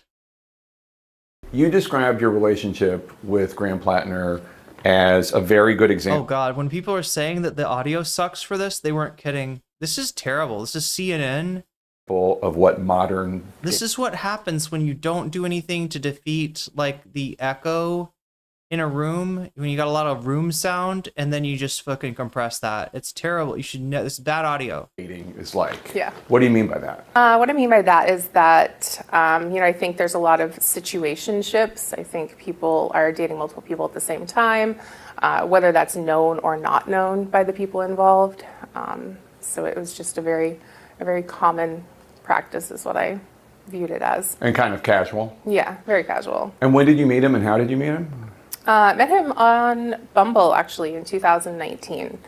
And I had known who he was. He grew up in the next town over. We had like a mutual family friend, so I always knew of his existence, but that was when we actually met. And what did you think of him? At first, I thought he was great. He's very well spoken. He's intelligent. He's charming. I thought a lot of good things. We had a great first date. It went and flowed really well. He has described himself as self-medicating with alcohol. Oh no. He has described himself that way. Yeah. So I would think maybe that would have reared its head. Yeah, and unfortunately, that's something that I think a lot of people are desensitized to in general. Heavy drinking. Okay, so we got a Troy Jackson update in a little bit after this, maybe. And especially out of the relationship that I had just come out of, so it wasn't anything abnormal to me. I remember we were out one night and he was drinking, and that's when he told me that he has PTSD. When the New York Times story came out, you were in it, but you didn't go as far in that story as you are today. Yeah. Why not? I didn't want to. Why I didn't want to have to why is she mic'd better than him? Violate this huge level of privacy to my own life to be able to infer that this person is not honest and trustworthy. I felt really protective of my own privacy throughout this whole process. And it got to a point where my privacy was no longer going to happen. And that was when I kind of just made the decision that, like, I'm going to say my piece and get it out there. I had tried to give the impression that something, worse. Yeah, and for the record, chat, I don't have a problem being called a Yankoid or a Yankubian. I understand people's ire at the United States and at Americans in general. And that's when it was like... Obviously, not every, American is the same, but like I understand that anger. That's like the least objectionable thing about Bunker Cat. Refused to comment further. You definitely alluded to a bad night. Yeah. So bad that you never saw him again afterwards. Yeah. But just to underline the point, you're not coming forward because you have any political motivation. No, not at all. That was actually one of the huge reasons that I didn't come forward and still struggled. Like, that was a huge moral conflict to feel like... Because you'd like a Democrat to be in the Senate. Yeah. I like the things that he speaks about. They're important. They're important to people. I'm one of those people. But at the end of the day, you feel he's not being honest. He's not being honest, no. And we should note, this is 2021 we're talking about. It's only 5 years ago. Tell me about that. When was it? It was at the end of 2021. I remember it being shortly after I moved back into my winter home, because that is where it happened. And it was a night where him and I were texting back and forth, and he had taken something that I said as an invitation. And that's not how I meant it, and I quickly clarified. And he sent a message back indicating that he would come over. And I said, no, don't come over. Like, I'm not in the mood, don't come over. And I was more stern with that message. And then I didn't hear back from him. So I thought that meant he got the message or gave up on it or whatnot. And so like half an hour later, I heard a noise outside my door. And then he came in. He just came into my house. It was unlocked. I live in an area where you don't usually have to lock your doors. I do now. So he came in, and I realized, okay, he didn't listen. He's in my home. And I was laying on the couch. It was probably pretty late at night, and I was already ready for bed. I just wasn't in bed. And so he had kind of like jumped on top of me and indicated that he had intentions that were sexual in nature. And I remember just at first being like, hey, I'm not into this. Like, don't. What does the Dark Woke King gotta say? We'll watch that after. Oh my God. I want to watch some of Sean's actually cooking on this issue. I also want to make sure that we get to, I told you I would look at the poll. I told you I would look at the, all right. So looking at the poll, 89 of you have voted so far. I sure hope, that you're also liking the stream, chat. Because like I looked at it from the stream from the stream from Saturday night. Is that the last? Yeah, because we skipped Sunday. Anyway, chat. But yeah, and we weren't actually that close, right? We had a lot of viewers, but not a lot of people liking it. So if we got 89 votes, we can sure as fuck manage 100 likes by the end of the stream, and that will have an amazing effect. In fact, it'll probably get me yelled at by whatever Graham Platner stands still exist, chat. They'll be in my comment section in my VOD if you like the stream. So if you want to subject me to that, no, seriously, do subject me to that. It's the only way that we can change hearts and minds. We are about to get when it feels like you're gonna, like when you tell the cops. Oh, I see what she's saying. Yeah. Got to get what it feels like when you tell the cops you were assaulted. So Denim smokes Ethan Klein in first place. That is Denim's short and sweet video and cigar chomping, and I think maybe even some cigar smoking, which, I wouldn't be able to handle. Denim's has got more fortitude than I do when it comes to tobacco. I'm guessing everybody does, chat. I get a little bit of tobacco and my head spins. It's really bad. I do not do well on tobacco. Second place, we got Bad Empanada accusing Hassan of slander. Third place, Jillian Michaels, DSA crash out. Fourth place, Boy violates the Cuba blockade. So make sure to vote if you haven't already. Even if you're watching on Twitch, you can feel free to come over to YouTube and click on my channel. That's nocommentchick, youtube.com/nocommentchick. Click on the stream right here, and then click on the chat. Then you can click on the poll, and then you can vote. And also make sure to support me on Twitter. I haven't checked in on where we're at on the blast off tweet. I probably should. Let's just say I'll save an hour at the end for yeah, I mean we're getting there. slowly but surely. Like I'm telling you, chat, the way that you boosted the stream from, I guess it was Saturday night, maybe Friday night. I'm not even sure. I think it was Saturday night though.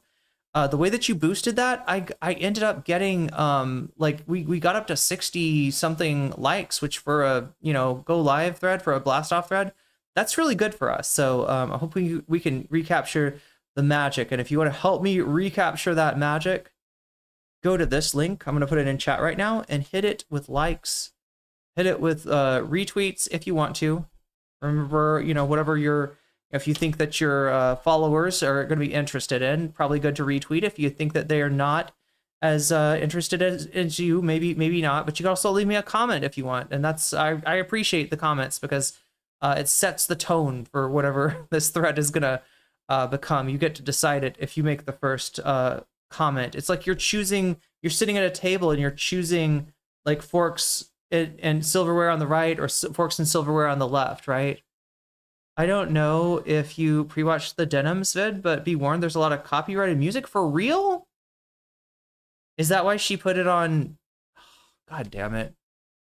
God damn it, Denims, why are you doing this to me? You're a Twitch streamer. You're part of the Twitch aristocracy. We can't abide by Denims. She's no longer cool because she puts copy. Why am I doing the Trump voice, chat? Why would Trump be against Twitch aristocracy? Not in the mood. Like, oh my god, that's Graham Platner. We're trying to get back to this thing right here, but yeah, you can go and support me on that if you want, and make sure to vote. Get your vote in. I want to see what your vote is. Also know that when and if you support the stream, you can let me know, just like Omega Star did, saying I want to see video games. You can let me know which of these topics, which of these possibilities, which of these segments that you want for bonus content. Denim Smokes Ethan, Jillian Michaels DSA Crash Out from via MR, Boy violates the Cuba blockade, or BE accuses Hassan of slander. You can let me know which one of these that you want. I'll put your money where your mouth is. I'll turn your turn your donation into a percentage and add it to the topic of your choice, or to no topic at all through Vox Populi. If you want to just support whatever people are already voting for, that's your choice too, as is supporting future video game streams, which are going to be coming at you on Fridays. Whatever. And it got to the point where I was like, okay, I feel like she plays Don't Stop Me Now. Maybe do you think we could just like mute, if it's just one song, maybe we could mute it? Said this enough times, like he's not listening to me or he's not hearing me. Oh wait, I think I know. Is it okay? So wait, is it when she's showing all of the tweets saying Denims is cooked, Denims is fucked, Denims is gonna get sued, RIP Denims? Is that where she plays the Don't Stop Me the Queen song? Yeah, because so litigious. Oh my god, look, any classic rock at all, number one way to get clapped for copyright on the internet. Dad Rock does not forgive, chat. Dad Rock never, Bob Seger once said rock and roll never forgets. Well, guess what? Dad Rock never forgives. That's right. You might want to go to Kathmandu, but you can't go to Kathmandu because Bob Seger will come for your head. Metallica concert being covered over by elevator music because the copyright is almost absolutely incredible. What is that in Denims? Is it all copyright? I thought I saw a version of Denims's video on YouTube, and I remember there being a section with just like silence. What about butt rock? Wait, what's the difference between butt rock? Is what, like hair metal? Is that what butt rock is? Will butt rock sue you? I looked at him and I remember this. Will Europe sue you? The entire continent of Europe, will they sue you and say you're not allowed to rock the night with them? Very specific. You're not allowed to do the final countdown. Kuiman played a silly distorted version. Oh, that's what people are doing? That's how people are managing it? We'll figure out something, I guess. I don't know. I don't want to have to... Maybe, there's certainly she put captions. If she put it out as a Twitter video, there's got to be captions, right? Are there captions for the hearing impaired? Specific for the copyright impaired even. Denim's paid for a license. Oh my god, being a big streamer must be so cool. Look in his eyes, and I could smell alcohol, and I was like, this is different. He is heavily intoxicated. Like, and that blank stare was kind of like a photographic memory that I still have of that night. And Okay. I don't want to think about that. I can picture that. That's horrible. that was me recognizing what the situation was. And this wasn't just like, oh, hey, somebody showed up and I'm going to tell him to go home. Like, he was heavily intoxicated, had intentions with me, and wasn't listening when I said no. Wait, butt rock is late 90s and 2000s, so like Nickelback or Seven Mary 3, that kind of thing. See, you can tell I know a lot about you can tell that I've DJ'd, you know, from my knowledge of music over the decades. And you were saying no, don't. How did the over and over? I remember, you know, obviously I've had to recall a lot of this. This is something that I tried for many years to forget. And so small details, you know, might get past me. But yes, I remember very specifically saying, I'm not into this. In my message previously, I had told him I had had an old back injury. And I remember saying, like, I'm not into this. I've had a long day. My back hurts. Like I was in that kind of mood. Wait, like, what's the other band besides Nickelback? Right, there's like what is it, Muses? Is that butt rock? And then what is the other one? Oh, Imagine Dragons? Does that count? Mood. And there was These are all bands I associate with Nickelback, for better or for worse. a little bit of What's that band that was like, I came along, I wrote a song for you? What is that band? Are they butt rock? Is Limp Bizkit butt rock? New metal is butt rock? I don't think Muse. Why did I call it? Say Muses. Muses is the band from Persona 2, Chad. It's an idol band, totally different. Is that a Creed?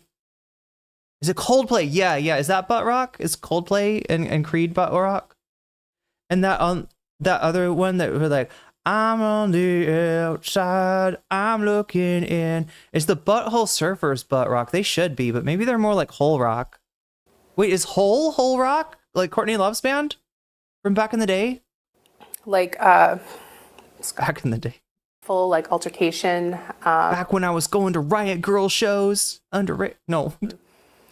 The house that I live in. That's Stained. Are they butt rock? Imagine Dragons is Millennial Slop. No wonder it sticks in my head so bad. Has like this antique sewing kit that I kept beside the couch, and that got knocked over. He like backed into it or something. It was I don't want to pushed into it by me. Three Doors Down. Oh Something yeah. happened in that that's moment. that's the one with the Superman song, right? And that thing got spilled. Do And you remember pushing him away? I remember potentially pushing away with my legs, like, and then as he backed into it, it spilt, and all of the sewing needles and tape and yarn and everything went Is Pearl Jam the OG butt rock? everywhere. Everything Did they invent it? had fallen onto the floor, and Can we blame Mike McCready? in that moment, I evaluated my safety. Like a drunk person who's blackout Kid Rock is definitely butt rock. drunk is in my home, What was Kid Rock considered? has these intentions with me, you know, has already caused this amount of destruction and not listening to me. And so I basically felt safe as just complying. You normally use protection, Yeah, and this time he didn't, and you didn't want that, no, and he didn't care. no. I don't think my words were falling on deaf ears or drunk ears. And you were still saying, don't do this, or I'm not into this? I remember specifically him like grabbing at my chest, and I like hit his hand and I said, don't touch me. Wait, anything with the boom clap? What is that called? Like stomp? What is that genre called? Stomp and clap? Is that what the boom clap? Is butt rock the way the South Park guys sing? I'm trying to think of the only song that comes to mind is the one where they're like doing the anime episode, and they're like something protect my balls. And I remember that during the altercation. Okay, I gotta lock in. Specifically. I'm sorry. kept going. I am somewhat dissociating from this description of a situation that nobody should have to find themselves in. Yeah, and it was this weird mix of like coming in and out of, I don't think consciousness is the word, but like coming to and kind of falling back into that drunken, I don't know what I'm doing state. And yeah, and he would apologize in those moments and then go back to doing what he was doing. So he was aware that he was doing something wrong and saying sorry. I feel like he was in moments. Is there any way that he thought this was consensual or no? Just because... I don't believe that you can think that that scenario was consensual. You have to understand that that wasn't, when somebody is repeatedly, I mean, when somebody in the middle of it says, don't touch me, like, that's obviously not consensual. So like Creed, Nickelback, Three Doors Down, that's butt rock. He's apologizing on occasion. Yeah. And that next morning, so after everything ended, I ran to the bathroom, which is just beside my bedroom, and I was in there for a while and just trying to like comprehend things. Like, were you crying? Were you... I honestly I don't think I was crying. I was... Yeah, chat, let me tell you how bad the audio is here. I believe that they have separated the tracks, and I don't know, you hear like a weird echo at times, like more pronounced, like there's more of a, what do you call it, like a separation. At times there's less. Like, I think that something really bad happened and they had to like rescue the audio. They had to cut, they had to separate the tracks, cut all of, how would this, when they have the tracks separated, right? Somehow, yeah, he must have been picking up on her mic, or she was picking up on his mic, and they had to try something to minimize it, but obviously it didn't work. It sounds like his mic is off. Yeah, maybe that's it. Maybe his mic was off and they're getting his audio from her mic, but then separating that track and applying different filters and effects to it. It's like more in shock, and yeah, just trying to understand like what had just happened. Especially like this is a person I have known and have trusted and have had very consensual relationships with, like you know, all along, until it wasn't. And so that was a really hard thing to understand, that this was a person I trusted. And so I spent a little bit of time in the bathroom, and when I came back out, he was asleep in my bed. And at that point, I didn't know what my options were. Massive like, delay right now. Person in my house, and when I, earlier had realized how drunk he was, I knew that he had driven over that way. Like, I'm surprised he made it to my house. And if I woke him up and sent him home, like, I am now making the decision to put somebody that drunk on the road, and I didn't want to live with the fact that, like, if he got into an accident or hurt somebody else. And I remember thinking that I could tell him to leave, and I could call the police immediately, and I could at least get him caught for drunk driving. So I was like, I'm going to let him sleep, and the second he wakes up, I'm going to tell him to leave. And so he slept. I lay there in like a state of panic all night, and I remember turning on, I have like one of those noise machines that you sleep with, and I used to have one of those. Oh, like, meditate. Chat, it was small too. I don't know why I didn't bring it with me. Oh my God, that would have been so nice. I mean, I don't know. It would have been so nice because like there's we get planes, like plane sounds overnight, and then we also sometimes it seems like the garbage truck comes at like 1 a.m. or something. I don't know why. I hear like garbage noises once a week in the middle of the night. It didn't work. So in the morning, he woke up and he went to go put his arm around me. And I was like, whoa. And realizing this person doesn't know that what happened wasn't okay. And so I remember taking his arm and throwing it back at him. And I said, are you fucking serious, Graham? And he's like, what? And I'm like, do you not remember what happened last night? He's like, no. And I'm like, okay, I need you to get dressed and leave and never talk to me again. Like, nothing that happened was okay. And he did. He just got up and got dressed and left and didn't seem concerned. Yeah, a lot of people commenting on the inappropriateness of having Jake Tapper do this interview, just given that, there's a 50-50 chance that Jake Tapper is like high-fiving people over this story. It's just like, it's kind of gross, actually. Okay, so Jake Tapper, we did that. Oh my God, Kyle. Should we do Kyle and then Sean and then BE and then bonus content? I think that is, although no, I gotta show you this. Oh my God, I gotta show you this. All right, this is from our friends at Progressive Victory, the actual doxers of Hutch and Company. The thing that Destiny and all those people are trying to weaponize against Hassan. Yeah, it was actually done by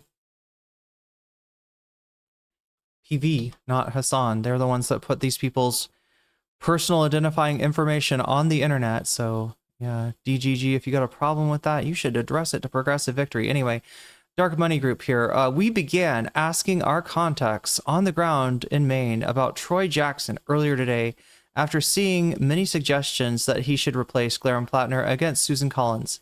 In our discussions, we received troubling information about not only Jackson's behavior, but the behavior of many prominent, and again, chat, like, take this, I mean, like, let's read this, but just remember, this is Progressive Victory. They're possibly trying to, insert themselves into the story, possibly trying to, kind of clout, clout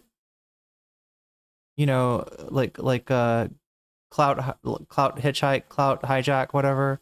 But the behavior of many prominent Maine Democrats towards women more broadly. Okay, so similar problems maybe with Jackson, both as a result of the credibility of the sources and an interest in not seeing the movement make a same mistake twice. See, I wonder what mistake you think they're making. Like, there's going to be some people on the center left that try to use this as an opportunity to inject their shitty centrist candidates. And again, that kind of campaign is going nowhere. You might as well just give it to Collins at that point.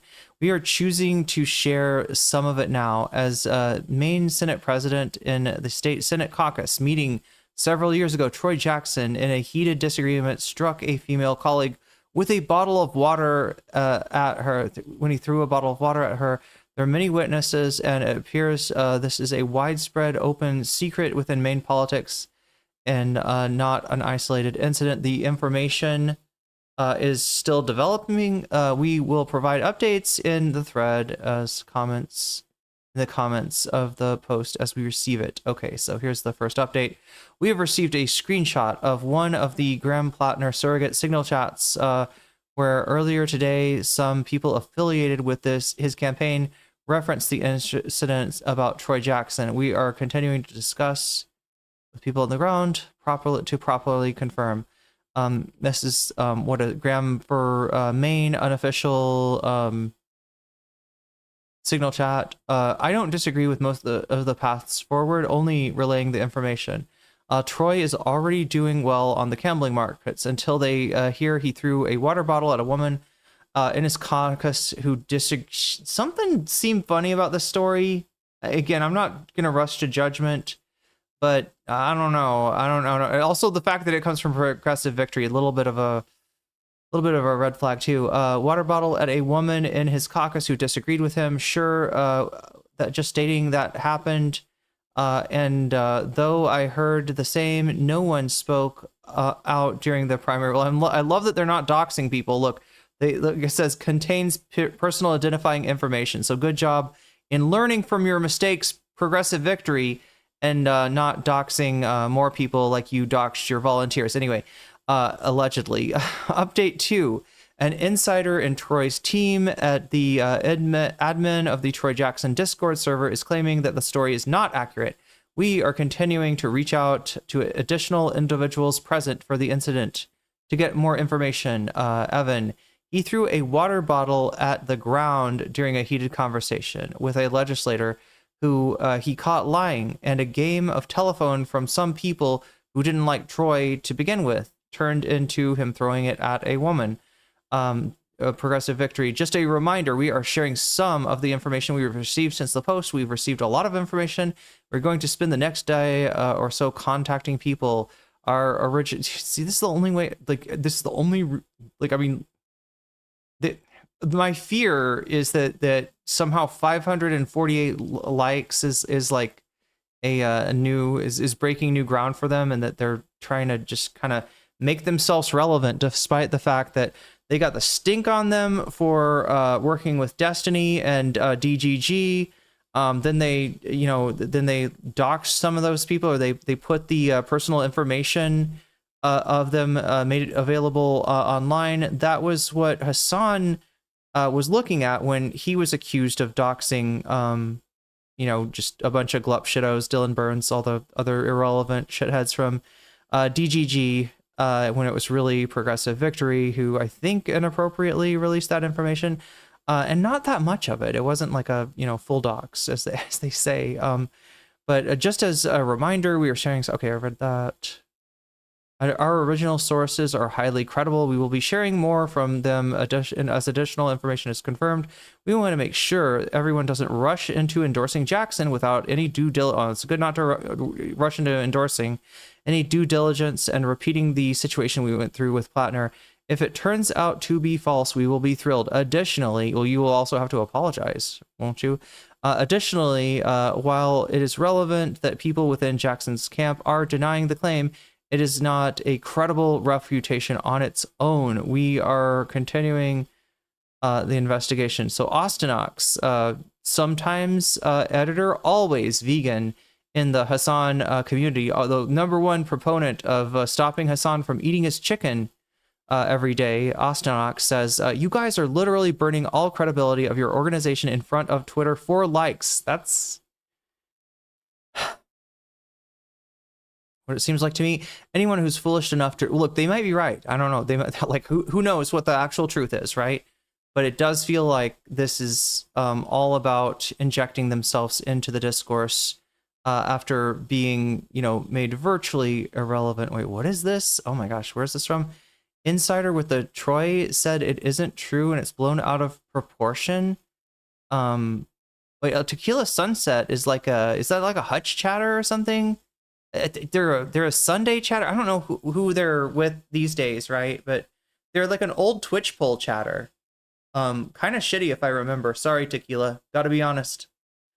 Like you weren't during the Dylan thing. On God, allegedly, on God, another thing. We're lighting up chatters, chat. We're lighting up glup shittos here. Hey, but at least we got the chart. At least Tequila Sunset. Look, I'll say one good thing about Tequila Sunset. Obviously, given this avatar, you carry the flame. You carry the flame, and we appreciate that here on the Corporation for Public Bitching.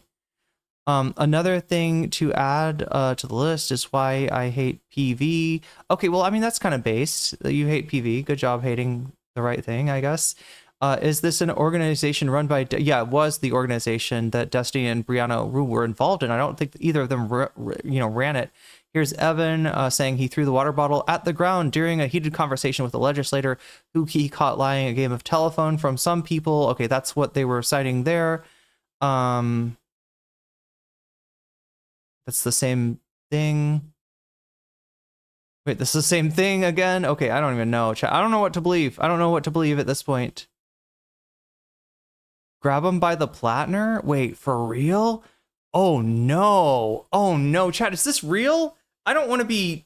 Look, I'm not... Oh, you can't see it. Fuck me. I mean, you could see it here, right? You can see it, like, right there. Grab him by the Platner. That is crazy work. What an unfortunate turn or phrase. This is a threat, Susan. Oh my god. Oh my god. Okay. Anyway, I mean, that's I guess kind of unsettled business at this point.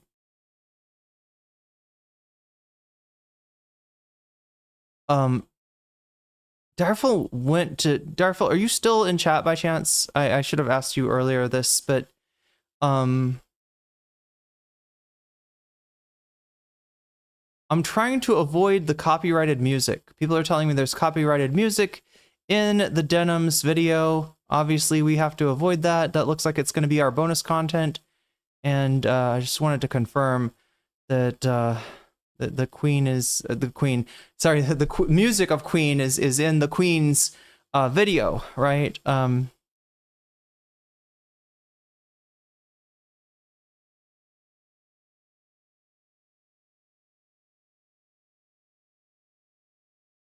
Okay, so Troy Jackson.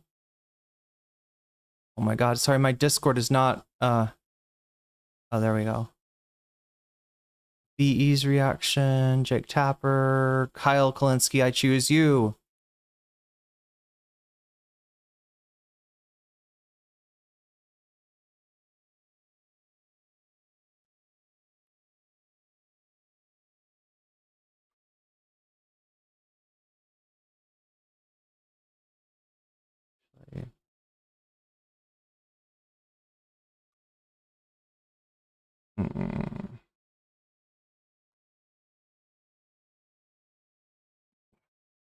That's how Kyle's titling it? Oh my God, chat. All right, y'all. Look, I understand not wanting to get, you know, clap for, you know, not wanting to get demonetized, but Jesus Christ. Accused of grape. Okay. Breaking news here that dropped earlier today. So Politico is reporting that Graham Platner was accused of sexual assault. But if you actually read the article, the headline says sexual assault. If you okay, so it's only during the montage of haters. Do you think we could just mute it? Could we just mute it and put our own music in its place, maybe? Read the article, it's very clear that the allegation is not sexual assault, it's grape. Okay, there's a few things about this that are extra concerning. The previous allegations were easy to dismiss because it was a literal Heritage Foundation Republican insider who was making the allegations. Also, the allegations were effectively, he's a bad boyfriend. This is not that. This is a much more extreme allegation is point number one. Point number two is she does have some corroborating evidence. And it's also, if we're being serious here, a Democrat who's making the allegation. In fact, she was hesitant to come forward because she says, I agree with Graham's politics. And I was caught between, like, what do I do here? Do I come forward? Do I stay quiet because I agree with his politics? And Graham dropped an emergency video earlier today. Take a look at that. To directly address the troubling, serious, and false. We're not gonna. I'm not gonna make you. Any accusation. I'm not gonna make you watch this again. Okay, it's enough of those blue eyes. Those white lies, not so white lies. Evidence this time as well that there wasn't previously. And I honestly think he's going to drop out. I think he's almost certainly going to drop out. He's going to throw his weight behind whoever takes his place. There's some conversations about... It's like Kyle was coming from the gym. ...who that'll be, which I'll get to in a second. But let me also just say real quick, if you're a Republican, I am not remotely interested in your Platner take. Because you have nominated a guy 3 times who was accused of much worse and much more than Graham Platner. I simply don't want to hear it. There's a literal Wikipedia page dedicated to all of the allegations made against Donald J. Trump. There's nearly 30 different sexual assault, sexual harassment, and grape allegations made against Donald J. Trump. Every Republican knows that. No Republican... Look, I get that he's trying to, you know, like, stop the Republicans from, like, I don't know, weaponizing this. Like, please make, I don't know, like, opening up with this, it makes it sound like it's defense. Like, he has acknowledged that these are real allegations. He has acknowledged that the campaign is over, right? I don't think he's still fighting on that, but yeah, this makes it look like, you know, the shit that you're saying towards the Republicans, it can sound like a yeah, what is the word, chat? Like a yeah, but, or like what is the phrase? Like when you're like bringing up something else, but whataboutism? Yeah, it can sound like whataboutism. Again, he's doing this like he heard the news, I guess maybe at the gym or he was out and about somewhere, and you know just stopped to make a video in his car. Luckily, he's not driving this time. Hey, look at that. Good for you, Kyle. Keeping it safe. So sometimes he's been driving while he's making the video, but yeah, not a great way to start out, and it does make it look like you are, you know, still defending the guy that I don't think you're still defending. I hope you're not still defending.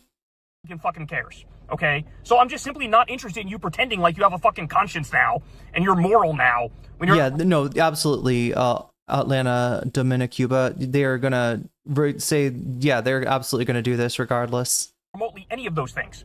So all of you go to Shut the Fuck Upsville, sincerely from the bottom of my heart. This is an internal issue between liberals and leftists and Democrats, okay? You can go sit in the fucking corner and be the peanut gallery and wear the fucking dunce hat for all I care. So all you can shut the fuck up. That's point number one. Point number two is, if you are Neera Tanden, shut the fuck up. She's going after Platner now as well. You worked for Bill Clinton. You worked for fucking Bill Clinton, okay? This guy was accused of rape and all sorts of issues way more than Graham has been. Let's be serious about that. I'm not trying to downplay what Graham is being accused of here, but let's be serious. You don't get to pretend like you have a conscience and pretend like you have morality now in this moment. You simply don't, okay? It's convenient when you decide to trot it out. And then finally, I'll point out, listen, man, everybody's now abandoning Graham, and that's going to be effectively the death blow to the campaign. Ro Khanna took back his endorsement. Ruben Gallego took back his endorsement. I'm seeing everybody take back their endorsement. Apparently, Platner's own staffers are now talking about replacing him. Wonder how Sam and Emma will react because they were pro Platner. Hopefully better than this, right? I mean, you need, like, look, I don't know. Obviously, you didn't know that this was there. Like, right? I'm not accusing, like, you know, I wouldn't accuse anybody of like knowing that this was there and like trying to cover up for it. But yeah, some kind of accountability from the people that have gone all in on Platner would be nice. And so there is a legal mechanism at this point for him to drop out, for him to be replaced. And right now it's looking like Troy Jackson might take his place. And Troy Jackson is a former candidate for governor in Maine.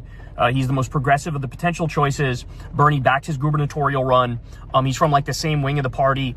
And like I said, I do think ultimately Graham is going to step aside and basically pass the torch to this guy. Emma has a reaction out, I'm guessing on Twitter, right? She is beyond disappointed. Realizing that this is going to absolutely... Oh, yeah, no, FD Signifier's video is pretty well vindicated, I would say. The chance that he's able to defeat Susan Collins. There was a poll that came out, you know, like a week or so ago that had the race basically tied. And there's some polls out today that have Troy Jackson beating Susan Collins. So I don't know. We'll see what happens, but my guess is he's going to drop out. My guess is it's going to be somebody else who's, you know, either DSA or... Yeah, no, I agree with you, Tiggy. I don't think that Kyle is defending anything. It's just like the way that this video came together, right, is unfortunate because it's going to... It looks, you know, it's going to get... I know it's going to get characterized like that, especially since there's no, at least so far, accountability and that he's gone in so hard for Platner. DSA aligned, and this will all be a moot point anyway. But needless to say, it's a horrible story. There are horrible facts in there. You can go read the whole thing over at Politico if you want to see it. And that'll do it, man. As many others are saying, I think Hassan came out and said this too, stick a fork in him, he's done. Final thing is, we'll know the country is in a better place when people react with the same sort of moral outrage and condemnation to arming and funding genocide as they're reacting to this. It honestly drives me crazy that the majority of our elected officials in Washington, D.C., the majority of congresspeople and senators have voted to arm and fund genocide repeatedly. And it barely gets mentioned. Barely gets mentioned. Nobody's demanding somebody immediately drop out, rescinding endorsements, saying they need to be replaced, having hair on fire reactions. It's just standard operating procedure. And that's how you know that our politics are currently in hell. Again, I'm not trying to downplay what happened with Graham here and the allegations. The allegations are serious and there's evidence, and they're certainly way more credible than the previous ones. But I just wish that we can get our politics to a place where you also see this kind of a reaction when it comes to genocide. And I think we all need to ask ourselves why that's not already the case. Okay, yeah, so nothing in the way of accountability. And I don't think Kyle was trying to defend anything. Obviously, you know, he is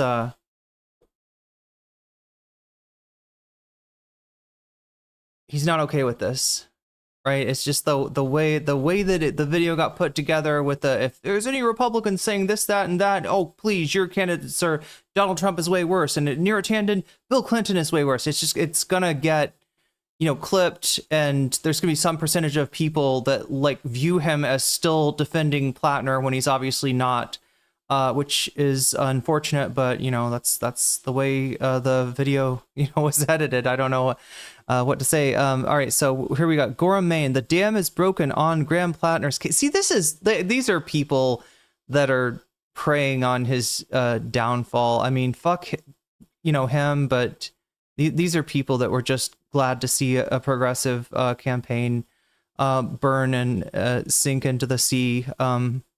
Like an oyster boat, I don't know. Democratic leaders in Maine and Washington, along with a growing pack of Platner's close supporters, abandoned his Senate campaign on Monday after Politico reported that a woman who dated him said she was forced to have sex with him. Platner called the allegations fake. Just hours after the story was published, Senate Minority Leader Chuck Schumer called on Platner to immediately withdraw as he will fight for that too. As the Democratic nominee in the Maine Senate race, battleground contest is crucial for Democrats' chances at winning the Senate this November. Schumer was joined in a statement by Senator Gillibrand, the chair of the Democratic Senatorial Campaign Committee, which said last week it was in the process of opening a joint fundraising committee with Platner. On Monday, the committee said they would no longer invest in the race if he stays on the ballot. Ken Martin, the chair, remember him? This is the obituary guy, or what was it called? The postmortem guy. The chair of the Democratic National Committee, which had been fundraising for Platner, said Monday it is time for him to end his campaign. Senate Majority PAC, the largest super PAC backing the Senate Democrats, said it was redirecting resources away from the main Senate race. I mean, hopefully, I guess I see the logic here, right? Even if they bring in somebody else, right, they're not going to have it's a very low probability that they'll win at this point. Redirecting away from the main Senate race. Following the latest allegations, that meant that the three biggest Democratic groups trying to flip the Senate Democrats' campaign arm, their biggest super PAC, and the DNC itself had all dropped their nominee in a must-win race. A flood of Democrat senators joined Schumer and Gillibrand in condemning Platner. Some of the biggest backers, Senators Elizabeth Warren, Martin Heinrich, Representative Ro Khanna, called on him to exit the race, as did Mark Kelly, Alyssa Slotkin, John Ossoff, Cory Booker, and Adam Schiff, Shifty Schiff, another staunch supporter and potential 2028 presidential hopeful. Arizona Senator Ruben Gallego withdrew his endorsement. Senator Ed Markey, who had expressed support for Platner last month, said on Monday he cannot support his candidacy. Our Revolution, the progressive organization formed to continue the goals of Senator Bernie Sanders' 2016 presidential campaign, said it is withdrawing its endorsement and calling on Platner to drop out. Sanders himself has yet to comment. Well, he's still waiting, I guess. The money that would be crucial to Democrats' hopes in flipping the seat also immediately dried up. Key outside groups organizing on his behalf, including Vote Vets, which elevates former Democratic veterans as Democratic candidates, the Progressive Good Governance Group, and Citizens United rescinded their endorsements on Monday. The exodus of Democratic support marks a significant break from how the rest of the party. Oh my God, Chad, I forgot. I'm doing this wrong. I want to make it so you can actually read it. Oh, I'm so silly. I'm sorry. There you go. Just have to remember to switch it back up when we watch another video.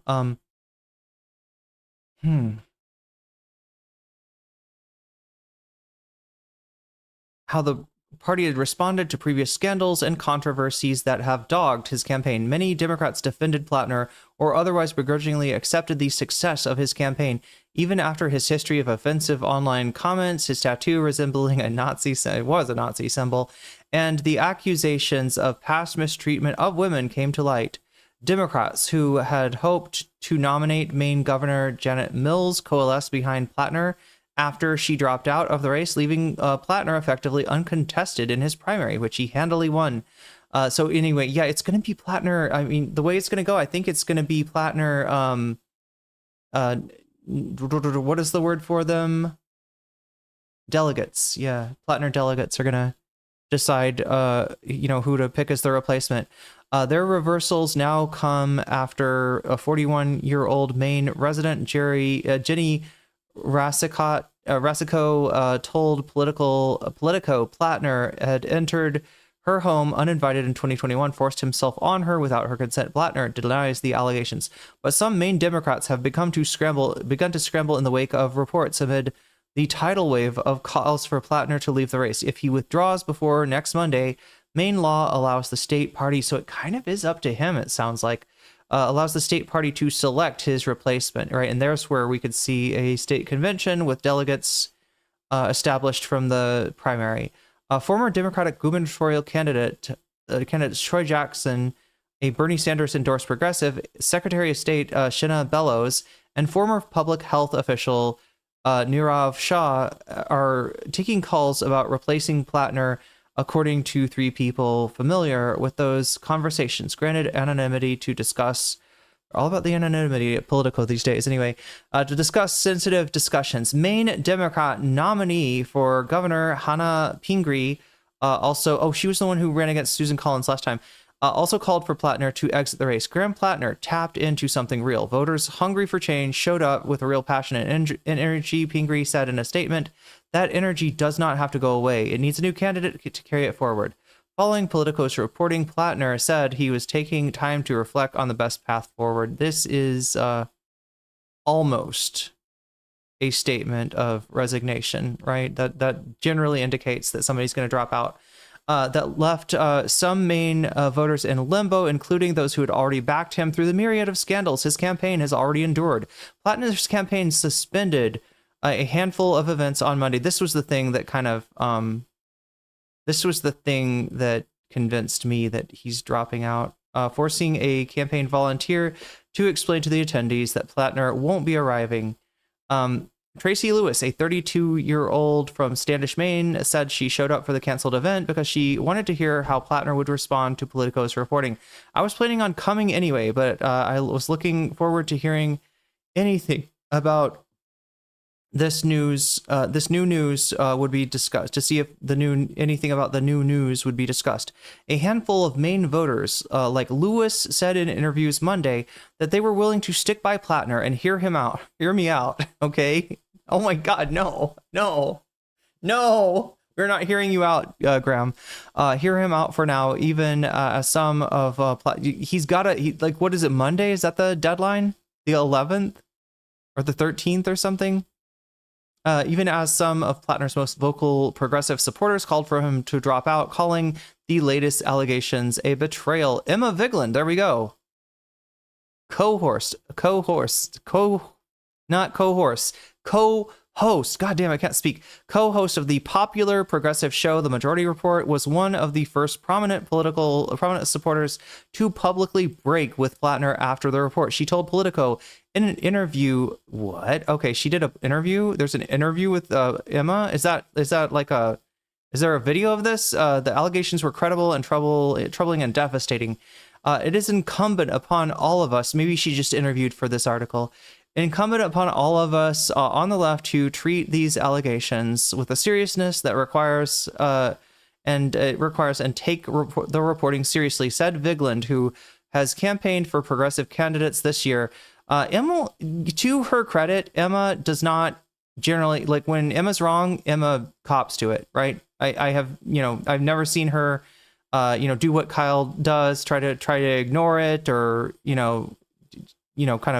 talk about Republicans, or like, I think Emma is gonna make a statement tonight on the Majority Report. I do think he should drop out. Vigeland has said that her support of Platner's platform, not him. Her support had been for Platner's platform, not him personally, and said there was a sense of betrayal because he has promised that. Yep, he did promise that there was nothing new that was coming. Did she interview him? And I'm trying to remember. There's an interview on Breaking Points of with Ryan Grimm of Platner. I'm guessing. What did Kyle say? He's disappointed in Platner, wants him to pull out. Also warned against, like, Republicans, trying to claim some kind of, like, moral victory because, Donald Trump is a rapist too, it's gonna get clipped, and people are gonna portray it as Kyle still defending Platner even though he's not. It's just kind of an unfortunately constructed response, and yeah, no accountability. Although I am guessing we're gonna see a very different tale when it comes to Emma Bigland. I would hope so. Let's see.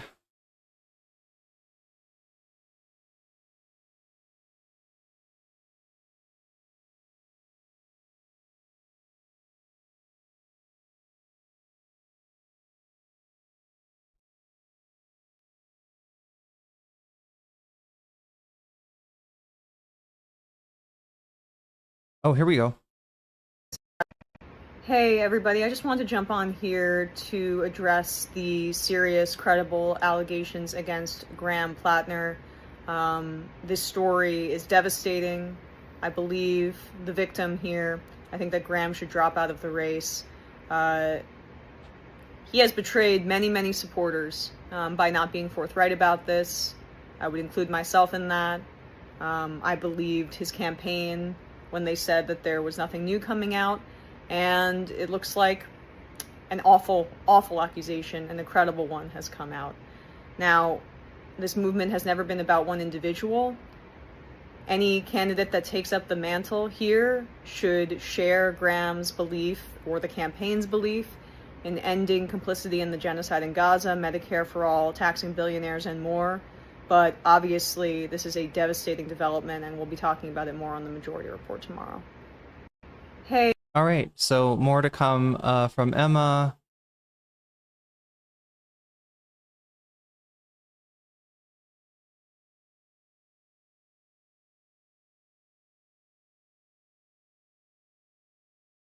This is an immensely damaging allegation from a credible source. The Platner campaign insisted that there was nothing new coming. That was obviously not the truth. Yeah, this is what I was saying. He's a liar. I could tell it in his response about the tattoo. I was very nervous about the other shoe dropping. I just didn't expect it to be this. I expected it to be somebody's got like DMs with him saying that he knows about he knew about the tattoo in like 2015 and 2017 and 2019, which would, you know, kind of go against his claim that he had no idea until it came up in, you know, Oppo research. Oh God, of course, Badam Banatas here. You backed him knowing that he mass murdered Iraqis and Afghans on 5 tours. How is rape the line for you? Go all in. You already supported him and excused him through worst. Cavernacle. Not sure why you guys all dismissed the first wave of allegations, which were very disturbing and similar to what is being. It's not though.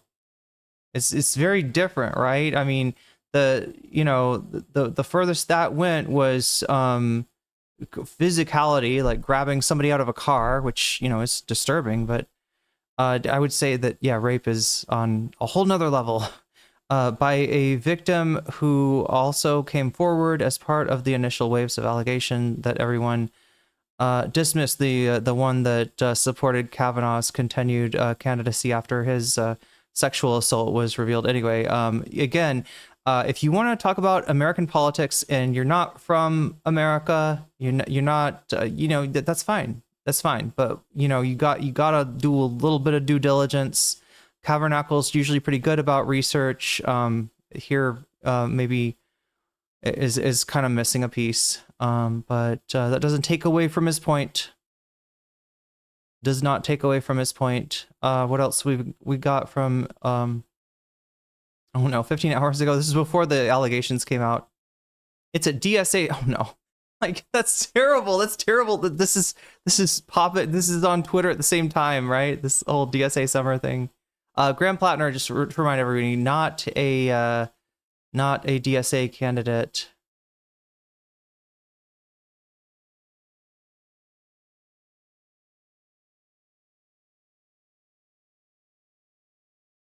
Oh my God, where I'm in the middle of the thread, aren't I?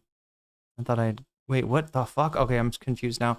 All right, so that is Emma on Twitter. I have a few more things to get through here before we move on to bonus content. This is about Troy Jackson and his run for governor. At Columbia, super chatted $10.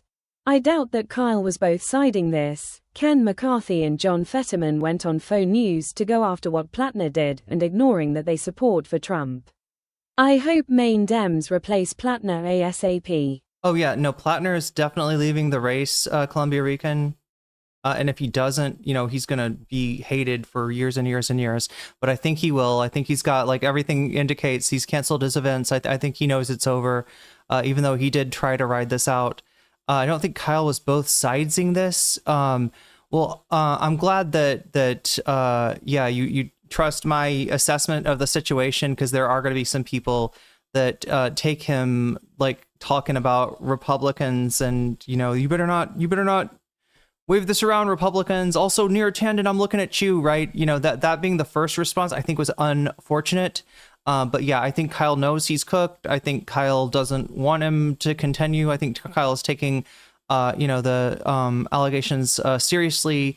It's just, kind of the way that his process is. Of if something happens immediately, he makes a video of it. It comes out, like I think he was like on his way home from the gym or something. Unfortunately, the way that it comes together, there's not, people are going to want some accountability from Kyle. People are going to want some accountability from Emma, right? They're going to want them to, make something in the way of, an apology for bad judgment, if nothing else. So, their main statements on this are going to come tomorrow, right? Kyle releases his stuff in the morning. The majority report goes to air in, I guess it's like the middle of the day, East Coast time, the morning, West Coast time. So we'll just, see what happens from there. But yeah, I agree. I don't think that Kyle is defending any of this. All right, what did I want to do? I wanted to show you a little bit about this, Troy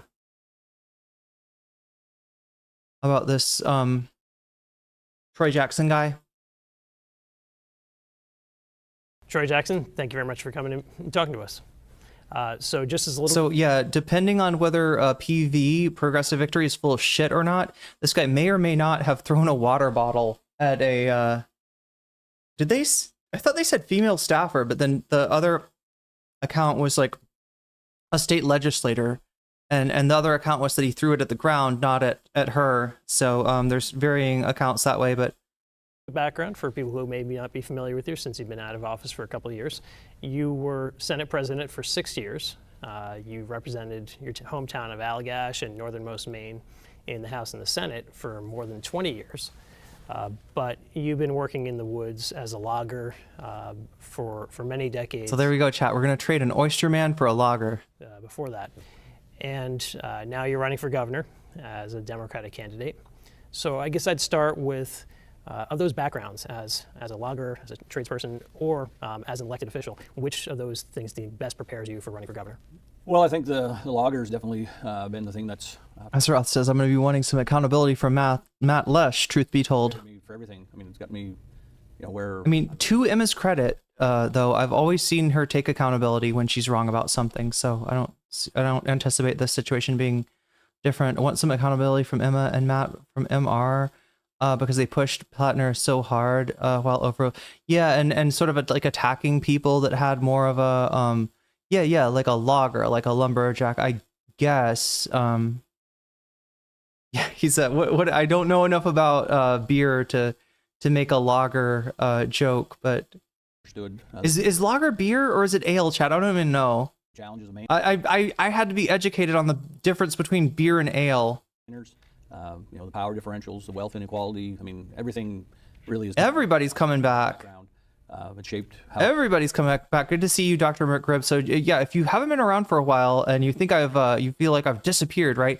I'm just like, I'm on the other side of the world, and I just got in the habit of streaming very late at night. I have made a conscious attempt to, edit my schedule and to try to be on earlier. So hopefully more people can see me, because I really didn't mean to disappear for you, and I'm sorry I'm sorry if I did. The schedule now 7 p.m. Pacific time, 10 p.m. Eastern time is my start. I'll be going for 4 hours and for a maximum of 6 hours. We've also revised the whole goal thing and the adding time thing. Yeah, the time maxes out at 6 hours, and now it is if we hit 100, I'll do an extra hour. If we hit 200, I'll do an extra 2 hours, so we can be either 4 at the base level, or if we get to 100, 5 hours, or if we get to 200, 6 hours, and that's how I'm gonna have to do it until I figure out something better. Lager and ale are both beer. Wait, ale is beer? I thought beer. Oh my god, I don't know anything about alcohol. Apparently, I don't know anything about alcohol. You've been addicted to Arc Raiders? Ale is a beer. Really? Okay, ale is a beer. I thought I was wrong. I was as a legislator too. You know, how the unfairness, why I fought against big pharma, why I fought against big landowners, why I've stood up for workers in the legislature. So I'm not detecting a lot of charisma in the legislature because I felt like you know, everyday people needed a voice, and that all came from you know, my logging background. Even before I was a logger, you know, watching my dad be a logger. And what would you say your experience in Augusta, how has that prepared you or shaped how you're going to approach the job as governor? Well, I think the same thing. I mean, I don't think that... I think it's ridiculous to demand accountability for someone other than the person that did it. Some of us just trusted the guy because his politics. Listen, Emma, you as a chatter, Alice on Fire, have a different level of responsibility than me or Emma or yeah, especially somebody on the Majority Report, right? I mean, I'm not mad at Emma. I don't, blame her for this. But at the same time, yeah, she didn't, obviously, I'm not blaming her for Graham Platner's, alleged crimes, right? But at the same time, when you're attacking people that are skeptical of Graham Platner, I think that's where the accountability comes in, right? You can be wrong.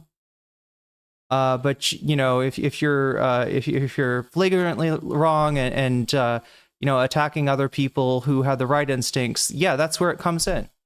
And I'm not saying this is what I need. I mean, I value the Majority Report and what they do, but I think Emma is knowing who she is, right? You're gonna hear some level of mea culpa.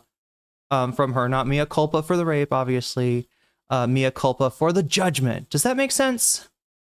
Right? You're not held to that accountability. You're not held to that level, right? It's something that happens when you're a content creator, and especially when you got a big platform, and especially when people are counting on your judgment, right? Just as but I don't think Emma's gonna have a problem with that. I've never seen Emma not take accountability. But yeah, I mean, if she anyway, she's gonna do the right thing, and I'm gonna give Kyle more time too, right? Because otherwise, yeah, people are definitely gonna be barking up his ass over that. Oh no, I know you're not talking about me. I just for the people that are gonna be upset, people that got yelled at maybe by Emma or Kyle or anybody, they're gonna want to hear some kind of something. Anyway, chat, I don't know what to make of this. I mean, I'm not gonna bore you with this guy. I just wanted to check in, do a little maybe spot check. All right, does your charisma come on in the fourth minute? That energy to them. I believe we should be selling that energy to them, and Maine should be a big part of the deal. I mean, the dealer instead of the supply. I mean, letting those states actually come in and be, let the other states actually become a part of that ownership, or do we sell that energy to other states wants that energy? And we can do that. He does feel very Maine. I mean, I guess I don't know enough to say this, do I? If you told me this is what a Maine, this is a Maine accent, I would believe you. We have a great opportunity with a bill that I sponsored. But what energy are we talking about? When you see something like that, and we've seen that in the past with Russia. Oh my God, come on. That is a problem, and that's always a problem every time we're at the whim of other countries. When you see something like that. Is he talking about fracking? Is he talking about gas? Is he talking about Oil? Is he talking about tidal? I can't tell. And we've seen that in the past with Russia. Whenever they went to war, natural gas prices would spike. Natural gas. Yeah, fracking. Okay. Yeah, I don't know, Chad. I don't know.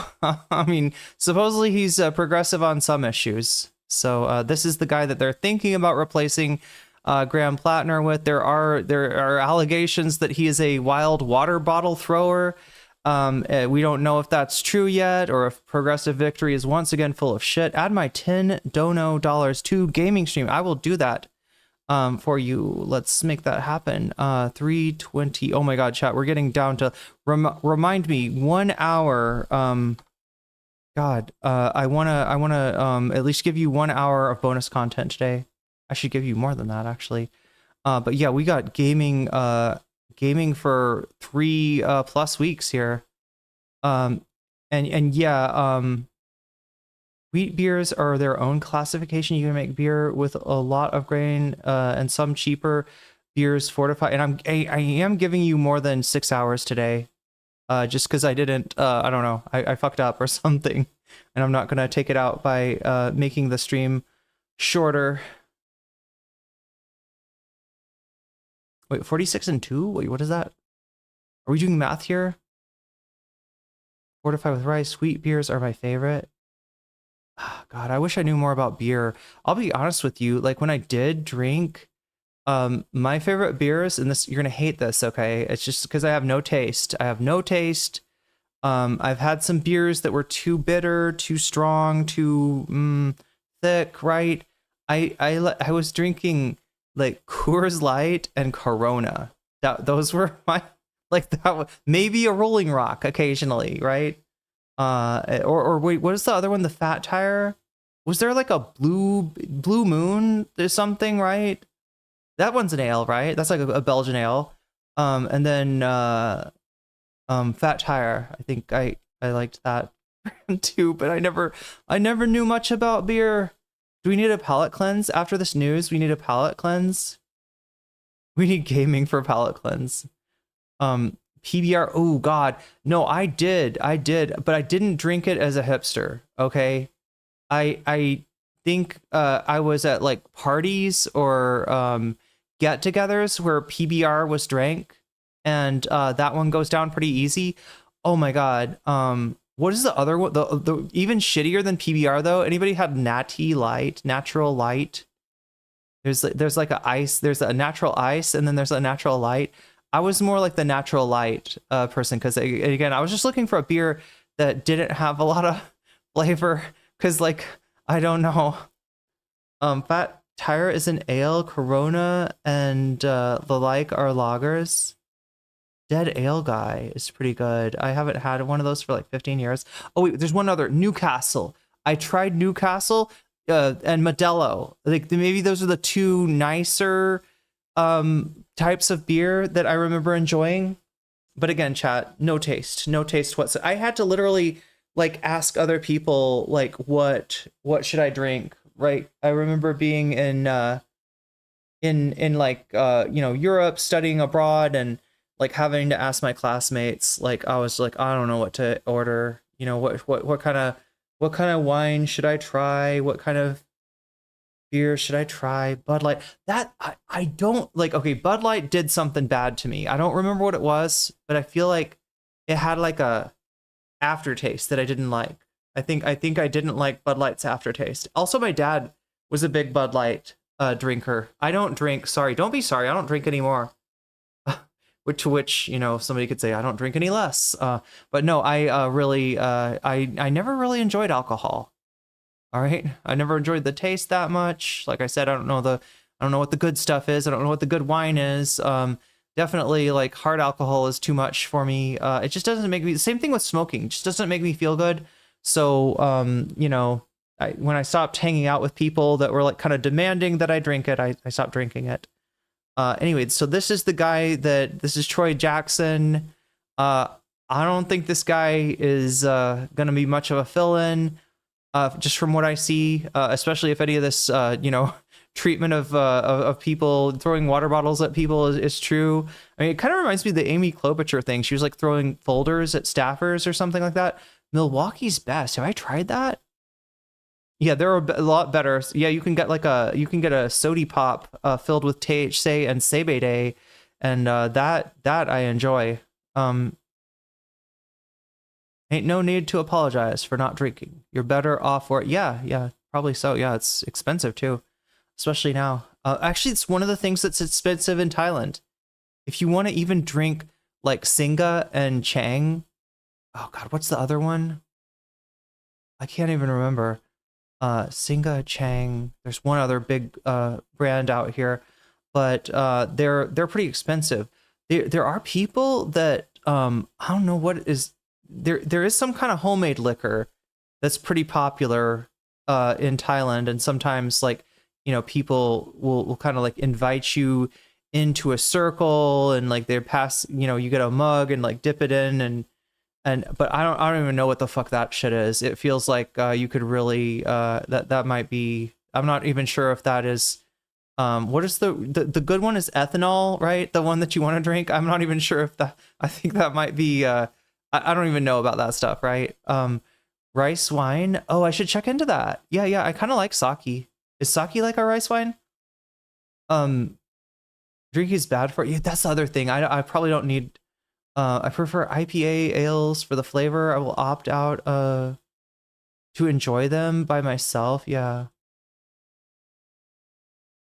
Okay, so what else did I say? We're gonna check out Sean. I definitely want to see what he is up to.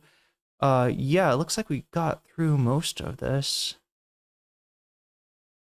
Okay, Sean. Sean it is.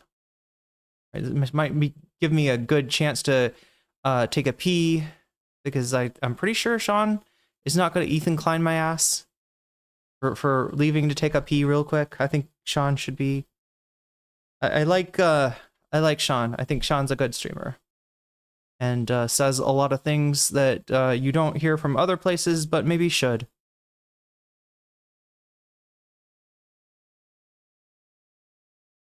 And then remind me when we get down to an hour, and I will switch over to.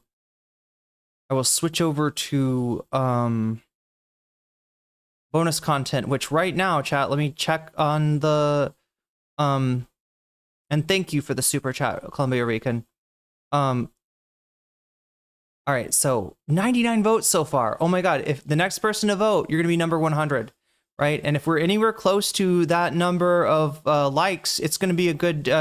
It's going to be a good day for this VOD. This VOD might be watched by even more people after it is already over. So we're pretty close, chat. If we could get 100 likes, I would be so thrilled. Denim smokes out Ethan. No, sorry. Denim smokes Ethan Klein. There we go. 44% first place. Bad Empanada accuses Hassan of slander. Second place, 31%. MR on the Jillian Michaels and DSA crash out. That's what we got. In third place, and Boy violates that Cuban blockade, sails right through in a sailboat, nonetheless, right? The blockade that is in fourth place. So that's where we're at now. Yeah, no effect from donos so far.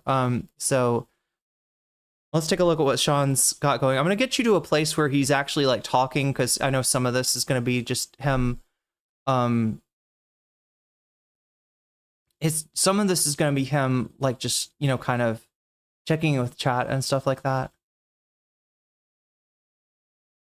Oh yeah, it's kind of ironic. I didn't even think about that. Yeah, BE accusing somebody else of slander. Although people do slander BE, like Aristocracy, Vosh, back in the day.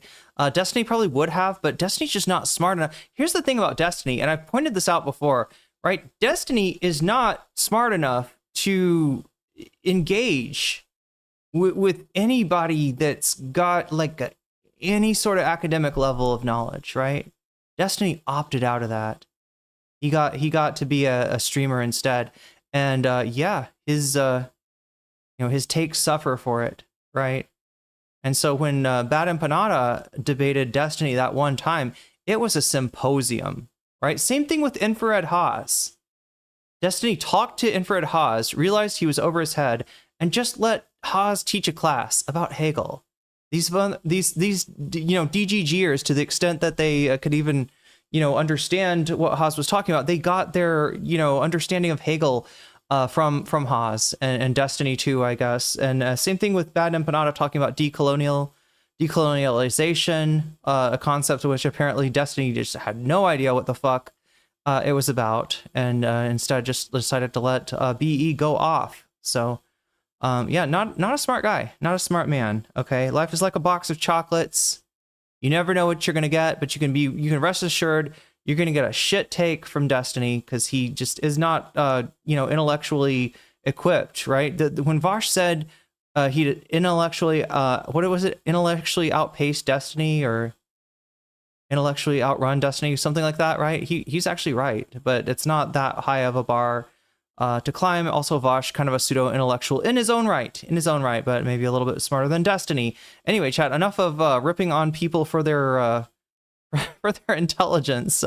B's kind of smart, but crazy. Yeah. Well, I mean, he's got a pretty good knowledge of history.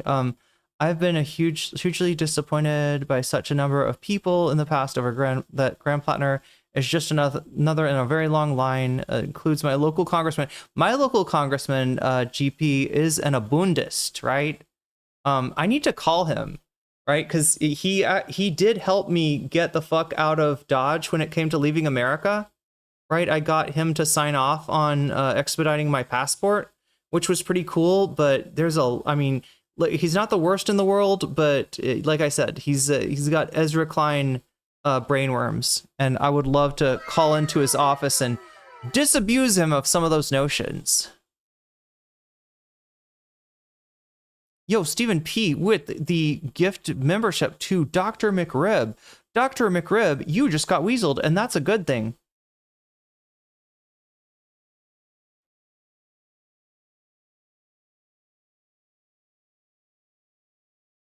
Wow, so you can just go on.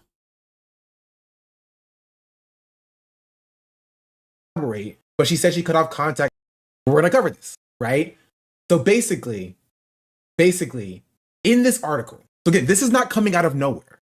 This is not from a Republican. People hand waved away the last thing, right? Because they said, oh, it's a Republican, it's Heritage Foundation person, it's obviously an Israeli ob, it doesn't matter, right? They hand waved away this article here because of that. But this is from a Democrat. So that's the New York Times article he's got open there? From a Democrat, somebody who was supportive of Graham Platner. And it was mentioned in this article that everybody jumped over, right? Wow. Morbius with the gifted membership to Real City News. Wait, I gotta chat. What happens if we hit 300? Like, what? I need ideas. What I'm adding, 297 is what we're at right now. I can't give you more time. Definitely not today, but I gotta figure out some more treats for chat. Because seriously, I'm like blown away by this level of support. I've got some confidence now, or like I got some hope for being able to stay in Thailand and do everything that I need to. Well, I mean, obviously I have to leave the country in September, but if I can get it together and get it set up, I can apply for another I can apply for a visa, another educational visa for 1 year. I can apply for another 1 year visa. I just am kind of hurting after this winter. I've only just now kind of climbed back to even being able to stream as much as I used to, and I'm trying to increase that even more by doing 5 days a week. Oh my God, that is 300 right there. Ramon Villalobos, you just got weaseled, and that's a good thing. And that's 300, chat. What do I don't know. So be thinking of ideas. I gotta figure out something to do for you, because this is amazing. Right?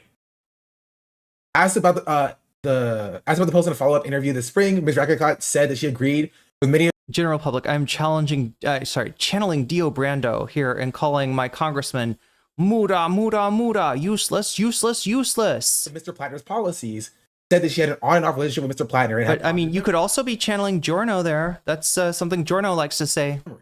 But she was not shocked when she was not shocked, she said. Wait, am I a secret drug kingpin? Wait, what is this? When she saw the incendiary comments he made about women that have serviced during the campaign. Wait, is this a Golden Wind reference? Good Dio energy. You know, it's funny in Thai, the way that you say alone is con Dio, right? Or it's one way to say alone.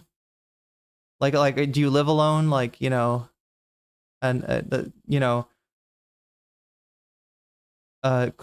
con Dio, right? But I always want to say con Dio da. I always want to say cono Dio da. Anyway, I was like, that makes sense. But then I would have to explain to my Thai teacher, I was actually speaking in Japanese just then. I know many languages, mostly just anime phrases, but hey. Since, she said, this person does not respect women. Ms. Rakicot also said that in 2021, he arrived at her house. Par contigo means together in Espanol. Zusammen auf Deutsch, in German, it's zusammen. House drunk after she had asked him not to come over. She declined to elaborate, but she said she cut off contact soon after that episode and found his behavior reckless and unsettling. Okay, so I don't want to, you know, make you rehear the story. Let's see if we can get past this, maybe. Okay. God damn, I mean, some of Sean's commentary is going to be in here, but again, then there's the Graham Platner. All right, let's get you to at least over here. Wait, what is this? This is, wait.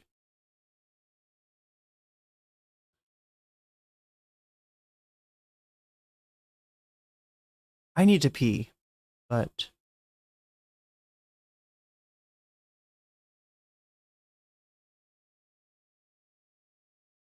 I'm just not trying to re-traumatize anybody who, I mean, I get that. Look, we read through the article, we watched the interview, and we watched Graham Platner. I'm trying to not to, you know, repeat any of that stuff. Right? Call me crazy, but there are allegations of real abuse. I'm gonna pee. I'll be back. Weird the way that I see people covering it, to be honest. And people like this were like, Wait, Dio also means rainbow in the dark? Dio means God in Spanish also? One, believe everything a Zionist Heritage Foundation operative says. And I said, I don't reflectively disbelieve a potential victim of abuse because I don't agree with them politically. I take the allegation seriously to not add to the rape culture of the victim blame. At this point, you're either invested too much in your anti-Platner stance or you'd fall for any negative framing that would match your biases, or you're just straight up cashing checks. Okay, I gotta pee.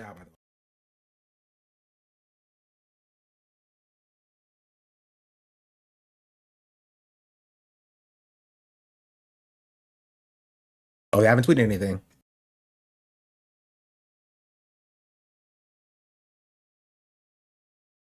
I'm going to listen on my phone. It's frustrating. In case there's anything I need to respond to. It's so frustrating. Do you think Troy Jackson's the best choice for a replacement? I mean, nobody's dropped out yet. So, Graham Platner hasn't dropped out yet. So, I honestly don't think he will. That will require a level of self-reflection that I don't think he's capable of. Right? He didn't show that when he lied about being a part of Blackwater. He didn't show that when he lied about having the Nazi tattoo. He didn't show that when he lied about his financial history in his past, about coming from a wealthy family. He didn't show that during the first allegation that dropped. He didn't show that during his Reddit post. He didn't show that during his anti-Black Reddit post. He didn't show that during these allegations. So, I don't think so. I don't think so. If you're being consistently being principled in your situation like this, a freshman sees 6 year moral compass even when you get blowback. Not many other leftist creators do that. It's frustrating. I am frustrated. I'm frustrated by this. I consider that uncritically supporting America's mercenaries is actually praxis. I'm frustrated and I'm tired. I'm really tired. I'm very tired. I don't have anything else to say. This isn't like I don't necessarily want to engage with like what Hassan is saying or whatever. Right? That's a conversation for another time or whatever. Right? I want there to be. Is this Canada trying to run out Abdul the same day for contrast? Can't believe people try to lump them together. Yeah.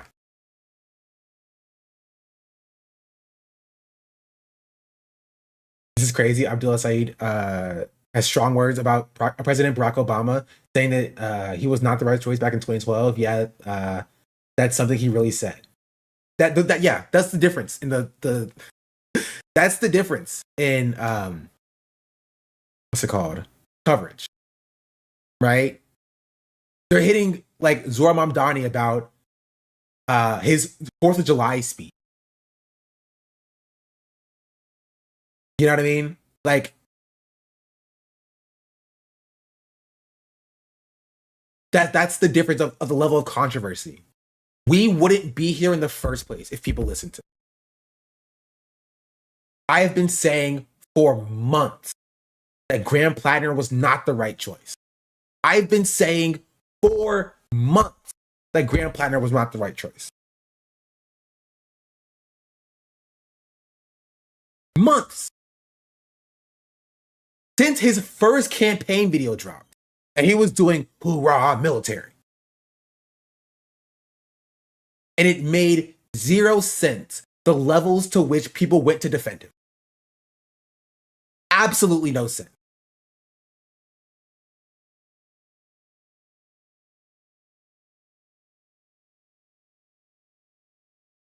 It genuinely.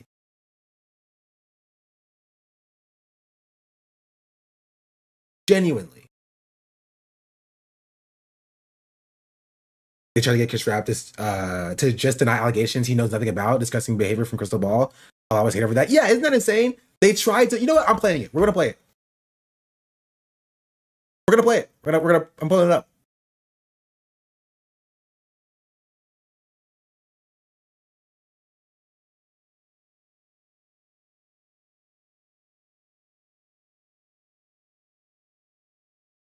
It was gross. It was gross.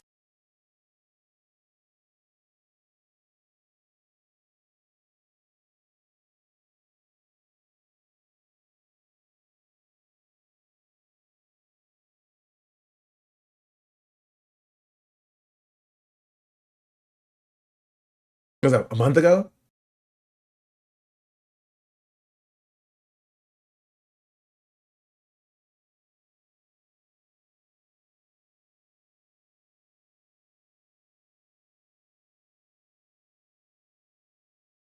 I know we watched it.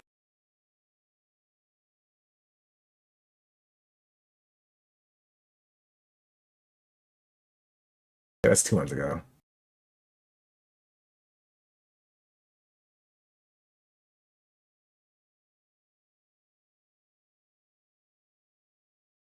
But this intrigues me. I'm intrigued by this. It did say DSA candidate. Hold on.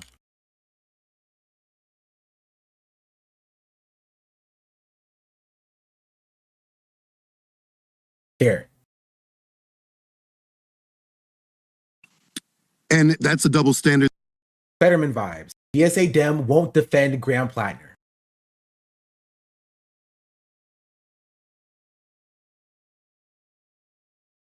If they're truly understanding of why that dynamic is so problematic. I wanted to get you to weigh in on what's going on right now with Graham Platner up in Maine, because I do think it has some important fissures here in terms of the direction of the Democratic Party. You know, his ideological program and yours not exactly the same, but you're more or less in the same lane and have, you know, similar views of the world, and certainly, you know, have been clear-cut, clear-throated opponents of genocide, of AIPAC funding, and the influence of the Israel lobby. He has faced a number of allegations, some of which he's, you know, acknowledged that he had a very rough go of it after serving in the military, that he had a drinking problem, he has PTSD, that he engaged in toxic behavior in relationships, other aspects of which he's completely denied. There was an allegation from a Republican political operative that he had grabbed her by the shoulders forcefully, that he had yanked her by the hand out of a cab, that he had put her arm behind her back and pushed her inside of a room. Again, she says this occurred. He denies it. And the New York Times was unable to confirm it. I wonder what you make of the allegations and also what has been seen as extreme scrutiny into his life that doesn't seem to be matched with a level of scrutiny into others who do not challenge the oligarchy and do not challenge, you know, AIPAC and the status quo. Like, it's crazy to try to get Chris Rapp to defend a rapist, bro. That's kind of wild.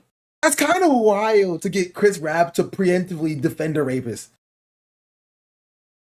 That's why. That's craziness. Right? And people yelled at Chris Rapp for this. They screamed at Chris Rapp in the comments for this. Right? They screamed at him for this. They were like, he's an establishment shield for not defending Graham Platner. Israel as aggressively as he does. Yeah, you know, this is challenging for me because I've felt that folks who have been identified as hard-scrabbled, populist, left of center white guys get far more leeway than folks like me, black progressives. And he was right. He's right about that. He should say it. And that's a double standard that is largely based on race. And I think that's a conversation we need to have. If I had some problematic tattoo that related to white folk, I don't think I would be viable, even in a majority black district, because I think the money would not be there for me to run the campaign I needed. I think there's a clear double standard that the left has to talk about as it relates to our racial politics and what is acceptable. And, you know, I also have PTSD. I have actual PTSD. And I also have political PTSD because in this state, we elected a fake populist in Fetterman. And when I feel Fetterman vibes, I get very, very nervous. I don't know Platner. I've not followed his race closely. I've had, a grueling 10-month campaign I'm just coming out of. So now I'm really seeing what's on the landscape of opportunity in the House and the Senate. But I do think we need to hold space for folks with genuine grievances, and we need to have a process for those folks who are expressing legitimate concerns about the behaviors and choices of candidates, but to do so in a way that is in the spirit of restorative justice, as opposed to the spirit of the politics of personal destruction. And I think that is something that is really, really necessary, because what we don't want to do is to silence or erase the voices of people who have felt real harm, particularly women. But we also have to make sure that we do not feel that there's a class of candidate that has to be perfect. There are no perfect candidates. And we also have to make sure that those candidates acknowledge their faults. Everyone has them, and how we work through them. So if he said, I have a, I understand when someone says, I made a bad choice as a young man and I was struggling with addiction and that sort of thing. We need to hold space for that. But you also may have intervening years, decades, where you did not do any further introspection about what you've done. Look at her face. He cooked her, right? And I don't think she's like, I think she is like, oh my gosh, woke skulls like this are what lost us the. No, I don't know. I don't want to put too much of Ryan on Crystal. They look, they all work together there, okay? Is anybody else noticing this? The staff of Breaking Points, I think, is very close to one another, right? I think they go out drinking together on the weekends, right? And you start to see this like transfer, like this DNA transfer going on here. This just like, you know, this is like, you know, the Monsanto of political you know, commentary shows, right? Where like Ryan hangs out with Emily and he gets a little bit, he's like, oh, actually, you know, maybe the right wingers have a point on immigration. Oh, actually, right? Crystal, I haven't really seen that from. So that's what I'm saying. I don't want to put that evil on her, but I don't know. I didn't like how that question was loaded. I don't usually have nearly as much of a problem with Crystal as I do with Ryan, and I don't always have a problem with Ryan, right? Obviously, you know, I don't think I have, you know, disagreements with Ryan on a lot of international issues, right? It's just that he's got this like kind of class reductionist dog in him, and it comes out from time to time and whimpers and begs and pleads, and it's really annoying. And if you know, you know. I don't want to spend too much time on this because, again, the last time I talked about Ryan Graham, I had more negative comments in my, you know, down in the comment section, of course.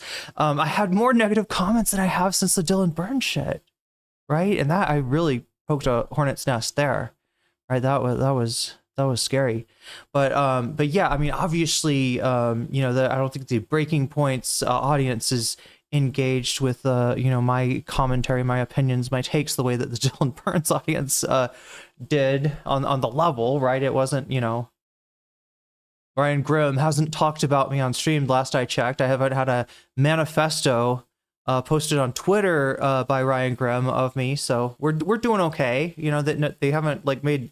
You know, they're not like in my DMs, like, you know, threatening to end me. That is a beautiful statement right there. Atlanta, Dominicuba. I don't know who Dylan Burns is. Nobody. But no, I'm just comparing the drama I had criticizing another Twitch streamer to the drama in the comment section from I feel like I handled Ryan with kid gloves.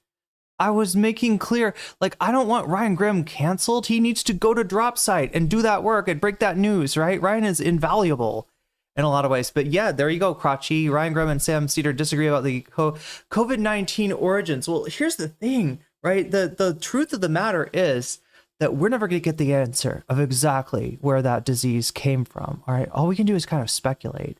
But, you know, because Ryan is one of these people who takes the fact that you cannot absolutely prove or disprove, although maybe they did now. I don't even remember what the last word on the lab leak hypothesis was. In general, it's like an unfalsifiable thing, right? It's like saying, I don't know. It's a little bit like an election denial, actually, in some ways. What is the disagreement? The zoonotic origin theory, right? Which I think, you know, we've all heard of, the wet market in Wuhan, et cetera, et cetera, et cetera. Bat caves in the general area, maybe. And then, you know, so it came from animals, right? It jumped over from animals versus the lab leak hypothesis. And look, I don't even think that, I feel like, I don't know, Alice on Fire.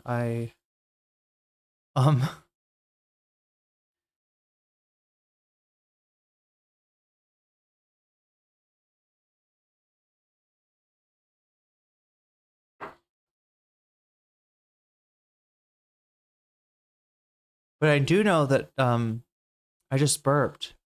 And I want to know from you, was it audible? Could you hear me burp? Or was it a silent burp? Because the noise filter should make it so that, like, yeah, I don't usually burp, but I also don't usually drink like fresh, fizzy soda. So, forgive me, if you will. Wet markets versus, yeah. Well, no, okay, so there we go. Sorry, that's what I'm thinking of. Thank you, Miku's headphones, for getting my brain back on track here. The wet market, yeah, versus, well, see, here's the problem, right? They'll just say lab leak. Like Ryan just says lab leak. But the way he says it, like, it certainly doesn't, there's a unspoken implication in a lot of these lab leak people, including Ryan. There's an unspoken implication that, yeah, it was done intentionally.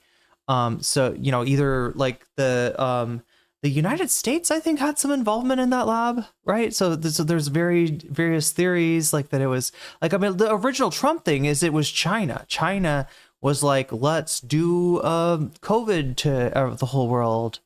And well, it was a pretty bad idea because it really, like, you don't usually get like mass disobedience in China, but the COVID policies were like straining that, were like, really something people found intolerable in China, to the point where the government backed off. But yeah, so in other words, China, if they had done this to themselves, they really fucked up, right? Because it affected them, I think, more than and more negatively than it did the United States. Wait, 2018, wait, what is this about? When I had my last COVID shot last week, I thought about how wild it was that we have to live in a world where we now accept a deadly virus. Yeah, and expect that going forward, right? I do think that the next time something that is, and the thing is, people don't get what's dangerous about COVID, like existentially dangerous about COVID. Obviously, that you can die from it. There's that, but a lot of people don't die from it. In fact, some people don't even feel it, don't even notice it, just keep on working, right, and spread the COVID, right? And they never even really experience any negative effects. And then some people are on like assisted breathing, like lung ventilator kind of shit, and they die. And some people, it was a silent burp. Oh, thank God. At least I thought it would be a cute burp if it wasn't silent, because there's certain, like, I feel like to a certain level it can be cute, but then past a certain level it's just like, okay, gross. You know what I'm saying? Like there's a like a velocity of the bubbles or something, maybe, that affects it, where that if it's just like a tiny little you know what I mean, it's like whatever, it's like, okay, that's actually kind of cute, right? Like snoring is totally like this. If somebody snores in a very quiet, not like it's cute, right? But if my uncle is like anywhere in the house, or even like in the house next door, and you're trying to sleep, you're gonna feel like you're in some kind of a construction zone. It's not cute at all. It's very horrible. He should get that checked out now. If you're watching, he should absolutely get that checked out now. Okay. Just for the sake of his family, if nothing else. How do they fucking deal with that? Anyway, chat, that's not my floor, not my problem. But you know what is my problem here? Crystal ball. I don't know. Am I being mean? I don't want to be, reactive and kind of get into like a, like I try to keep my criticism discreet in that, I don't want to ever, be like, well, I don't like these things about a certain content creator or platform, so I am just gonna interpret everything they do in the least charitable way possible, because I've seen a lot of that.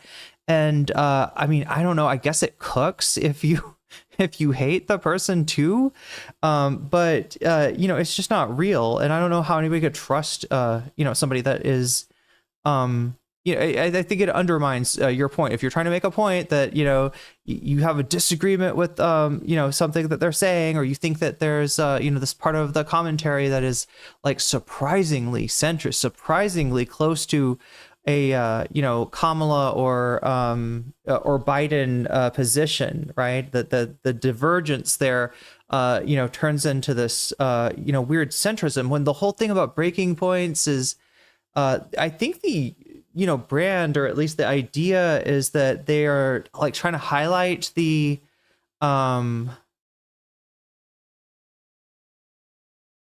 they're the populist aspects of each party.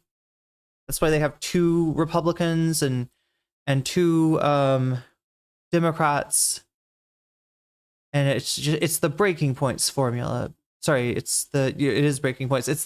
So now I know I feel like, breaking points has taken over the brand, but it used to be the rising formula. It's hard for me to call that name back to memory, because I just really, is not, it exists. Did you know that, chat? The rising still exists, or something like it. I mean, on the Hill, it's a conservative outlet that is more known for its print media, but had a surprising hit in The Rising by pairing who is it? Oh no, originally it was, I believe, Crystal Ball and Sagar and Jetty. Am I wrong about that? No, there was somebody before that, wasn't there? This is like ancient history, chat. I only know back so far. Maybe there was somebody before Crystal and Sagar, but I don't know. But yeah, Crystal and Sagar, and then Robbie Stoav and Brianna Joy Gray, and that show was actually hot up until they fired Brianna Joy Gray, and it's crazy like how far it's fallen off the map. Now, that's not to say that Brianna's career has been all rainbows and roses.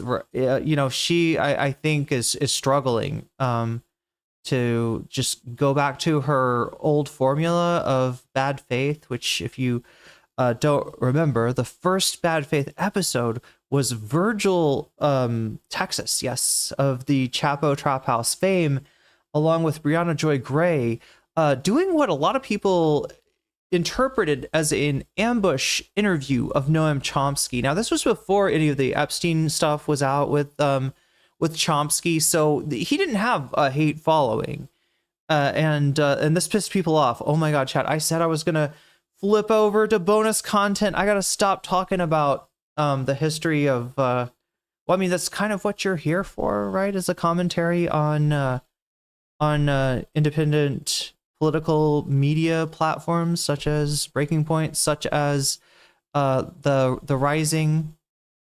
But yeah, Virgil Texas and Brianna Joy Gray, they were partners in crime until it turned out that Virgil Texas's crime was a little worse than being annoying and contrarian, right? Brianna Joy Gray's worst crime, a bit worse. I don't remember actually what it was, but I do remember it was bad, and that's cancel culture, chat. I don't have to remember. I just remember that.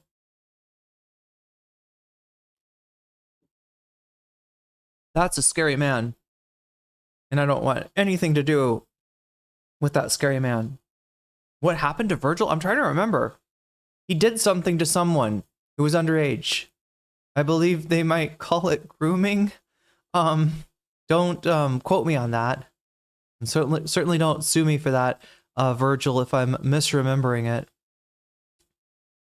But all I remember is it was so bad. I got no question about wanting to missing the voice of Virgil Texas, which was like a useful counterpoint in the Chapo universe. But obviously, this is the kind of thing you can't unsee. This is something you cannot ignore, and although I don't want to get sued by Mr. Texas, I also remember I do not want to have anything to do with Mr. Texas. So I think we all have to get law degrees somehow. Is there a VHS blockbuster series? Wait, become a lawyer in 6 videotapes or less? So if there was, you would expect it to maybe be uploaded to YouTube by now. Aren't a lot of those things like, you know, employee training videotapes, like especially for there's ones for the Waffle House.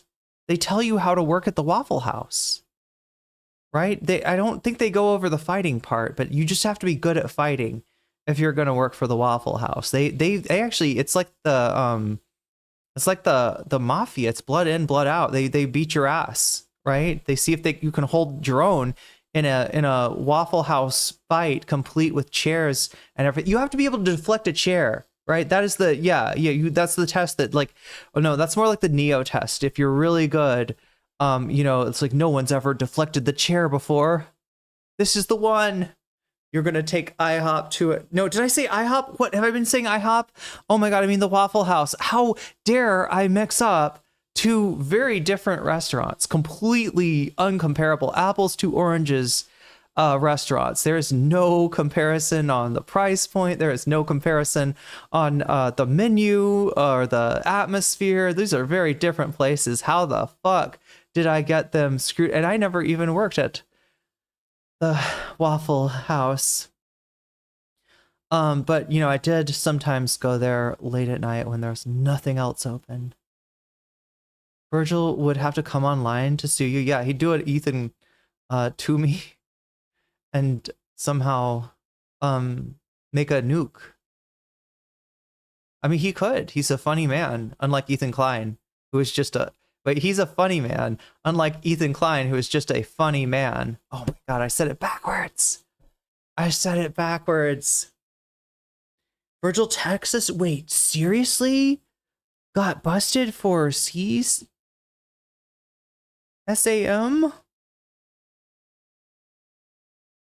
That's a real thing?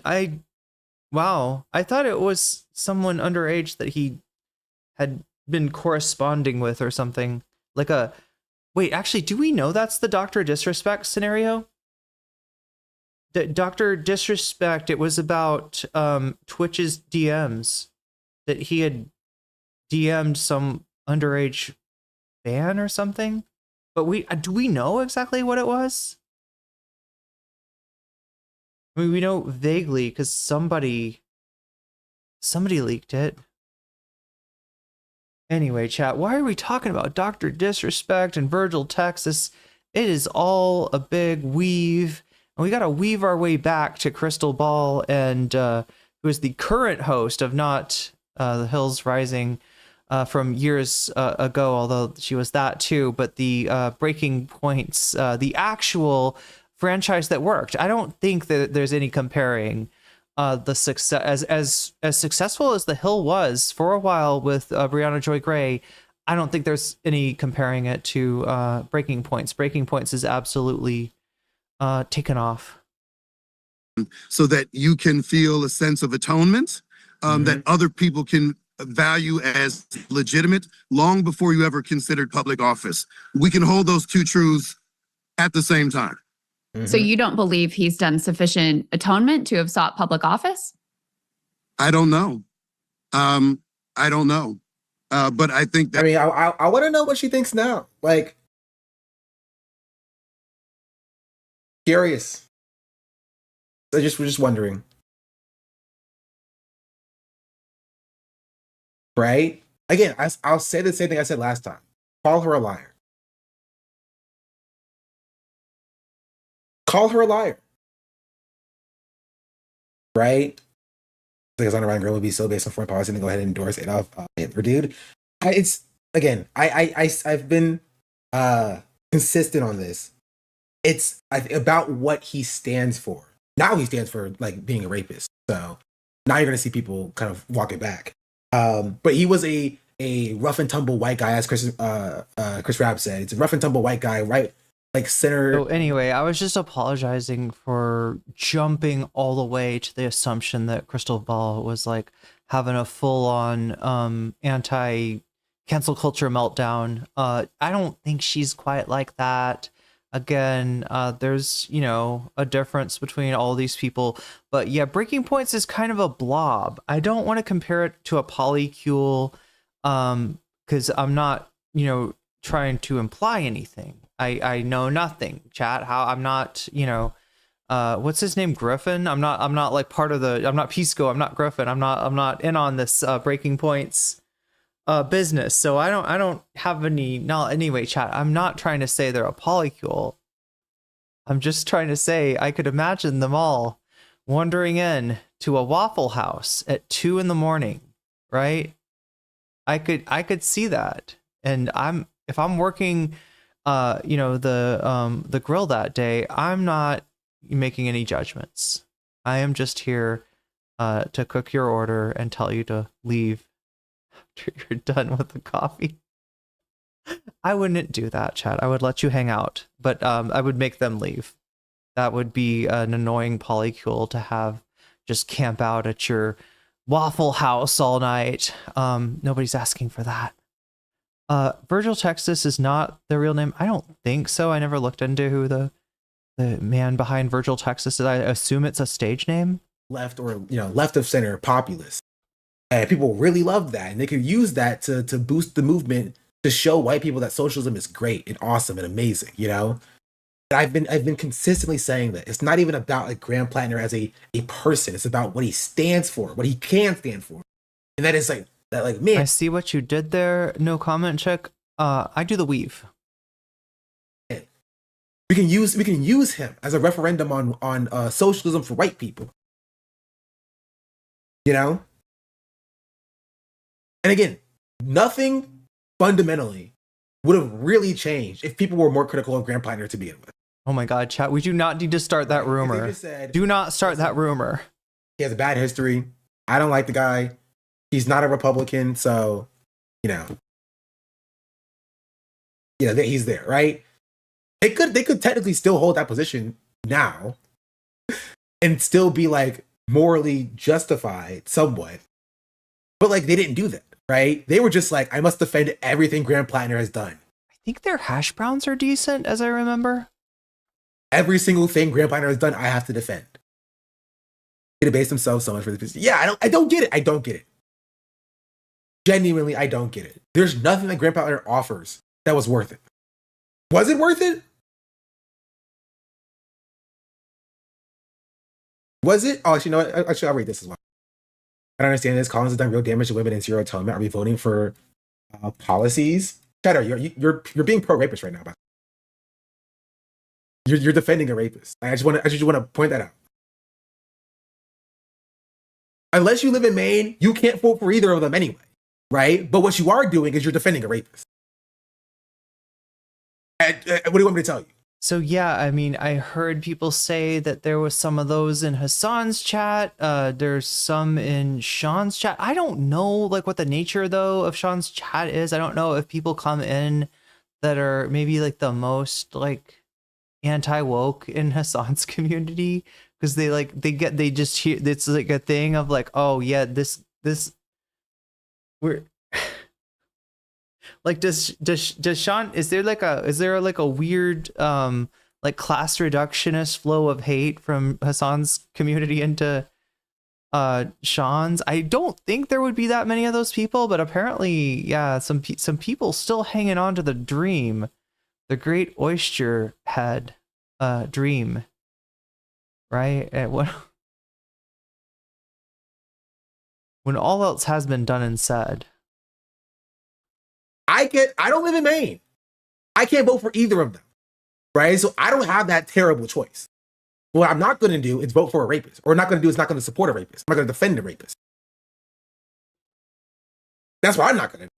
Maybe you should learn to not do that as well. Zero voting for me means that the one who has a career of politics harming women. This is what your mind does on electoral politics, by the way. This is literally what your mind is. I'm just asking, chat, where do these people come from? Like, Sean is streaming on Twitch, right? I understand how the Breaking Points people when I do a video criticizing breaking points, I understand how they find this channel. That's the YouTube algorithm. But, Twitch doesn't have that shit. Twitch doesn't have anything close to that shit. How are these chatters finding Sean? These are not like Sean? Are these Sean chatters that are saying this shit, or are these like people that have come in? Like, does he get like Asmongold people?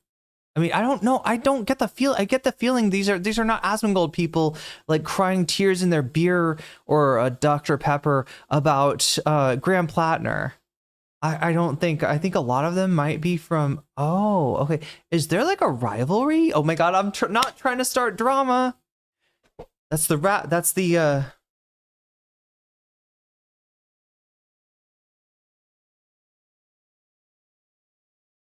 Let's just say Virgil Texas had an accuser who posted his real names and some details on Twitter, demanded that Virgil Texas quit, and he did it, and the tweets were deleted. Wait, I thought that wasn't there somebody who came forward that was like underage and had like a relationship, or like they were like they were like underage when they met Virgil? There's no rivalry. Good to know. Wait, we do not need that. Just individual chatters. Wait, on their own. But are there regulars? Is what I'm asking. Are they like Sean's regulars? Sean is well known in other leftist communities. Oh, your previous statement answers that question. It's not like he's not known. So it is just people that kind of know that they're gonna disagree with something coming in from other communities, or maybe just like, yeah, okay, it's the thing that happens on Twitch when people like look at other streamers' thumbnails and like, I was like, oh, looks like looks like Sean's talking about Platner. Better go in there. Better go in there. Electoral politics. It is. Did you vote for Kamala Harris? Question, just in general. Taverto says there's animosity between left streamers. There is? But usually Sean isn't directly involved in that. Yeah.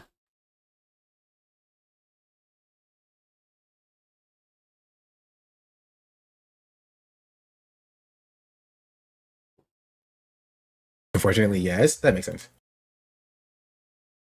Oh, yeah, I know about that. Yeah, Sean was field because Sean is Hassan related. It was briefly an enemy of an Ethan enemy, an H3 enemy. People keep tabs on him. Yeah, it could be that too. I gotta make sure. I have to verify. I need to get you some bonus content. Oh my God, how are we gonna do this, chat? The denims thing. It's short and sweet. Everyone knows that they can get in a progressive candidate who isn't a rapist and running against Collins. Yeah, that's what I was saying 9 months ago, where all of y'all were still sucking off Platner. I was saying that 9 months ago, by the way. I don't know if you know that, chatter. I was saying that 9 months ago. I was saying we should have somebody else in there, right? The Plattwater defenders, people who were defending everything that they were doing. Oh my God, we ran out of time for Bat and Banada. Y'all were standing in the way of that dynamic. I was saying 9 months ago, we should have somebody else in there. And y'all were like, no, Platner's our guy. Platner's our guy. Right? And now we're stuck with this choice. I was literally saying this. There is apparently a beef, or maybe rather a chicken, between the Do Not Worry podcast and the girl with the microphone. I'm starting to see a pattern. Okay. Wait, there's a channel called Denim's Dunks, right? I think that's the one I'm looking for. And I got screamed at. I got yelled at. I was called a wrecker. I was called a liberal. I was called a Zionist for merely just suggesting that, maybe there could be somebody else that we can run. Literally anybody else that we can run, actually. Do you think I'm going to get an apology for that? Do you think I'm going to get an acknowledgement that, like, I'm sorry for doing an insane campaign against you for claiming that you're like a wrecker and a bad leftist? I don't think so. You think I'm gonna get any acknowledgement that like maybe I was not, you know, a liberal wrecker who wanted to make pro-Israel candidates win or something? I don't think I'm gonna get that either. Do you think that anybody's gonna actually acknowledge that they were actually in the wrong for so long, and that maybe that we should have been a little bit more critical about the people that we put up and have a slightly higher standard for the people that we put up? Am I crazy on that? Okay, I found it. Because that's what I've been saying. Consistently. You have chatters in your DMs as well? I got emails about this, chat. People sent me emails about why I was a Zionist for saying that Graham Platner sucked.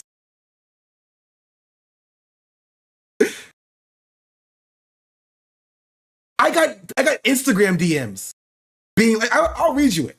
I will read you the DM that I got a week ago. It was like, or I saw it a week ago. I will read. Okay, just so everybody understands, I'm not trying to do project like Find Virgil, Texas. This is not something I can endorse. Yeah.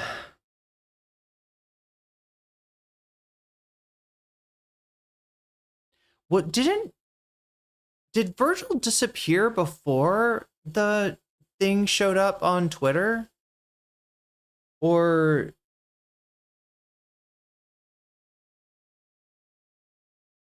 like, I thought there was a confusion about what happened to that Virgil just disappeared from the Chapo podcast, and people didn't understand why until they heard the reason and were like, oh, that's a pretty good reason.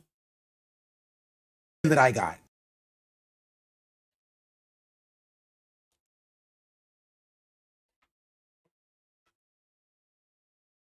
Where's it at?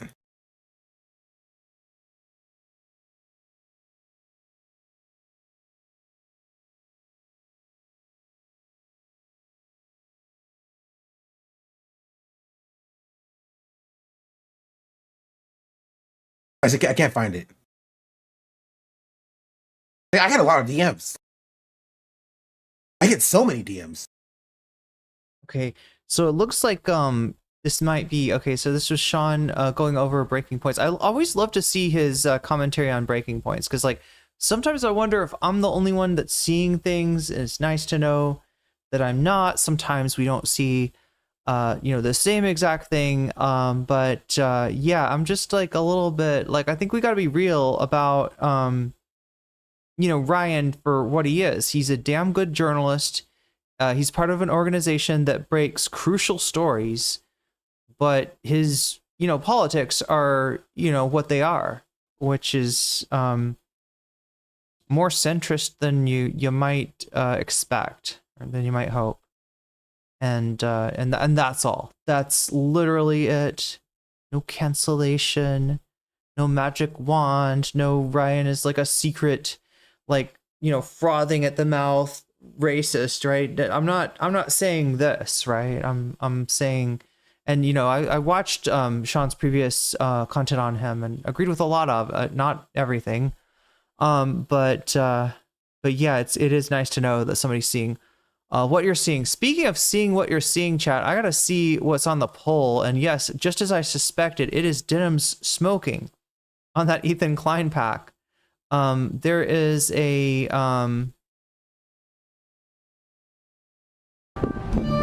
okay, is it all the music? Does anybody know? Is all of the music copyrighted? Should I just not fuck with, like, should I put the, we're gonna have to watch it like a silent movie.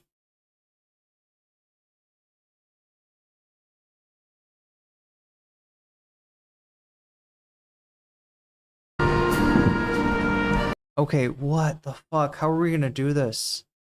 I am not sure what is copyrighted and what is...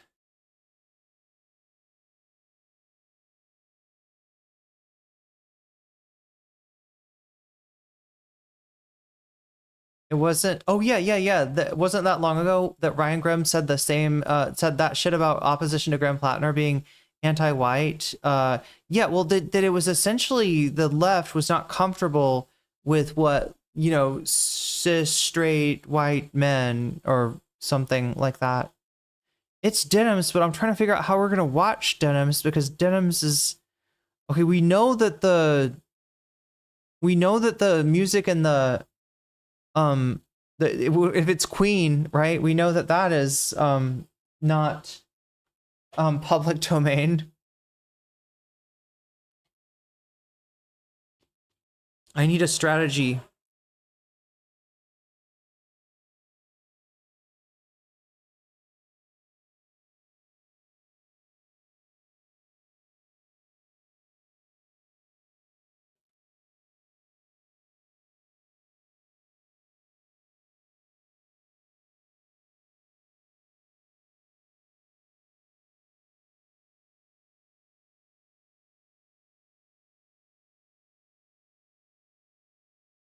You will miss all the clips if it's re-uploaded and replaced.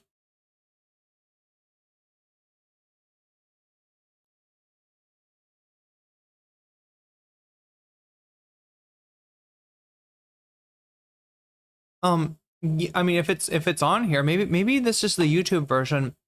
I'm just worried. I mean, like, this could be public domain or like YouTube music, YouTube creator, or what is it called?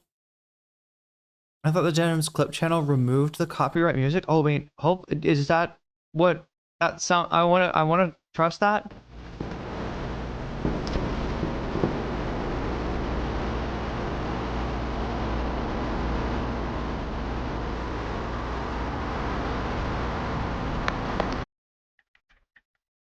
Oh, hey there. It's your old friend Denims. I have a lot to catch you up on, but before that, a quick message for Ethan. Look at me. This is me. I win, you lose. And you will continue to lose, and I'll tell you why. Because I'm not done. I'll never be done. Fat L's, cringe, you lose, I win. Before we start, let me bring in our honored guest. You might have previously known him as the Fair Use King.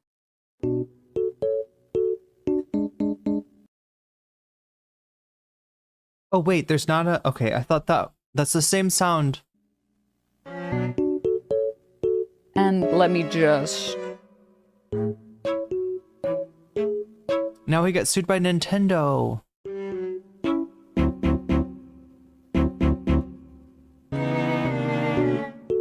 There we go, much better. At least... Is that an Ethan Klein lampshade?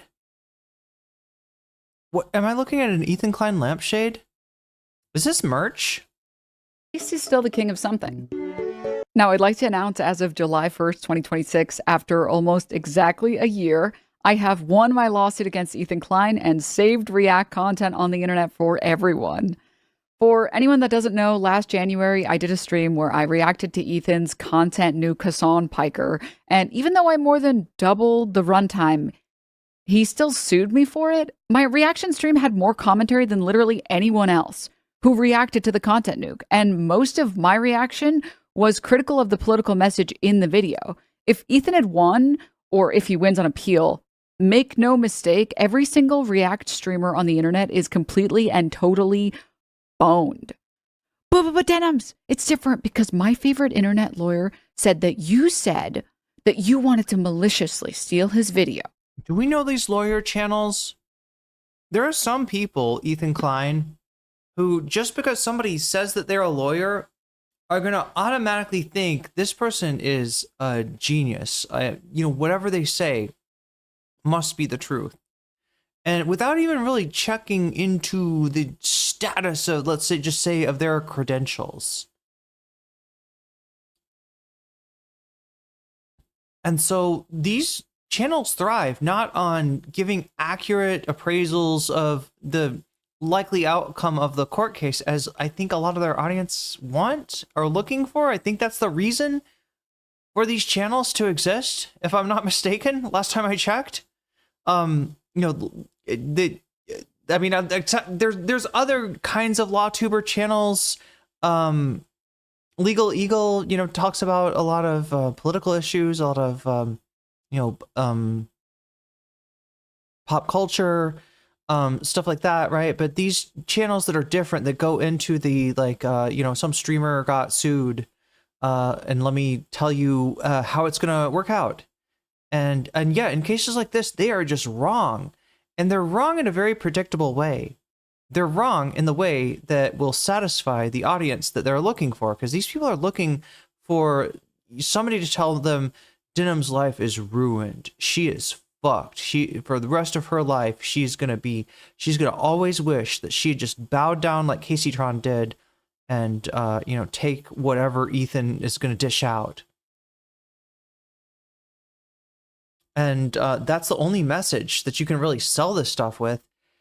And yet, that is a message that is just by its very nature likely to be incorrect. And to the consternation of people like Asmongold, who cannot wrap their mind around how Ethan Klein lost.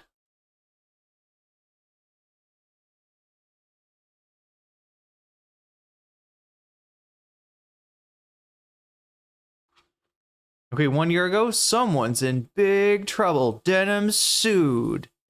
Denham sued. What is he saying now?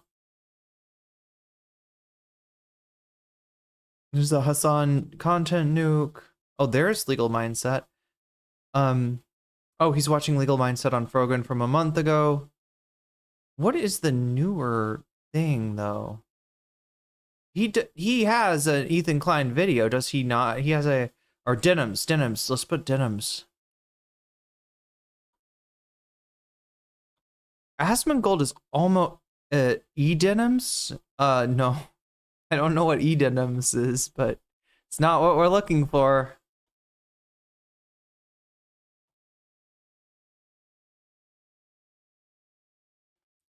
Four months ago, Karma is a bitch. Well, almost like looking at these thumbnails is actually kind of satisfying, considering how wrong he was. And you know, when his shit is based on anything, it's based on what some law channel says. Emaru, that's 4 months ago.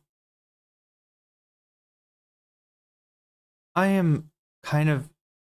She already folded? Oh my god, no she didn't. Okay, well, I mean, I'm not finding what I'm looking for, but I am finding something.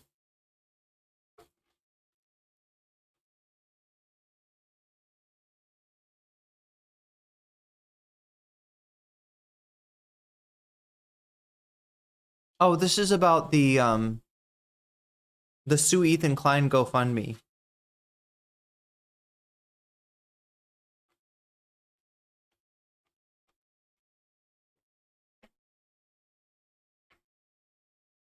But if I remember it correctly,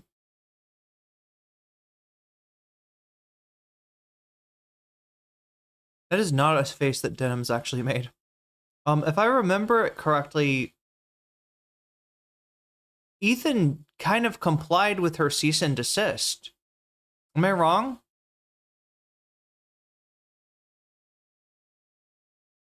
Ethan said, went on stream and said Denham's didn't do CPS. That's not, like, you know... Oh my god, all these thumbnails, she's fucking crazy. She's about to lose everything. Oh my god. So wrong about this. So wrong all the time.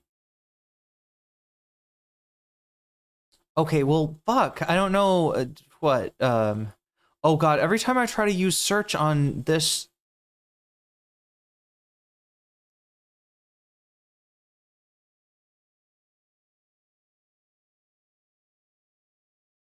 Asmongold.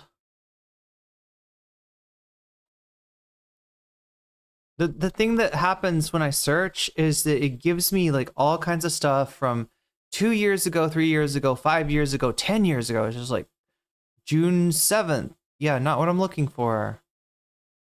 June 27th.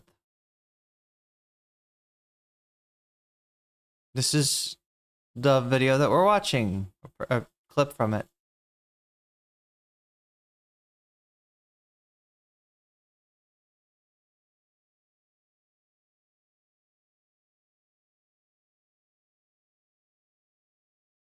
July 5th? Is this related to anything? No, no, you don't. No, you don't. Oh my god, it's him reacting to this. It's him reacting to this. I wanted to see Asmongold. Oh my god, chat. I hope I didn't play too much of that.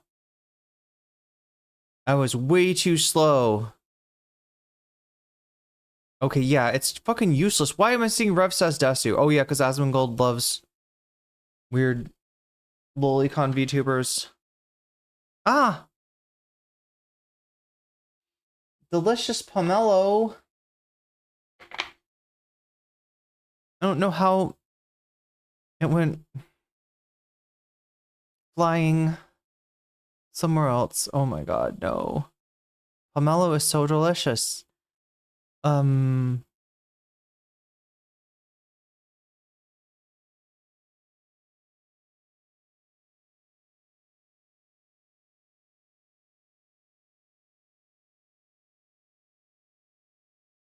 Anyway, let's go back to denims because I can't, wow. I think now is a good time to finally dispel this talking point. I did not say or do anything to try and deprive Ethan of revenue.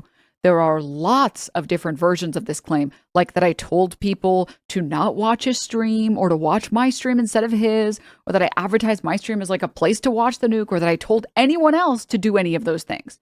But none of that happened. And yet a bunch of people became convinced that I would lose my lawsuit because of this. Like, a lot. No, no, stop. God damn it. God damn, I'm haunted by the ghost of Freddie Mercury. What do I have to do? What do I have to do to appease the ghost of Freddie Mercury? In what way am I in karmic violation of the... Okay, so Denims is not only going to lose her lawsuit, says Legal Mindset, in epic fashion, but just kicked the literal hornet's nest by attacking VTubers as a whole, including many who are wholly undeserving of slurs she slings. So what did Denim say about VTubers? I don't think it was anything bad. This is, yeah, more demonizing. VTuber fans are about to launch the 9th crusade for their Oshi? Oh no. Wait, that feels like it's about something else. Wait, lose her lawsuit? No, I don't even know which lawsuit he's talking about, right? Asmongold thinks Denim's program, Casey Tron, I think it could theoretically be the, lawsuit before. Wait, when did this tweet get posted? September 30th. Had she given back the GoFundMe money by September 30th of last year? Was that a thing? Anyway, I'm micro looking at this. I just gotta, since we can, oh wait, I owe you music though. All right, we don't have Freddie Mercury not having a good time. Sorry. I'm trying to make it a good time.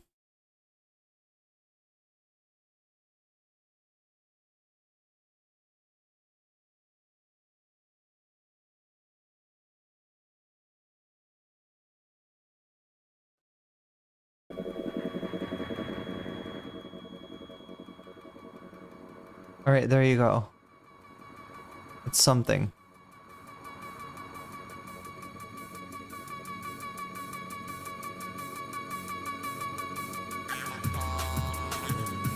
Chat, can you really judge can you really rule that Denims can't... Can the judge really rule that Denims can't wear push-up bras on stream? This is more the like Twitch thought. Oh shit, chat. We just had a minor F. Refresh. And reload.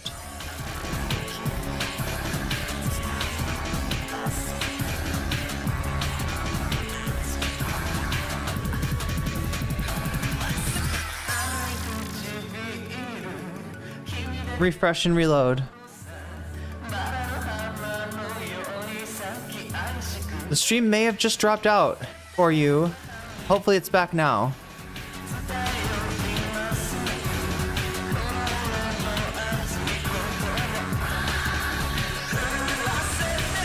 Oh yeah, there's another, the Leia Sapienta T person seemed to say that something about Denham's commentary. This is echoing this idea that something about Denham's commentary doesn't constitute, you know, a criticism. That she's like below the intellectual level in which that would be possible. And often this is from people that might actually be struggling to keep up with what Denham's is saying. So no, but it must be that Denham's is the stupid one, not you, Leia. Gay Axie, I don't know about any of these others, but what Denham's does is absolutely not covered under fair use. Another law scholar, JXC, she just steals.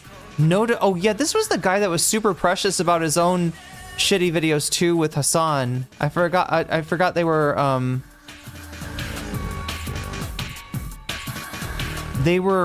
behind ReactGate, or one of the React gates. Not defending or condemning anyone else here because I don't know shit about them, and yeah, Denham's had a lawsuit coming. She deserved it.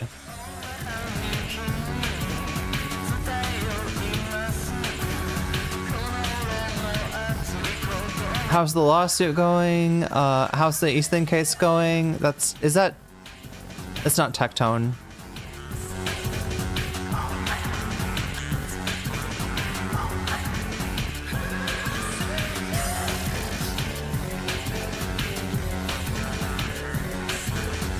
Yeah. Her still not realizing the court of public opinion does not equal actual court. Okay. That's... Oh, no, we need to watch this part. Wait, is Freddie Mercury still gonna be there? Is Freddie Mercury gonna be there to try to torture me when I turn this volume back on? I now move my percentage. Yup. Oh no, and there's no subtitles. Oh, that sucks. Okay, well, too bad for Legal Mindset. But yeah, he is the guy that they go to. Wait, is Emeru going to be covered by the Queen? Yup. Oh my god, chat. Every time I hit play, is Asmongold still in there? Okay. Yup. Still with the Queen. Okay, so let's skip the Queen and get back to the Queen, if you know what I mean. Maybe here? Malicious intent and involvement, but I've Denham's raised 50. Communicated with any of them in any way. So what exactly did I say that proves this malicious intent and involvement in this conspiracy? Well, here are the clips from his video. We're relying on you to stay live so we don't give more views on the nuke. Yeah, I'm gonna stream it. Since he confirmed it's coming out today, we're gonna stream it. If you want to watch it with someone else who's already watching it, you know, come enjoy the watch party somewhere else. If you enjoyed... Wait, I'm sorry, that's why the clip account is better? Wait, sorry, is there a different one? Wait, I thought I was doing the right thing. I thought this was the account that doesn't have the... Like the clip account on Twitch doesn't have the Queen? Because I feel like people get away with copyrighted music all the freaking time. Wait, what is the cake is a lie? Also, why am I seeing, like, Ren and Stimpy butts bouncing? Is that Burple? Oh my god, really mad? There was no cake? Wait, I thought there was cheesecake. Does that not count? Is that not a real cake? Is that the cheesecake not dignified? I bet you didn't even know you could order cheesecake at the Waffle House. Not a lot of people do. It's an off menu. There was no F? There's definitely an F there. That's what my OBS told me. We got 12 minutes left. Not giving any views to that terrible video. Follow, subscribe, throw a prime if you like the content, if you enjoyed your time here. Compelling, right? Wait, somebody should just send me... Okay, what exactly are we talking about when we say the clip account? because I think you're absolutely right. I just thought you were saying like that this is the way, this is the one. I thought this was the clip account on YouTube. Daily Denims Daily has the music cut. Oh, you don't know if it does. It might have it cut. Well, Twitter definitely doesn't. My axiomatic calculation. OBS is the cake? Here's the thing. I don't care how many views Ethan's video gets. It's just not something that's ever crossed my mind. So in that first clip, when I read that chat message, I answer their question and move on. I hope you guys don't mind. Oh yeah, she is straight up reading a chatter's message. She's not. Yeah, this is a classic, you know, reading out a chatter's message and then somebody clips it and says, "You said this." And like chatters say some crazy shit, you know? Like chatters say that like Vladimir Putin is the savior of Western civilization.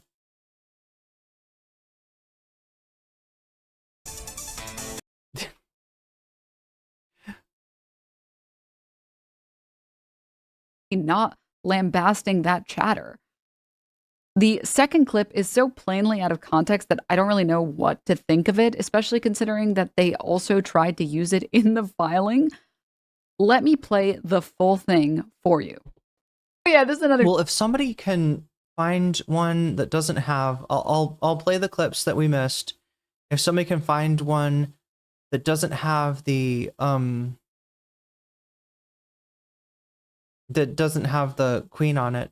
If a chatter can confirm no Freddie Mercury ghost on one of the clips, then I will indulge in the Asmongold and the legal mindset and all of the rest of the, you know, things that go in the night, because they're not smart enough to know what the fuck they're talking about. And they just kind of like the conventional wisdom it. They just kind of like common sense it. Well, that doesn't seem right. Like they think that somehow when they imagine how fair use copyright law works, that the thing that they're imagining is actually how it works. Why is it how it works, even though they have never been curious enough to look and see how it actually works? Well, it's because they're geniuses. They're smarter than the rest of us, at least in their own minds, right?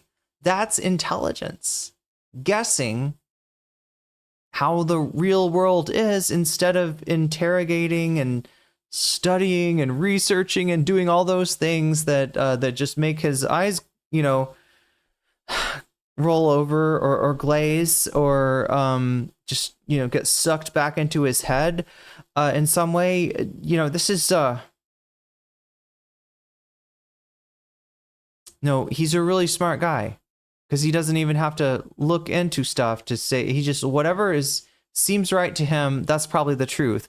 And when this doesn't comport, it's got to be a snarker judge or a feminist judge, or, I mean, that's literally the clip. I can't find, I want to show you the, I'm guessing, does she include that one? Does she include that clip where he can't figure out how she is, or how she could have won? It must be, you know, she had sex with the judge. That was the other one. Thing. Don't go bother Hassan while he's in fucking Japan having a good time. Don't bother him about this stupid garbage. Like, I think it's bad enough to like lose a friend, especially someone where someone you really try to like make a better person. The last thing I would want while I'm vacationing in Japan is to be fucking linked 100 times some video from a deranged ex of mine, right? If you want to watch it with someone else who's already watching it, you know, come enjoy the watch party somewhere else. I don't think that needs any further explanation. The last clip is me shilling at the end of my stream.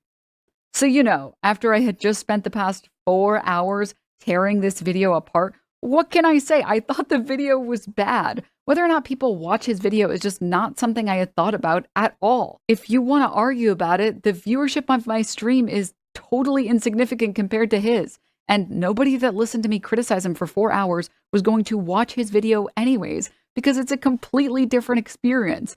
And I mean, that is literally... Wait, I'm sorry. Did she have numbers up there of viewership of her stream versus his stream?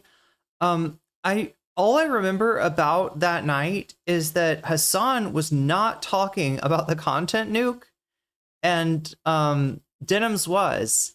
And Denham's had, I think 50,000 or maybe more watching on her side. I don't remember how many Ethan had watching on his side. I mean, it's probably more than normal. It's got to be more than normal, right? That's a special premiere, I guess is how he did it. Really what the court found. So all of that to say there isn't anything uniquely special about this case. Technically between you and Denham's was definitely being botted. The real viewer account was probably... Wait, there's no... Oh my god, if she was being botted, I gotta ask for what reason? Think she was botted? Okay, if that's true, damn, if that botting has anything to do with Ethan, I mean, what kind of contempt would a court hold him in for that? That's crazy. Right, if he was found to, if he was somehow adjudicated to being, I mean, I don't know, maybe it would just be a civil thing and he'd owe Denham's a bunch of money, but I don't know. It feels like it should be a criminal thing, but I'm not a lawyer, so I'm not going to say it's definitely a criminal thing. That's something Asmongold would do, right? If it just seems to him like, yeah, no, that sounds like a criminal act to me. Yup, definitely. If you're, it sounds like a, what is it? Yeah, criminal versus civil. Yeah, if you're in a country illegally, that sounds criminal to me. That sounds like you're invading. You could wait, I don't sound like Asmongold, do I? I sound like something else. I don't know what voice I'm doing. It is a real person, I think. Oh, she was out at 30. I just remember it was higher than Hassan, right? More people wanted to watch the content nuke with Denham's than were wanting to watch Hassan cover the news. That was what was going on that night. Either that or like Chad is saying, it was botted. And again, by who? To what end? I really want to know, because that is some major, like, that would be bold of Ethan to try to, inflate her views just to be able to somehow, I don't know, use it in court, claim more damages. I'm not sure how that would work, because I'm not a lawyer and I can say that, and it's good that I say that so that the limits of my I can tell you it kind of seems like to me like maybe the law would be like this, but I'm never going to tell you, yeah, no, this is how the law works, obviously, because I'm smart. I don't have to do research. I don't have to research the law. I just know everything that is in my preconceived notion category is categorically correct. If Hassan was not going to cover it. Hassan, oh yeah, that's right. He was IRLing, and he gets lower views when he IRLs. Actually, kind of gets lower views sometimes when he's in a, another. I mean, it depends on what it is he's doing, but sometimes lower views when he's in another place. People like the home office and the dog, the chicken. Although, yeah, can you see? Just tell me what it is. See the Twitch tracker. Oh God, yeah. I was gonna say if it was a YouTube video. Viewership chart for Denham's on January 31st.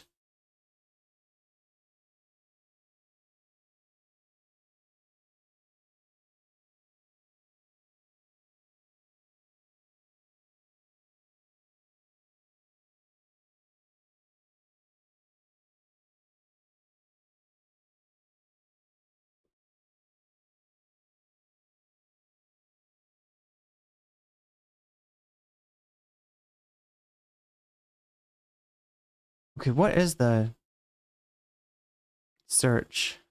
No, I don't need to search. Streams. Oh no, I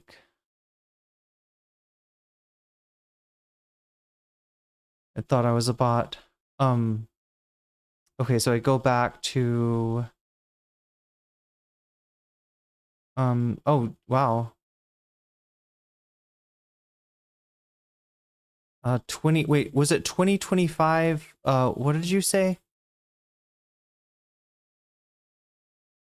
January 31st, 2025. All right.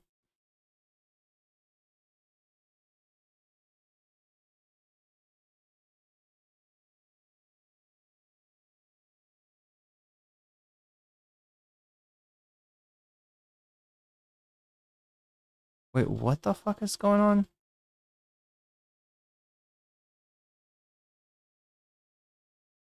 There it is. Okay. No, there it is not.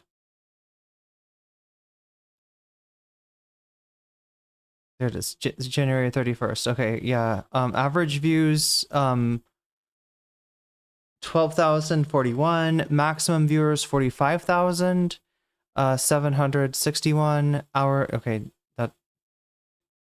I mean, I guess the followers, 1.9K would normally be a high number of followers, but actually not as high as if a follow bot had hit him. So I think those are maybe legit followers, and quite a few of them. It makes sense for a night like that.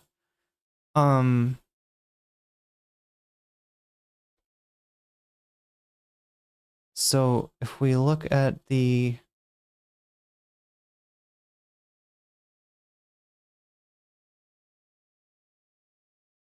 wait, is it showing up as I think I need to zoom in on this before I show it to you, like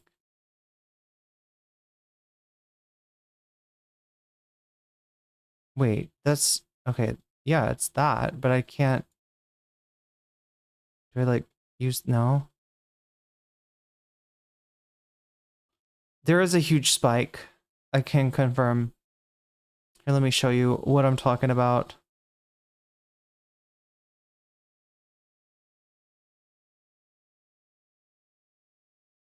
There's like do you see how the views start off like this and then they shoot up? Now, if it was just that she started watching the content nuke right here, then it would be a little bit more, you know, more of a diagonal line rather than a vertical line. These vertical lines generally indicate bot activity. So yeah, there's definitely reason to think, and again, I'm not a lawyer and I'm not an expert on what a botted Twitch channel looks like either. So, you know, take what I'm saying with a grain of salt.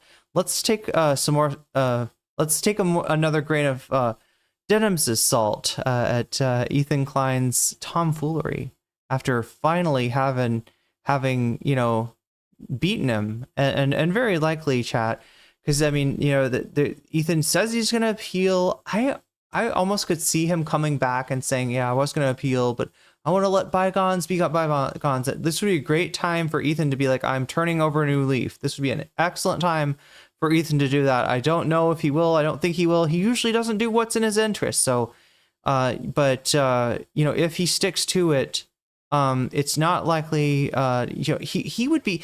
The other thing, the lawsuit he's filing is not a lawsuit. The appeal he's filing is not an appeal to hold, you know, Denham's liable for statutory damages or whatever, right?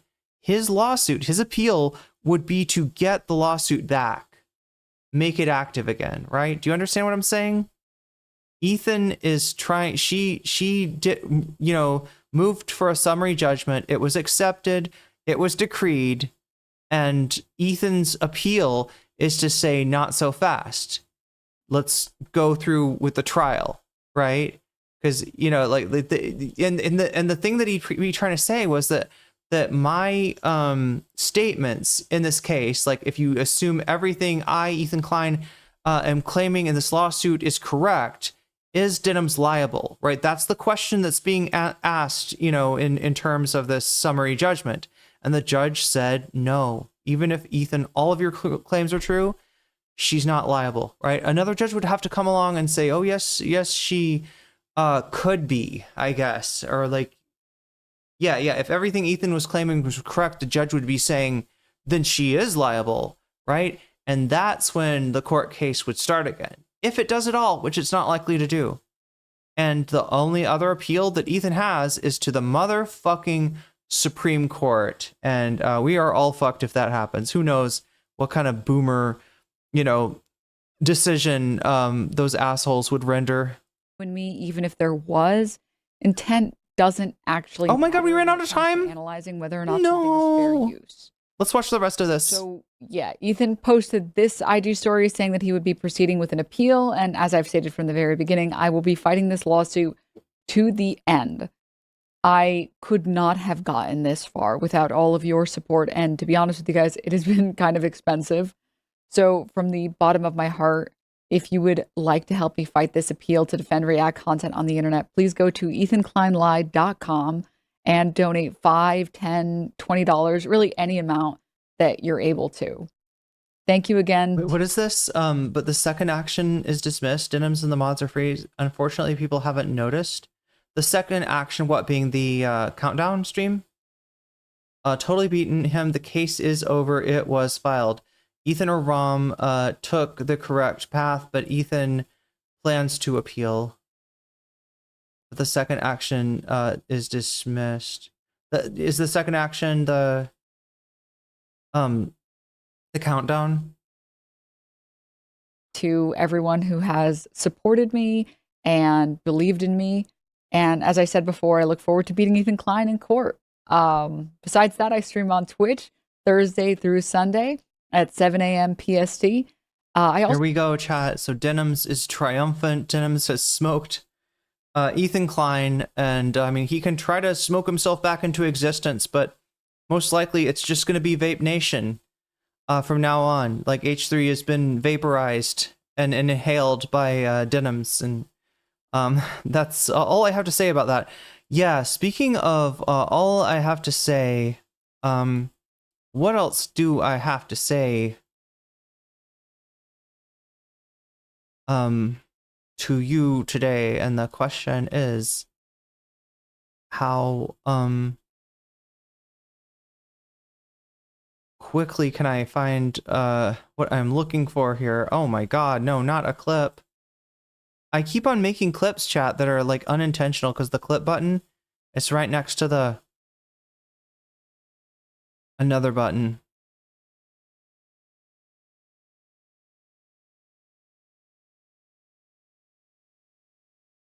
And I think I know just what button to press. Okay, so if you're watching me on Twitch, you're about to be raided into a channel called Lesbian Hot Sauce. And yes, that is a channel is just as cool as it sounds. The best kind of hot sauce, lesbian hot sauce. And let me see what's going on over on Lesbian Hot Sauce.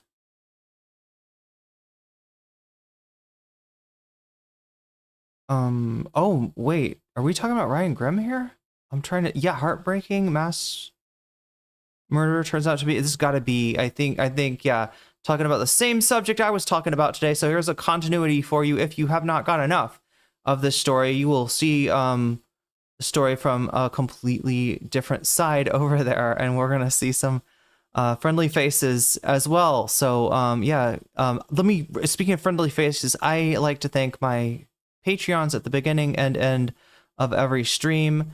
If you're a Patreon at the $5 level or above, I give you a fancy shout out at, you know, and it's near the end of the stream now. So shouts out to Neopergus, shouts out to JMB, shouts out to Emily French, shouts out to Big Al of the Cake Remix, shouts out to Direful, shouts out to Jules Siverud, shouts out to Sarah, shouts out to Izzy Amandia, shouts out to Steven Sayers, shouts out to Animus, shouts out to Infallible Foul, shouts out to Oral Ellipsis, shouts out to Naughty Divat, shouts out to Choki, shouts out to Moe Noip, shouts out to Temporal Insanity, shouts out to Buffy Geek, and a fancy shout out to Rachel K, Omega Star, Crystal Saphira, and Zara Xerix. Chat, if you've forgotten already, the stream is now starting at 7 p.m. Pacific. Oh my god, I already rated out the Twitchlings. Stream starts at 7 p.m. Pacific, 10 p.m. Eastern Time. That is Monday, Tuesday, Wednesday, skip Thursday, Friday, Saturday, skip Sunday. That's the schedule for now. I may add extra, you know, Thursdays and Sundays if the, you know, content requires it. I'll try not to cancel the streams I've got scheduled. And if I do, I need to start, like, at least posting. I'll try to post a YouTube community post, and I also should probably post the new times on that. I'm gonna go for 4 hours with a maximum of 6 hours, which we're working on 7 hours here. I gave you a little extra today, but I was late to stream, so there we go. It's only fair that I had to see the end of this video. So what are you gonna do? I guess try to keep to a 6-hour limit, just so that I'm not getting overly tired and not having time to, do the things necessary, the reproductive labor necessary to be able to stream again tomorrow and reproduce content like a queen alien bug, like a true queen alien bug, laying eggs all over the place. And what can I say? What can I say? Anyway, what I can say now is thank you for being here for the stream. Thank you, mods, for keeping us safe. Thank you, Thumb Gang, for lending me your thumbs. Thank you, everybody that helped me out on Twitter to bring that, the blast off tweet into whatever fruition we did achieve today. And I'm gonna look and see if we got 100 likes. Right? If you haven't liked the stream yet, you check that out yourself and see if maybe you could be like number 100. Because I'm gonna be super happy if I look at the stream after I'm done and it has 100 likes. That's gonna make me really happy. If not, we'll get there someday, chat. But yeah, much love to everybody. Take care of each other and yourself, and bye-bye until the next time, which will be tomorrow, 7 p.m. Pacific, 10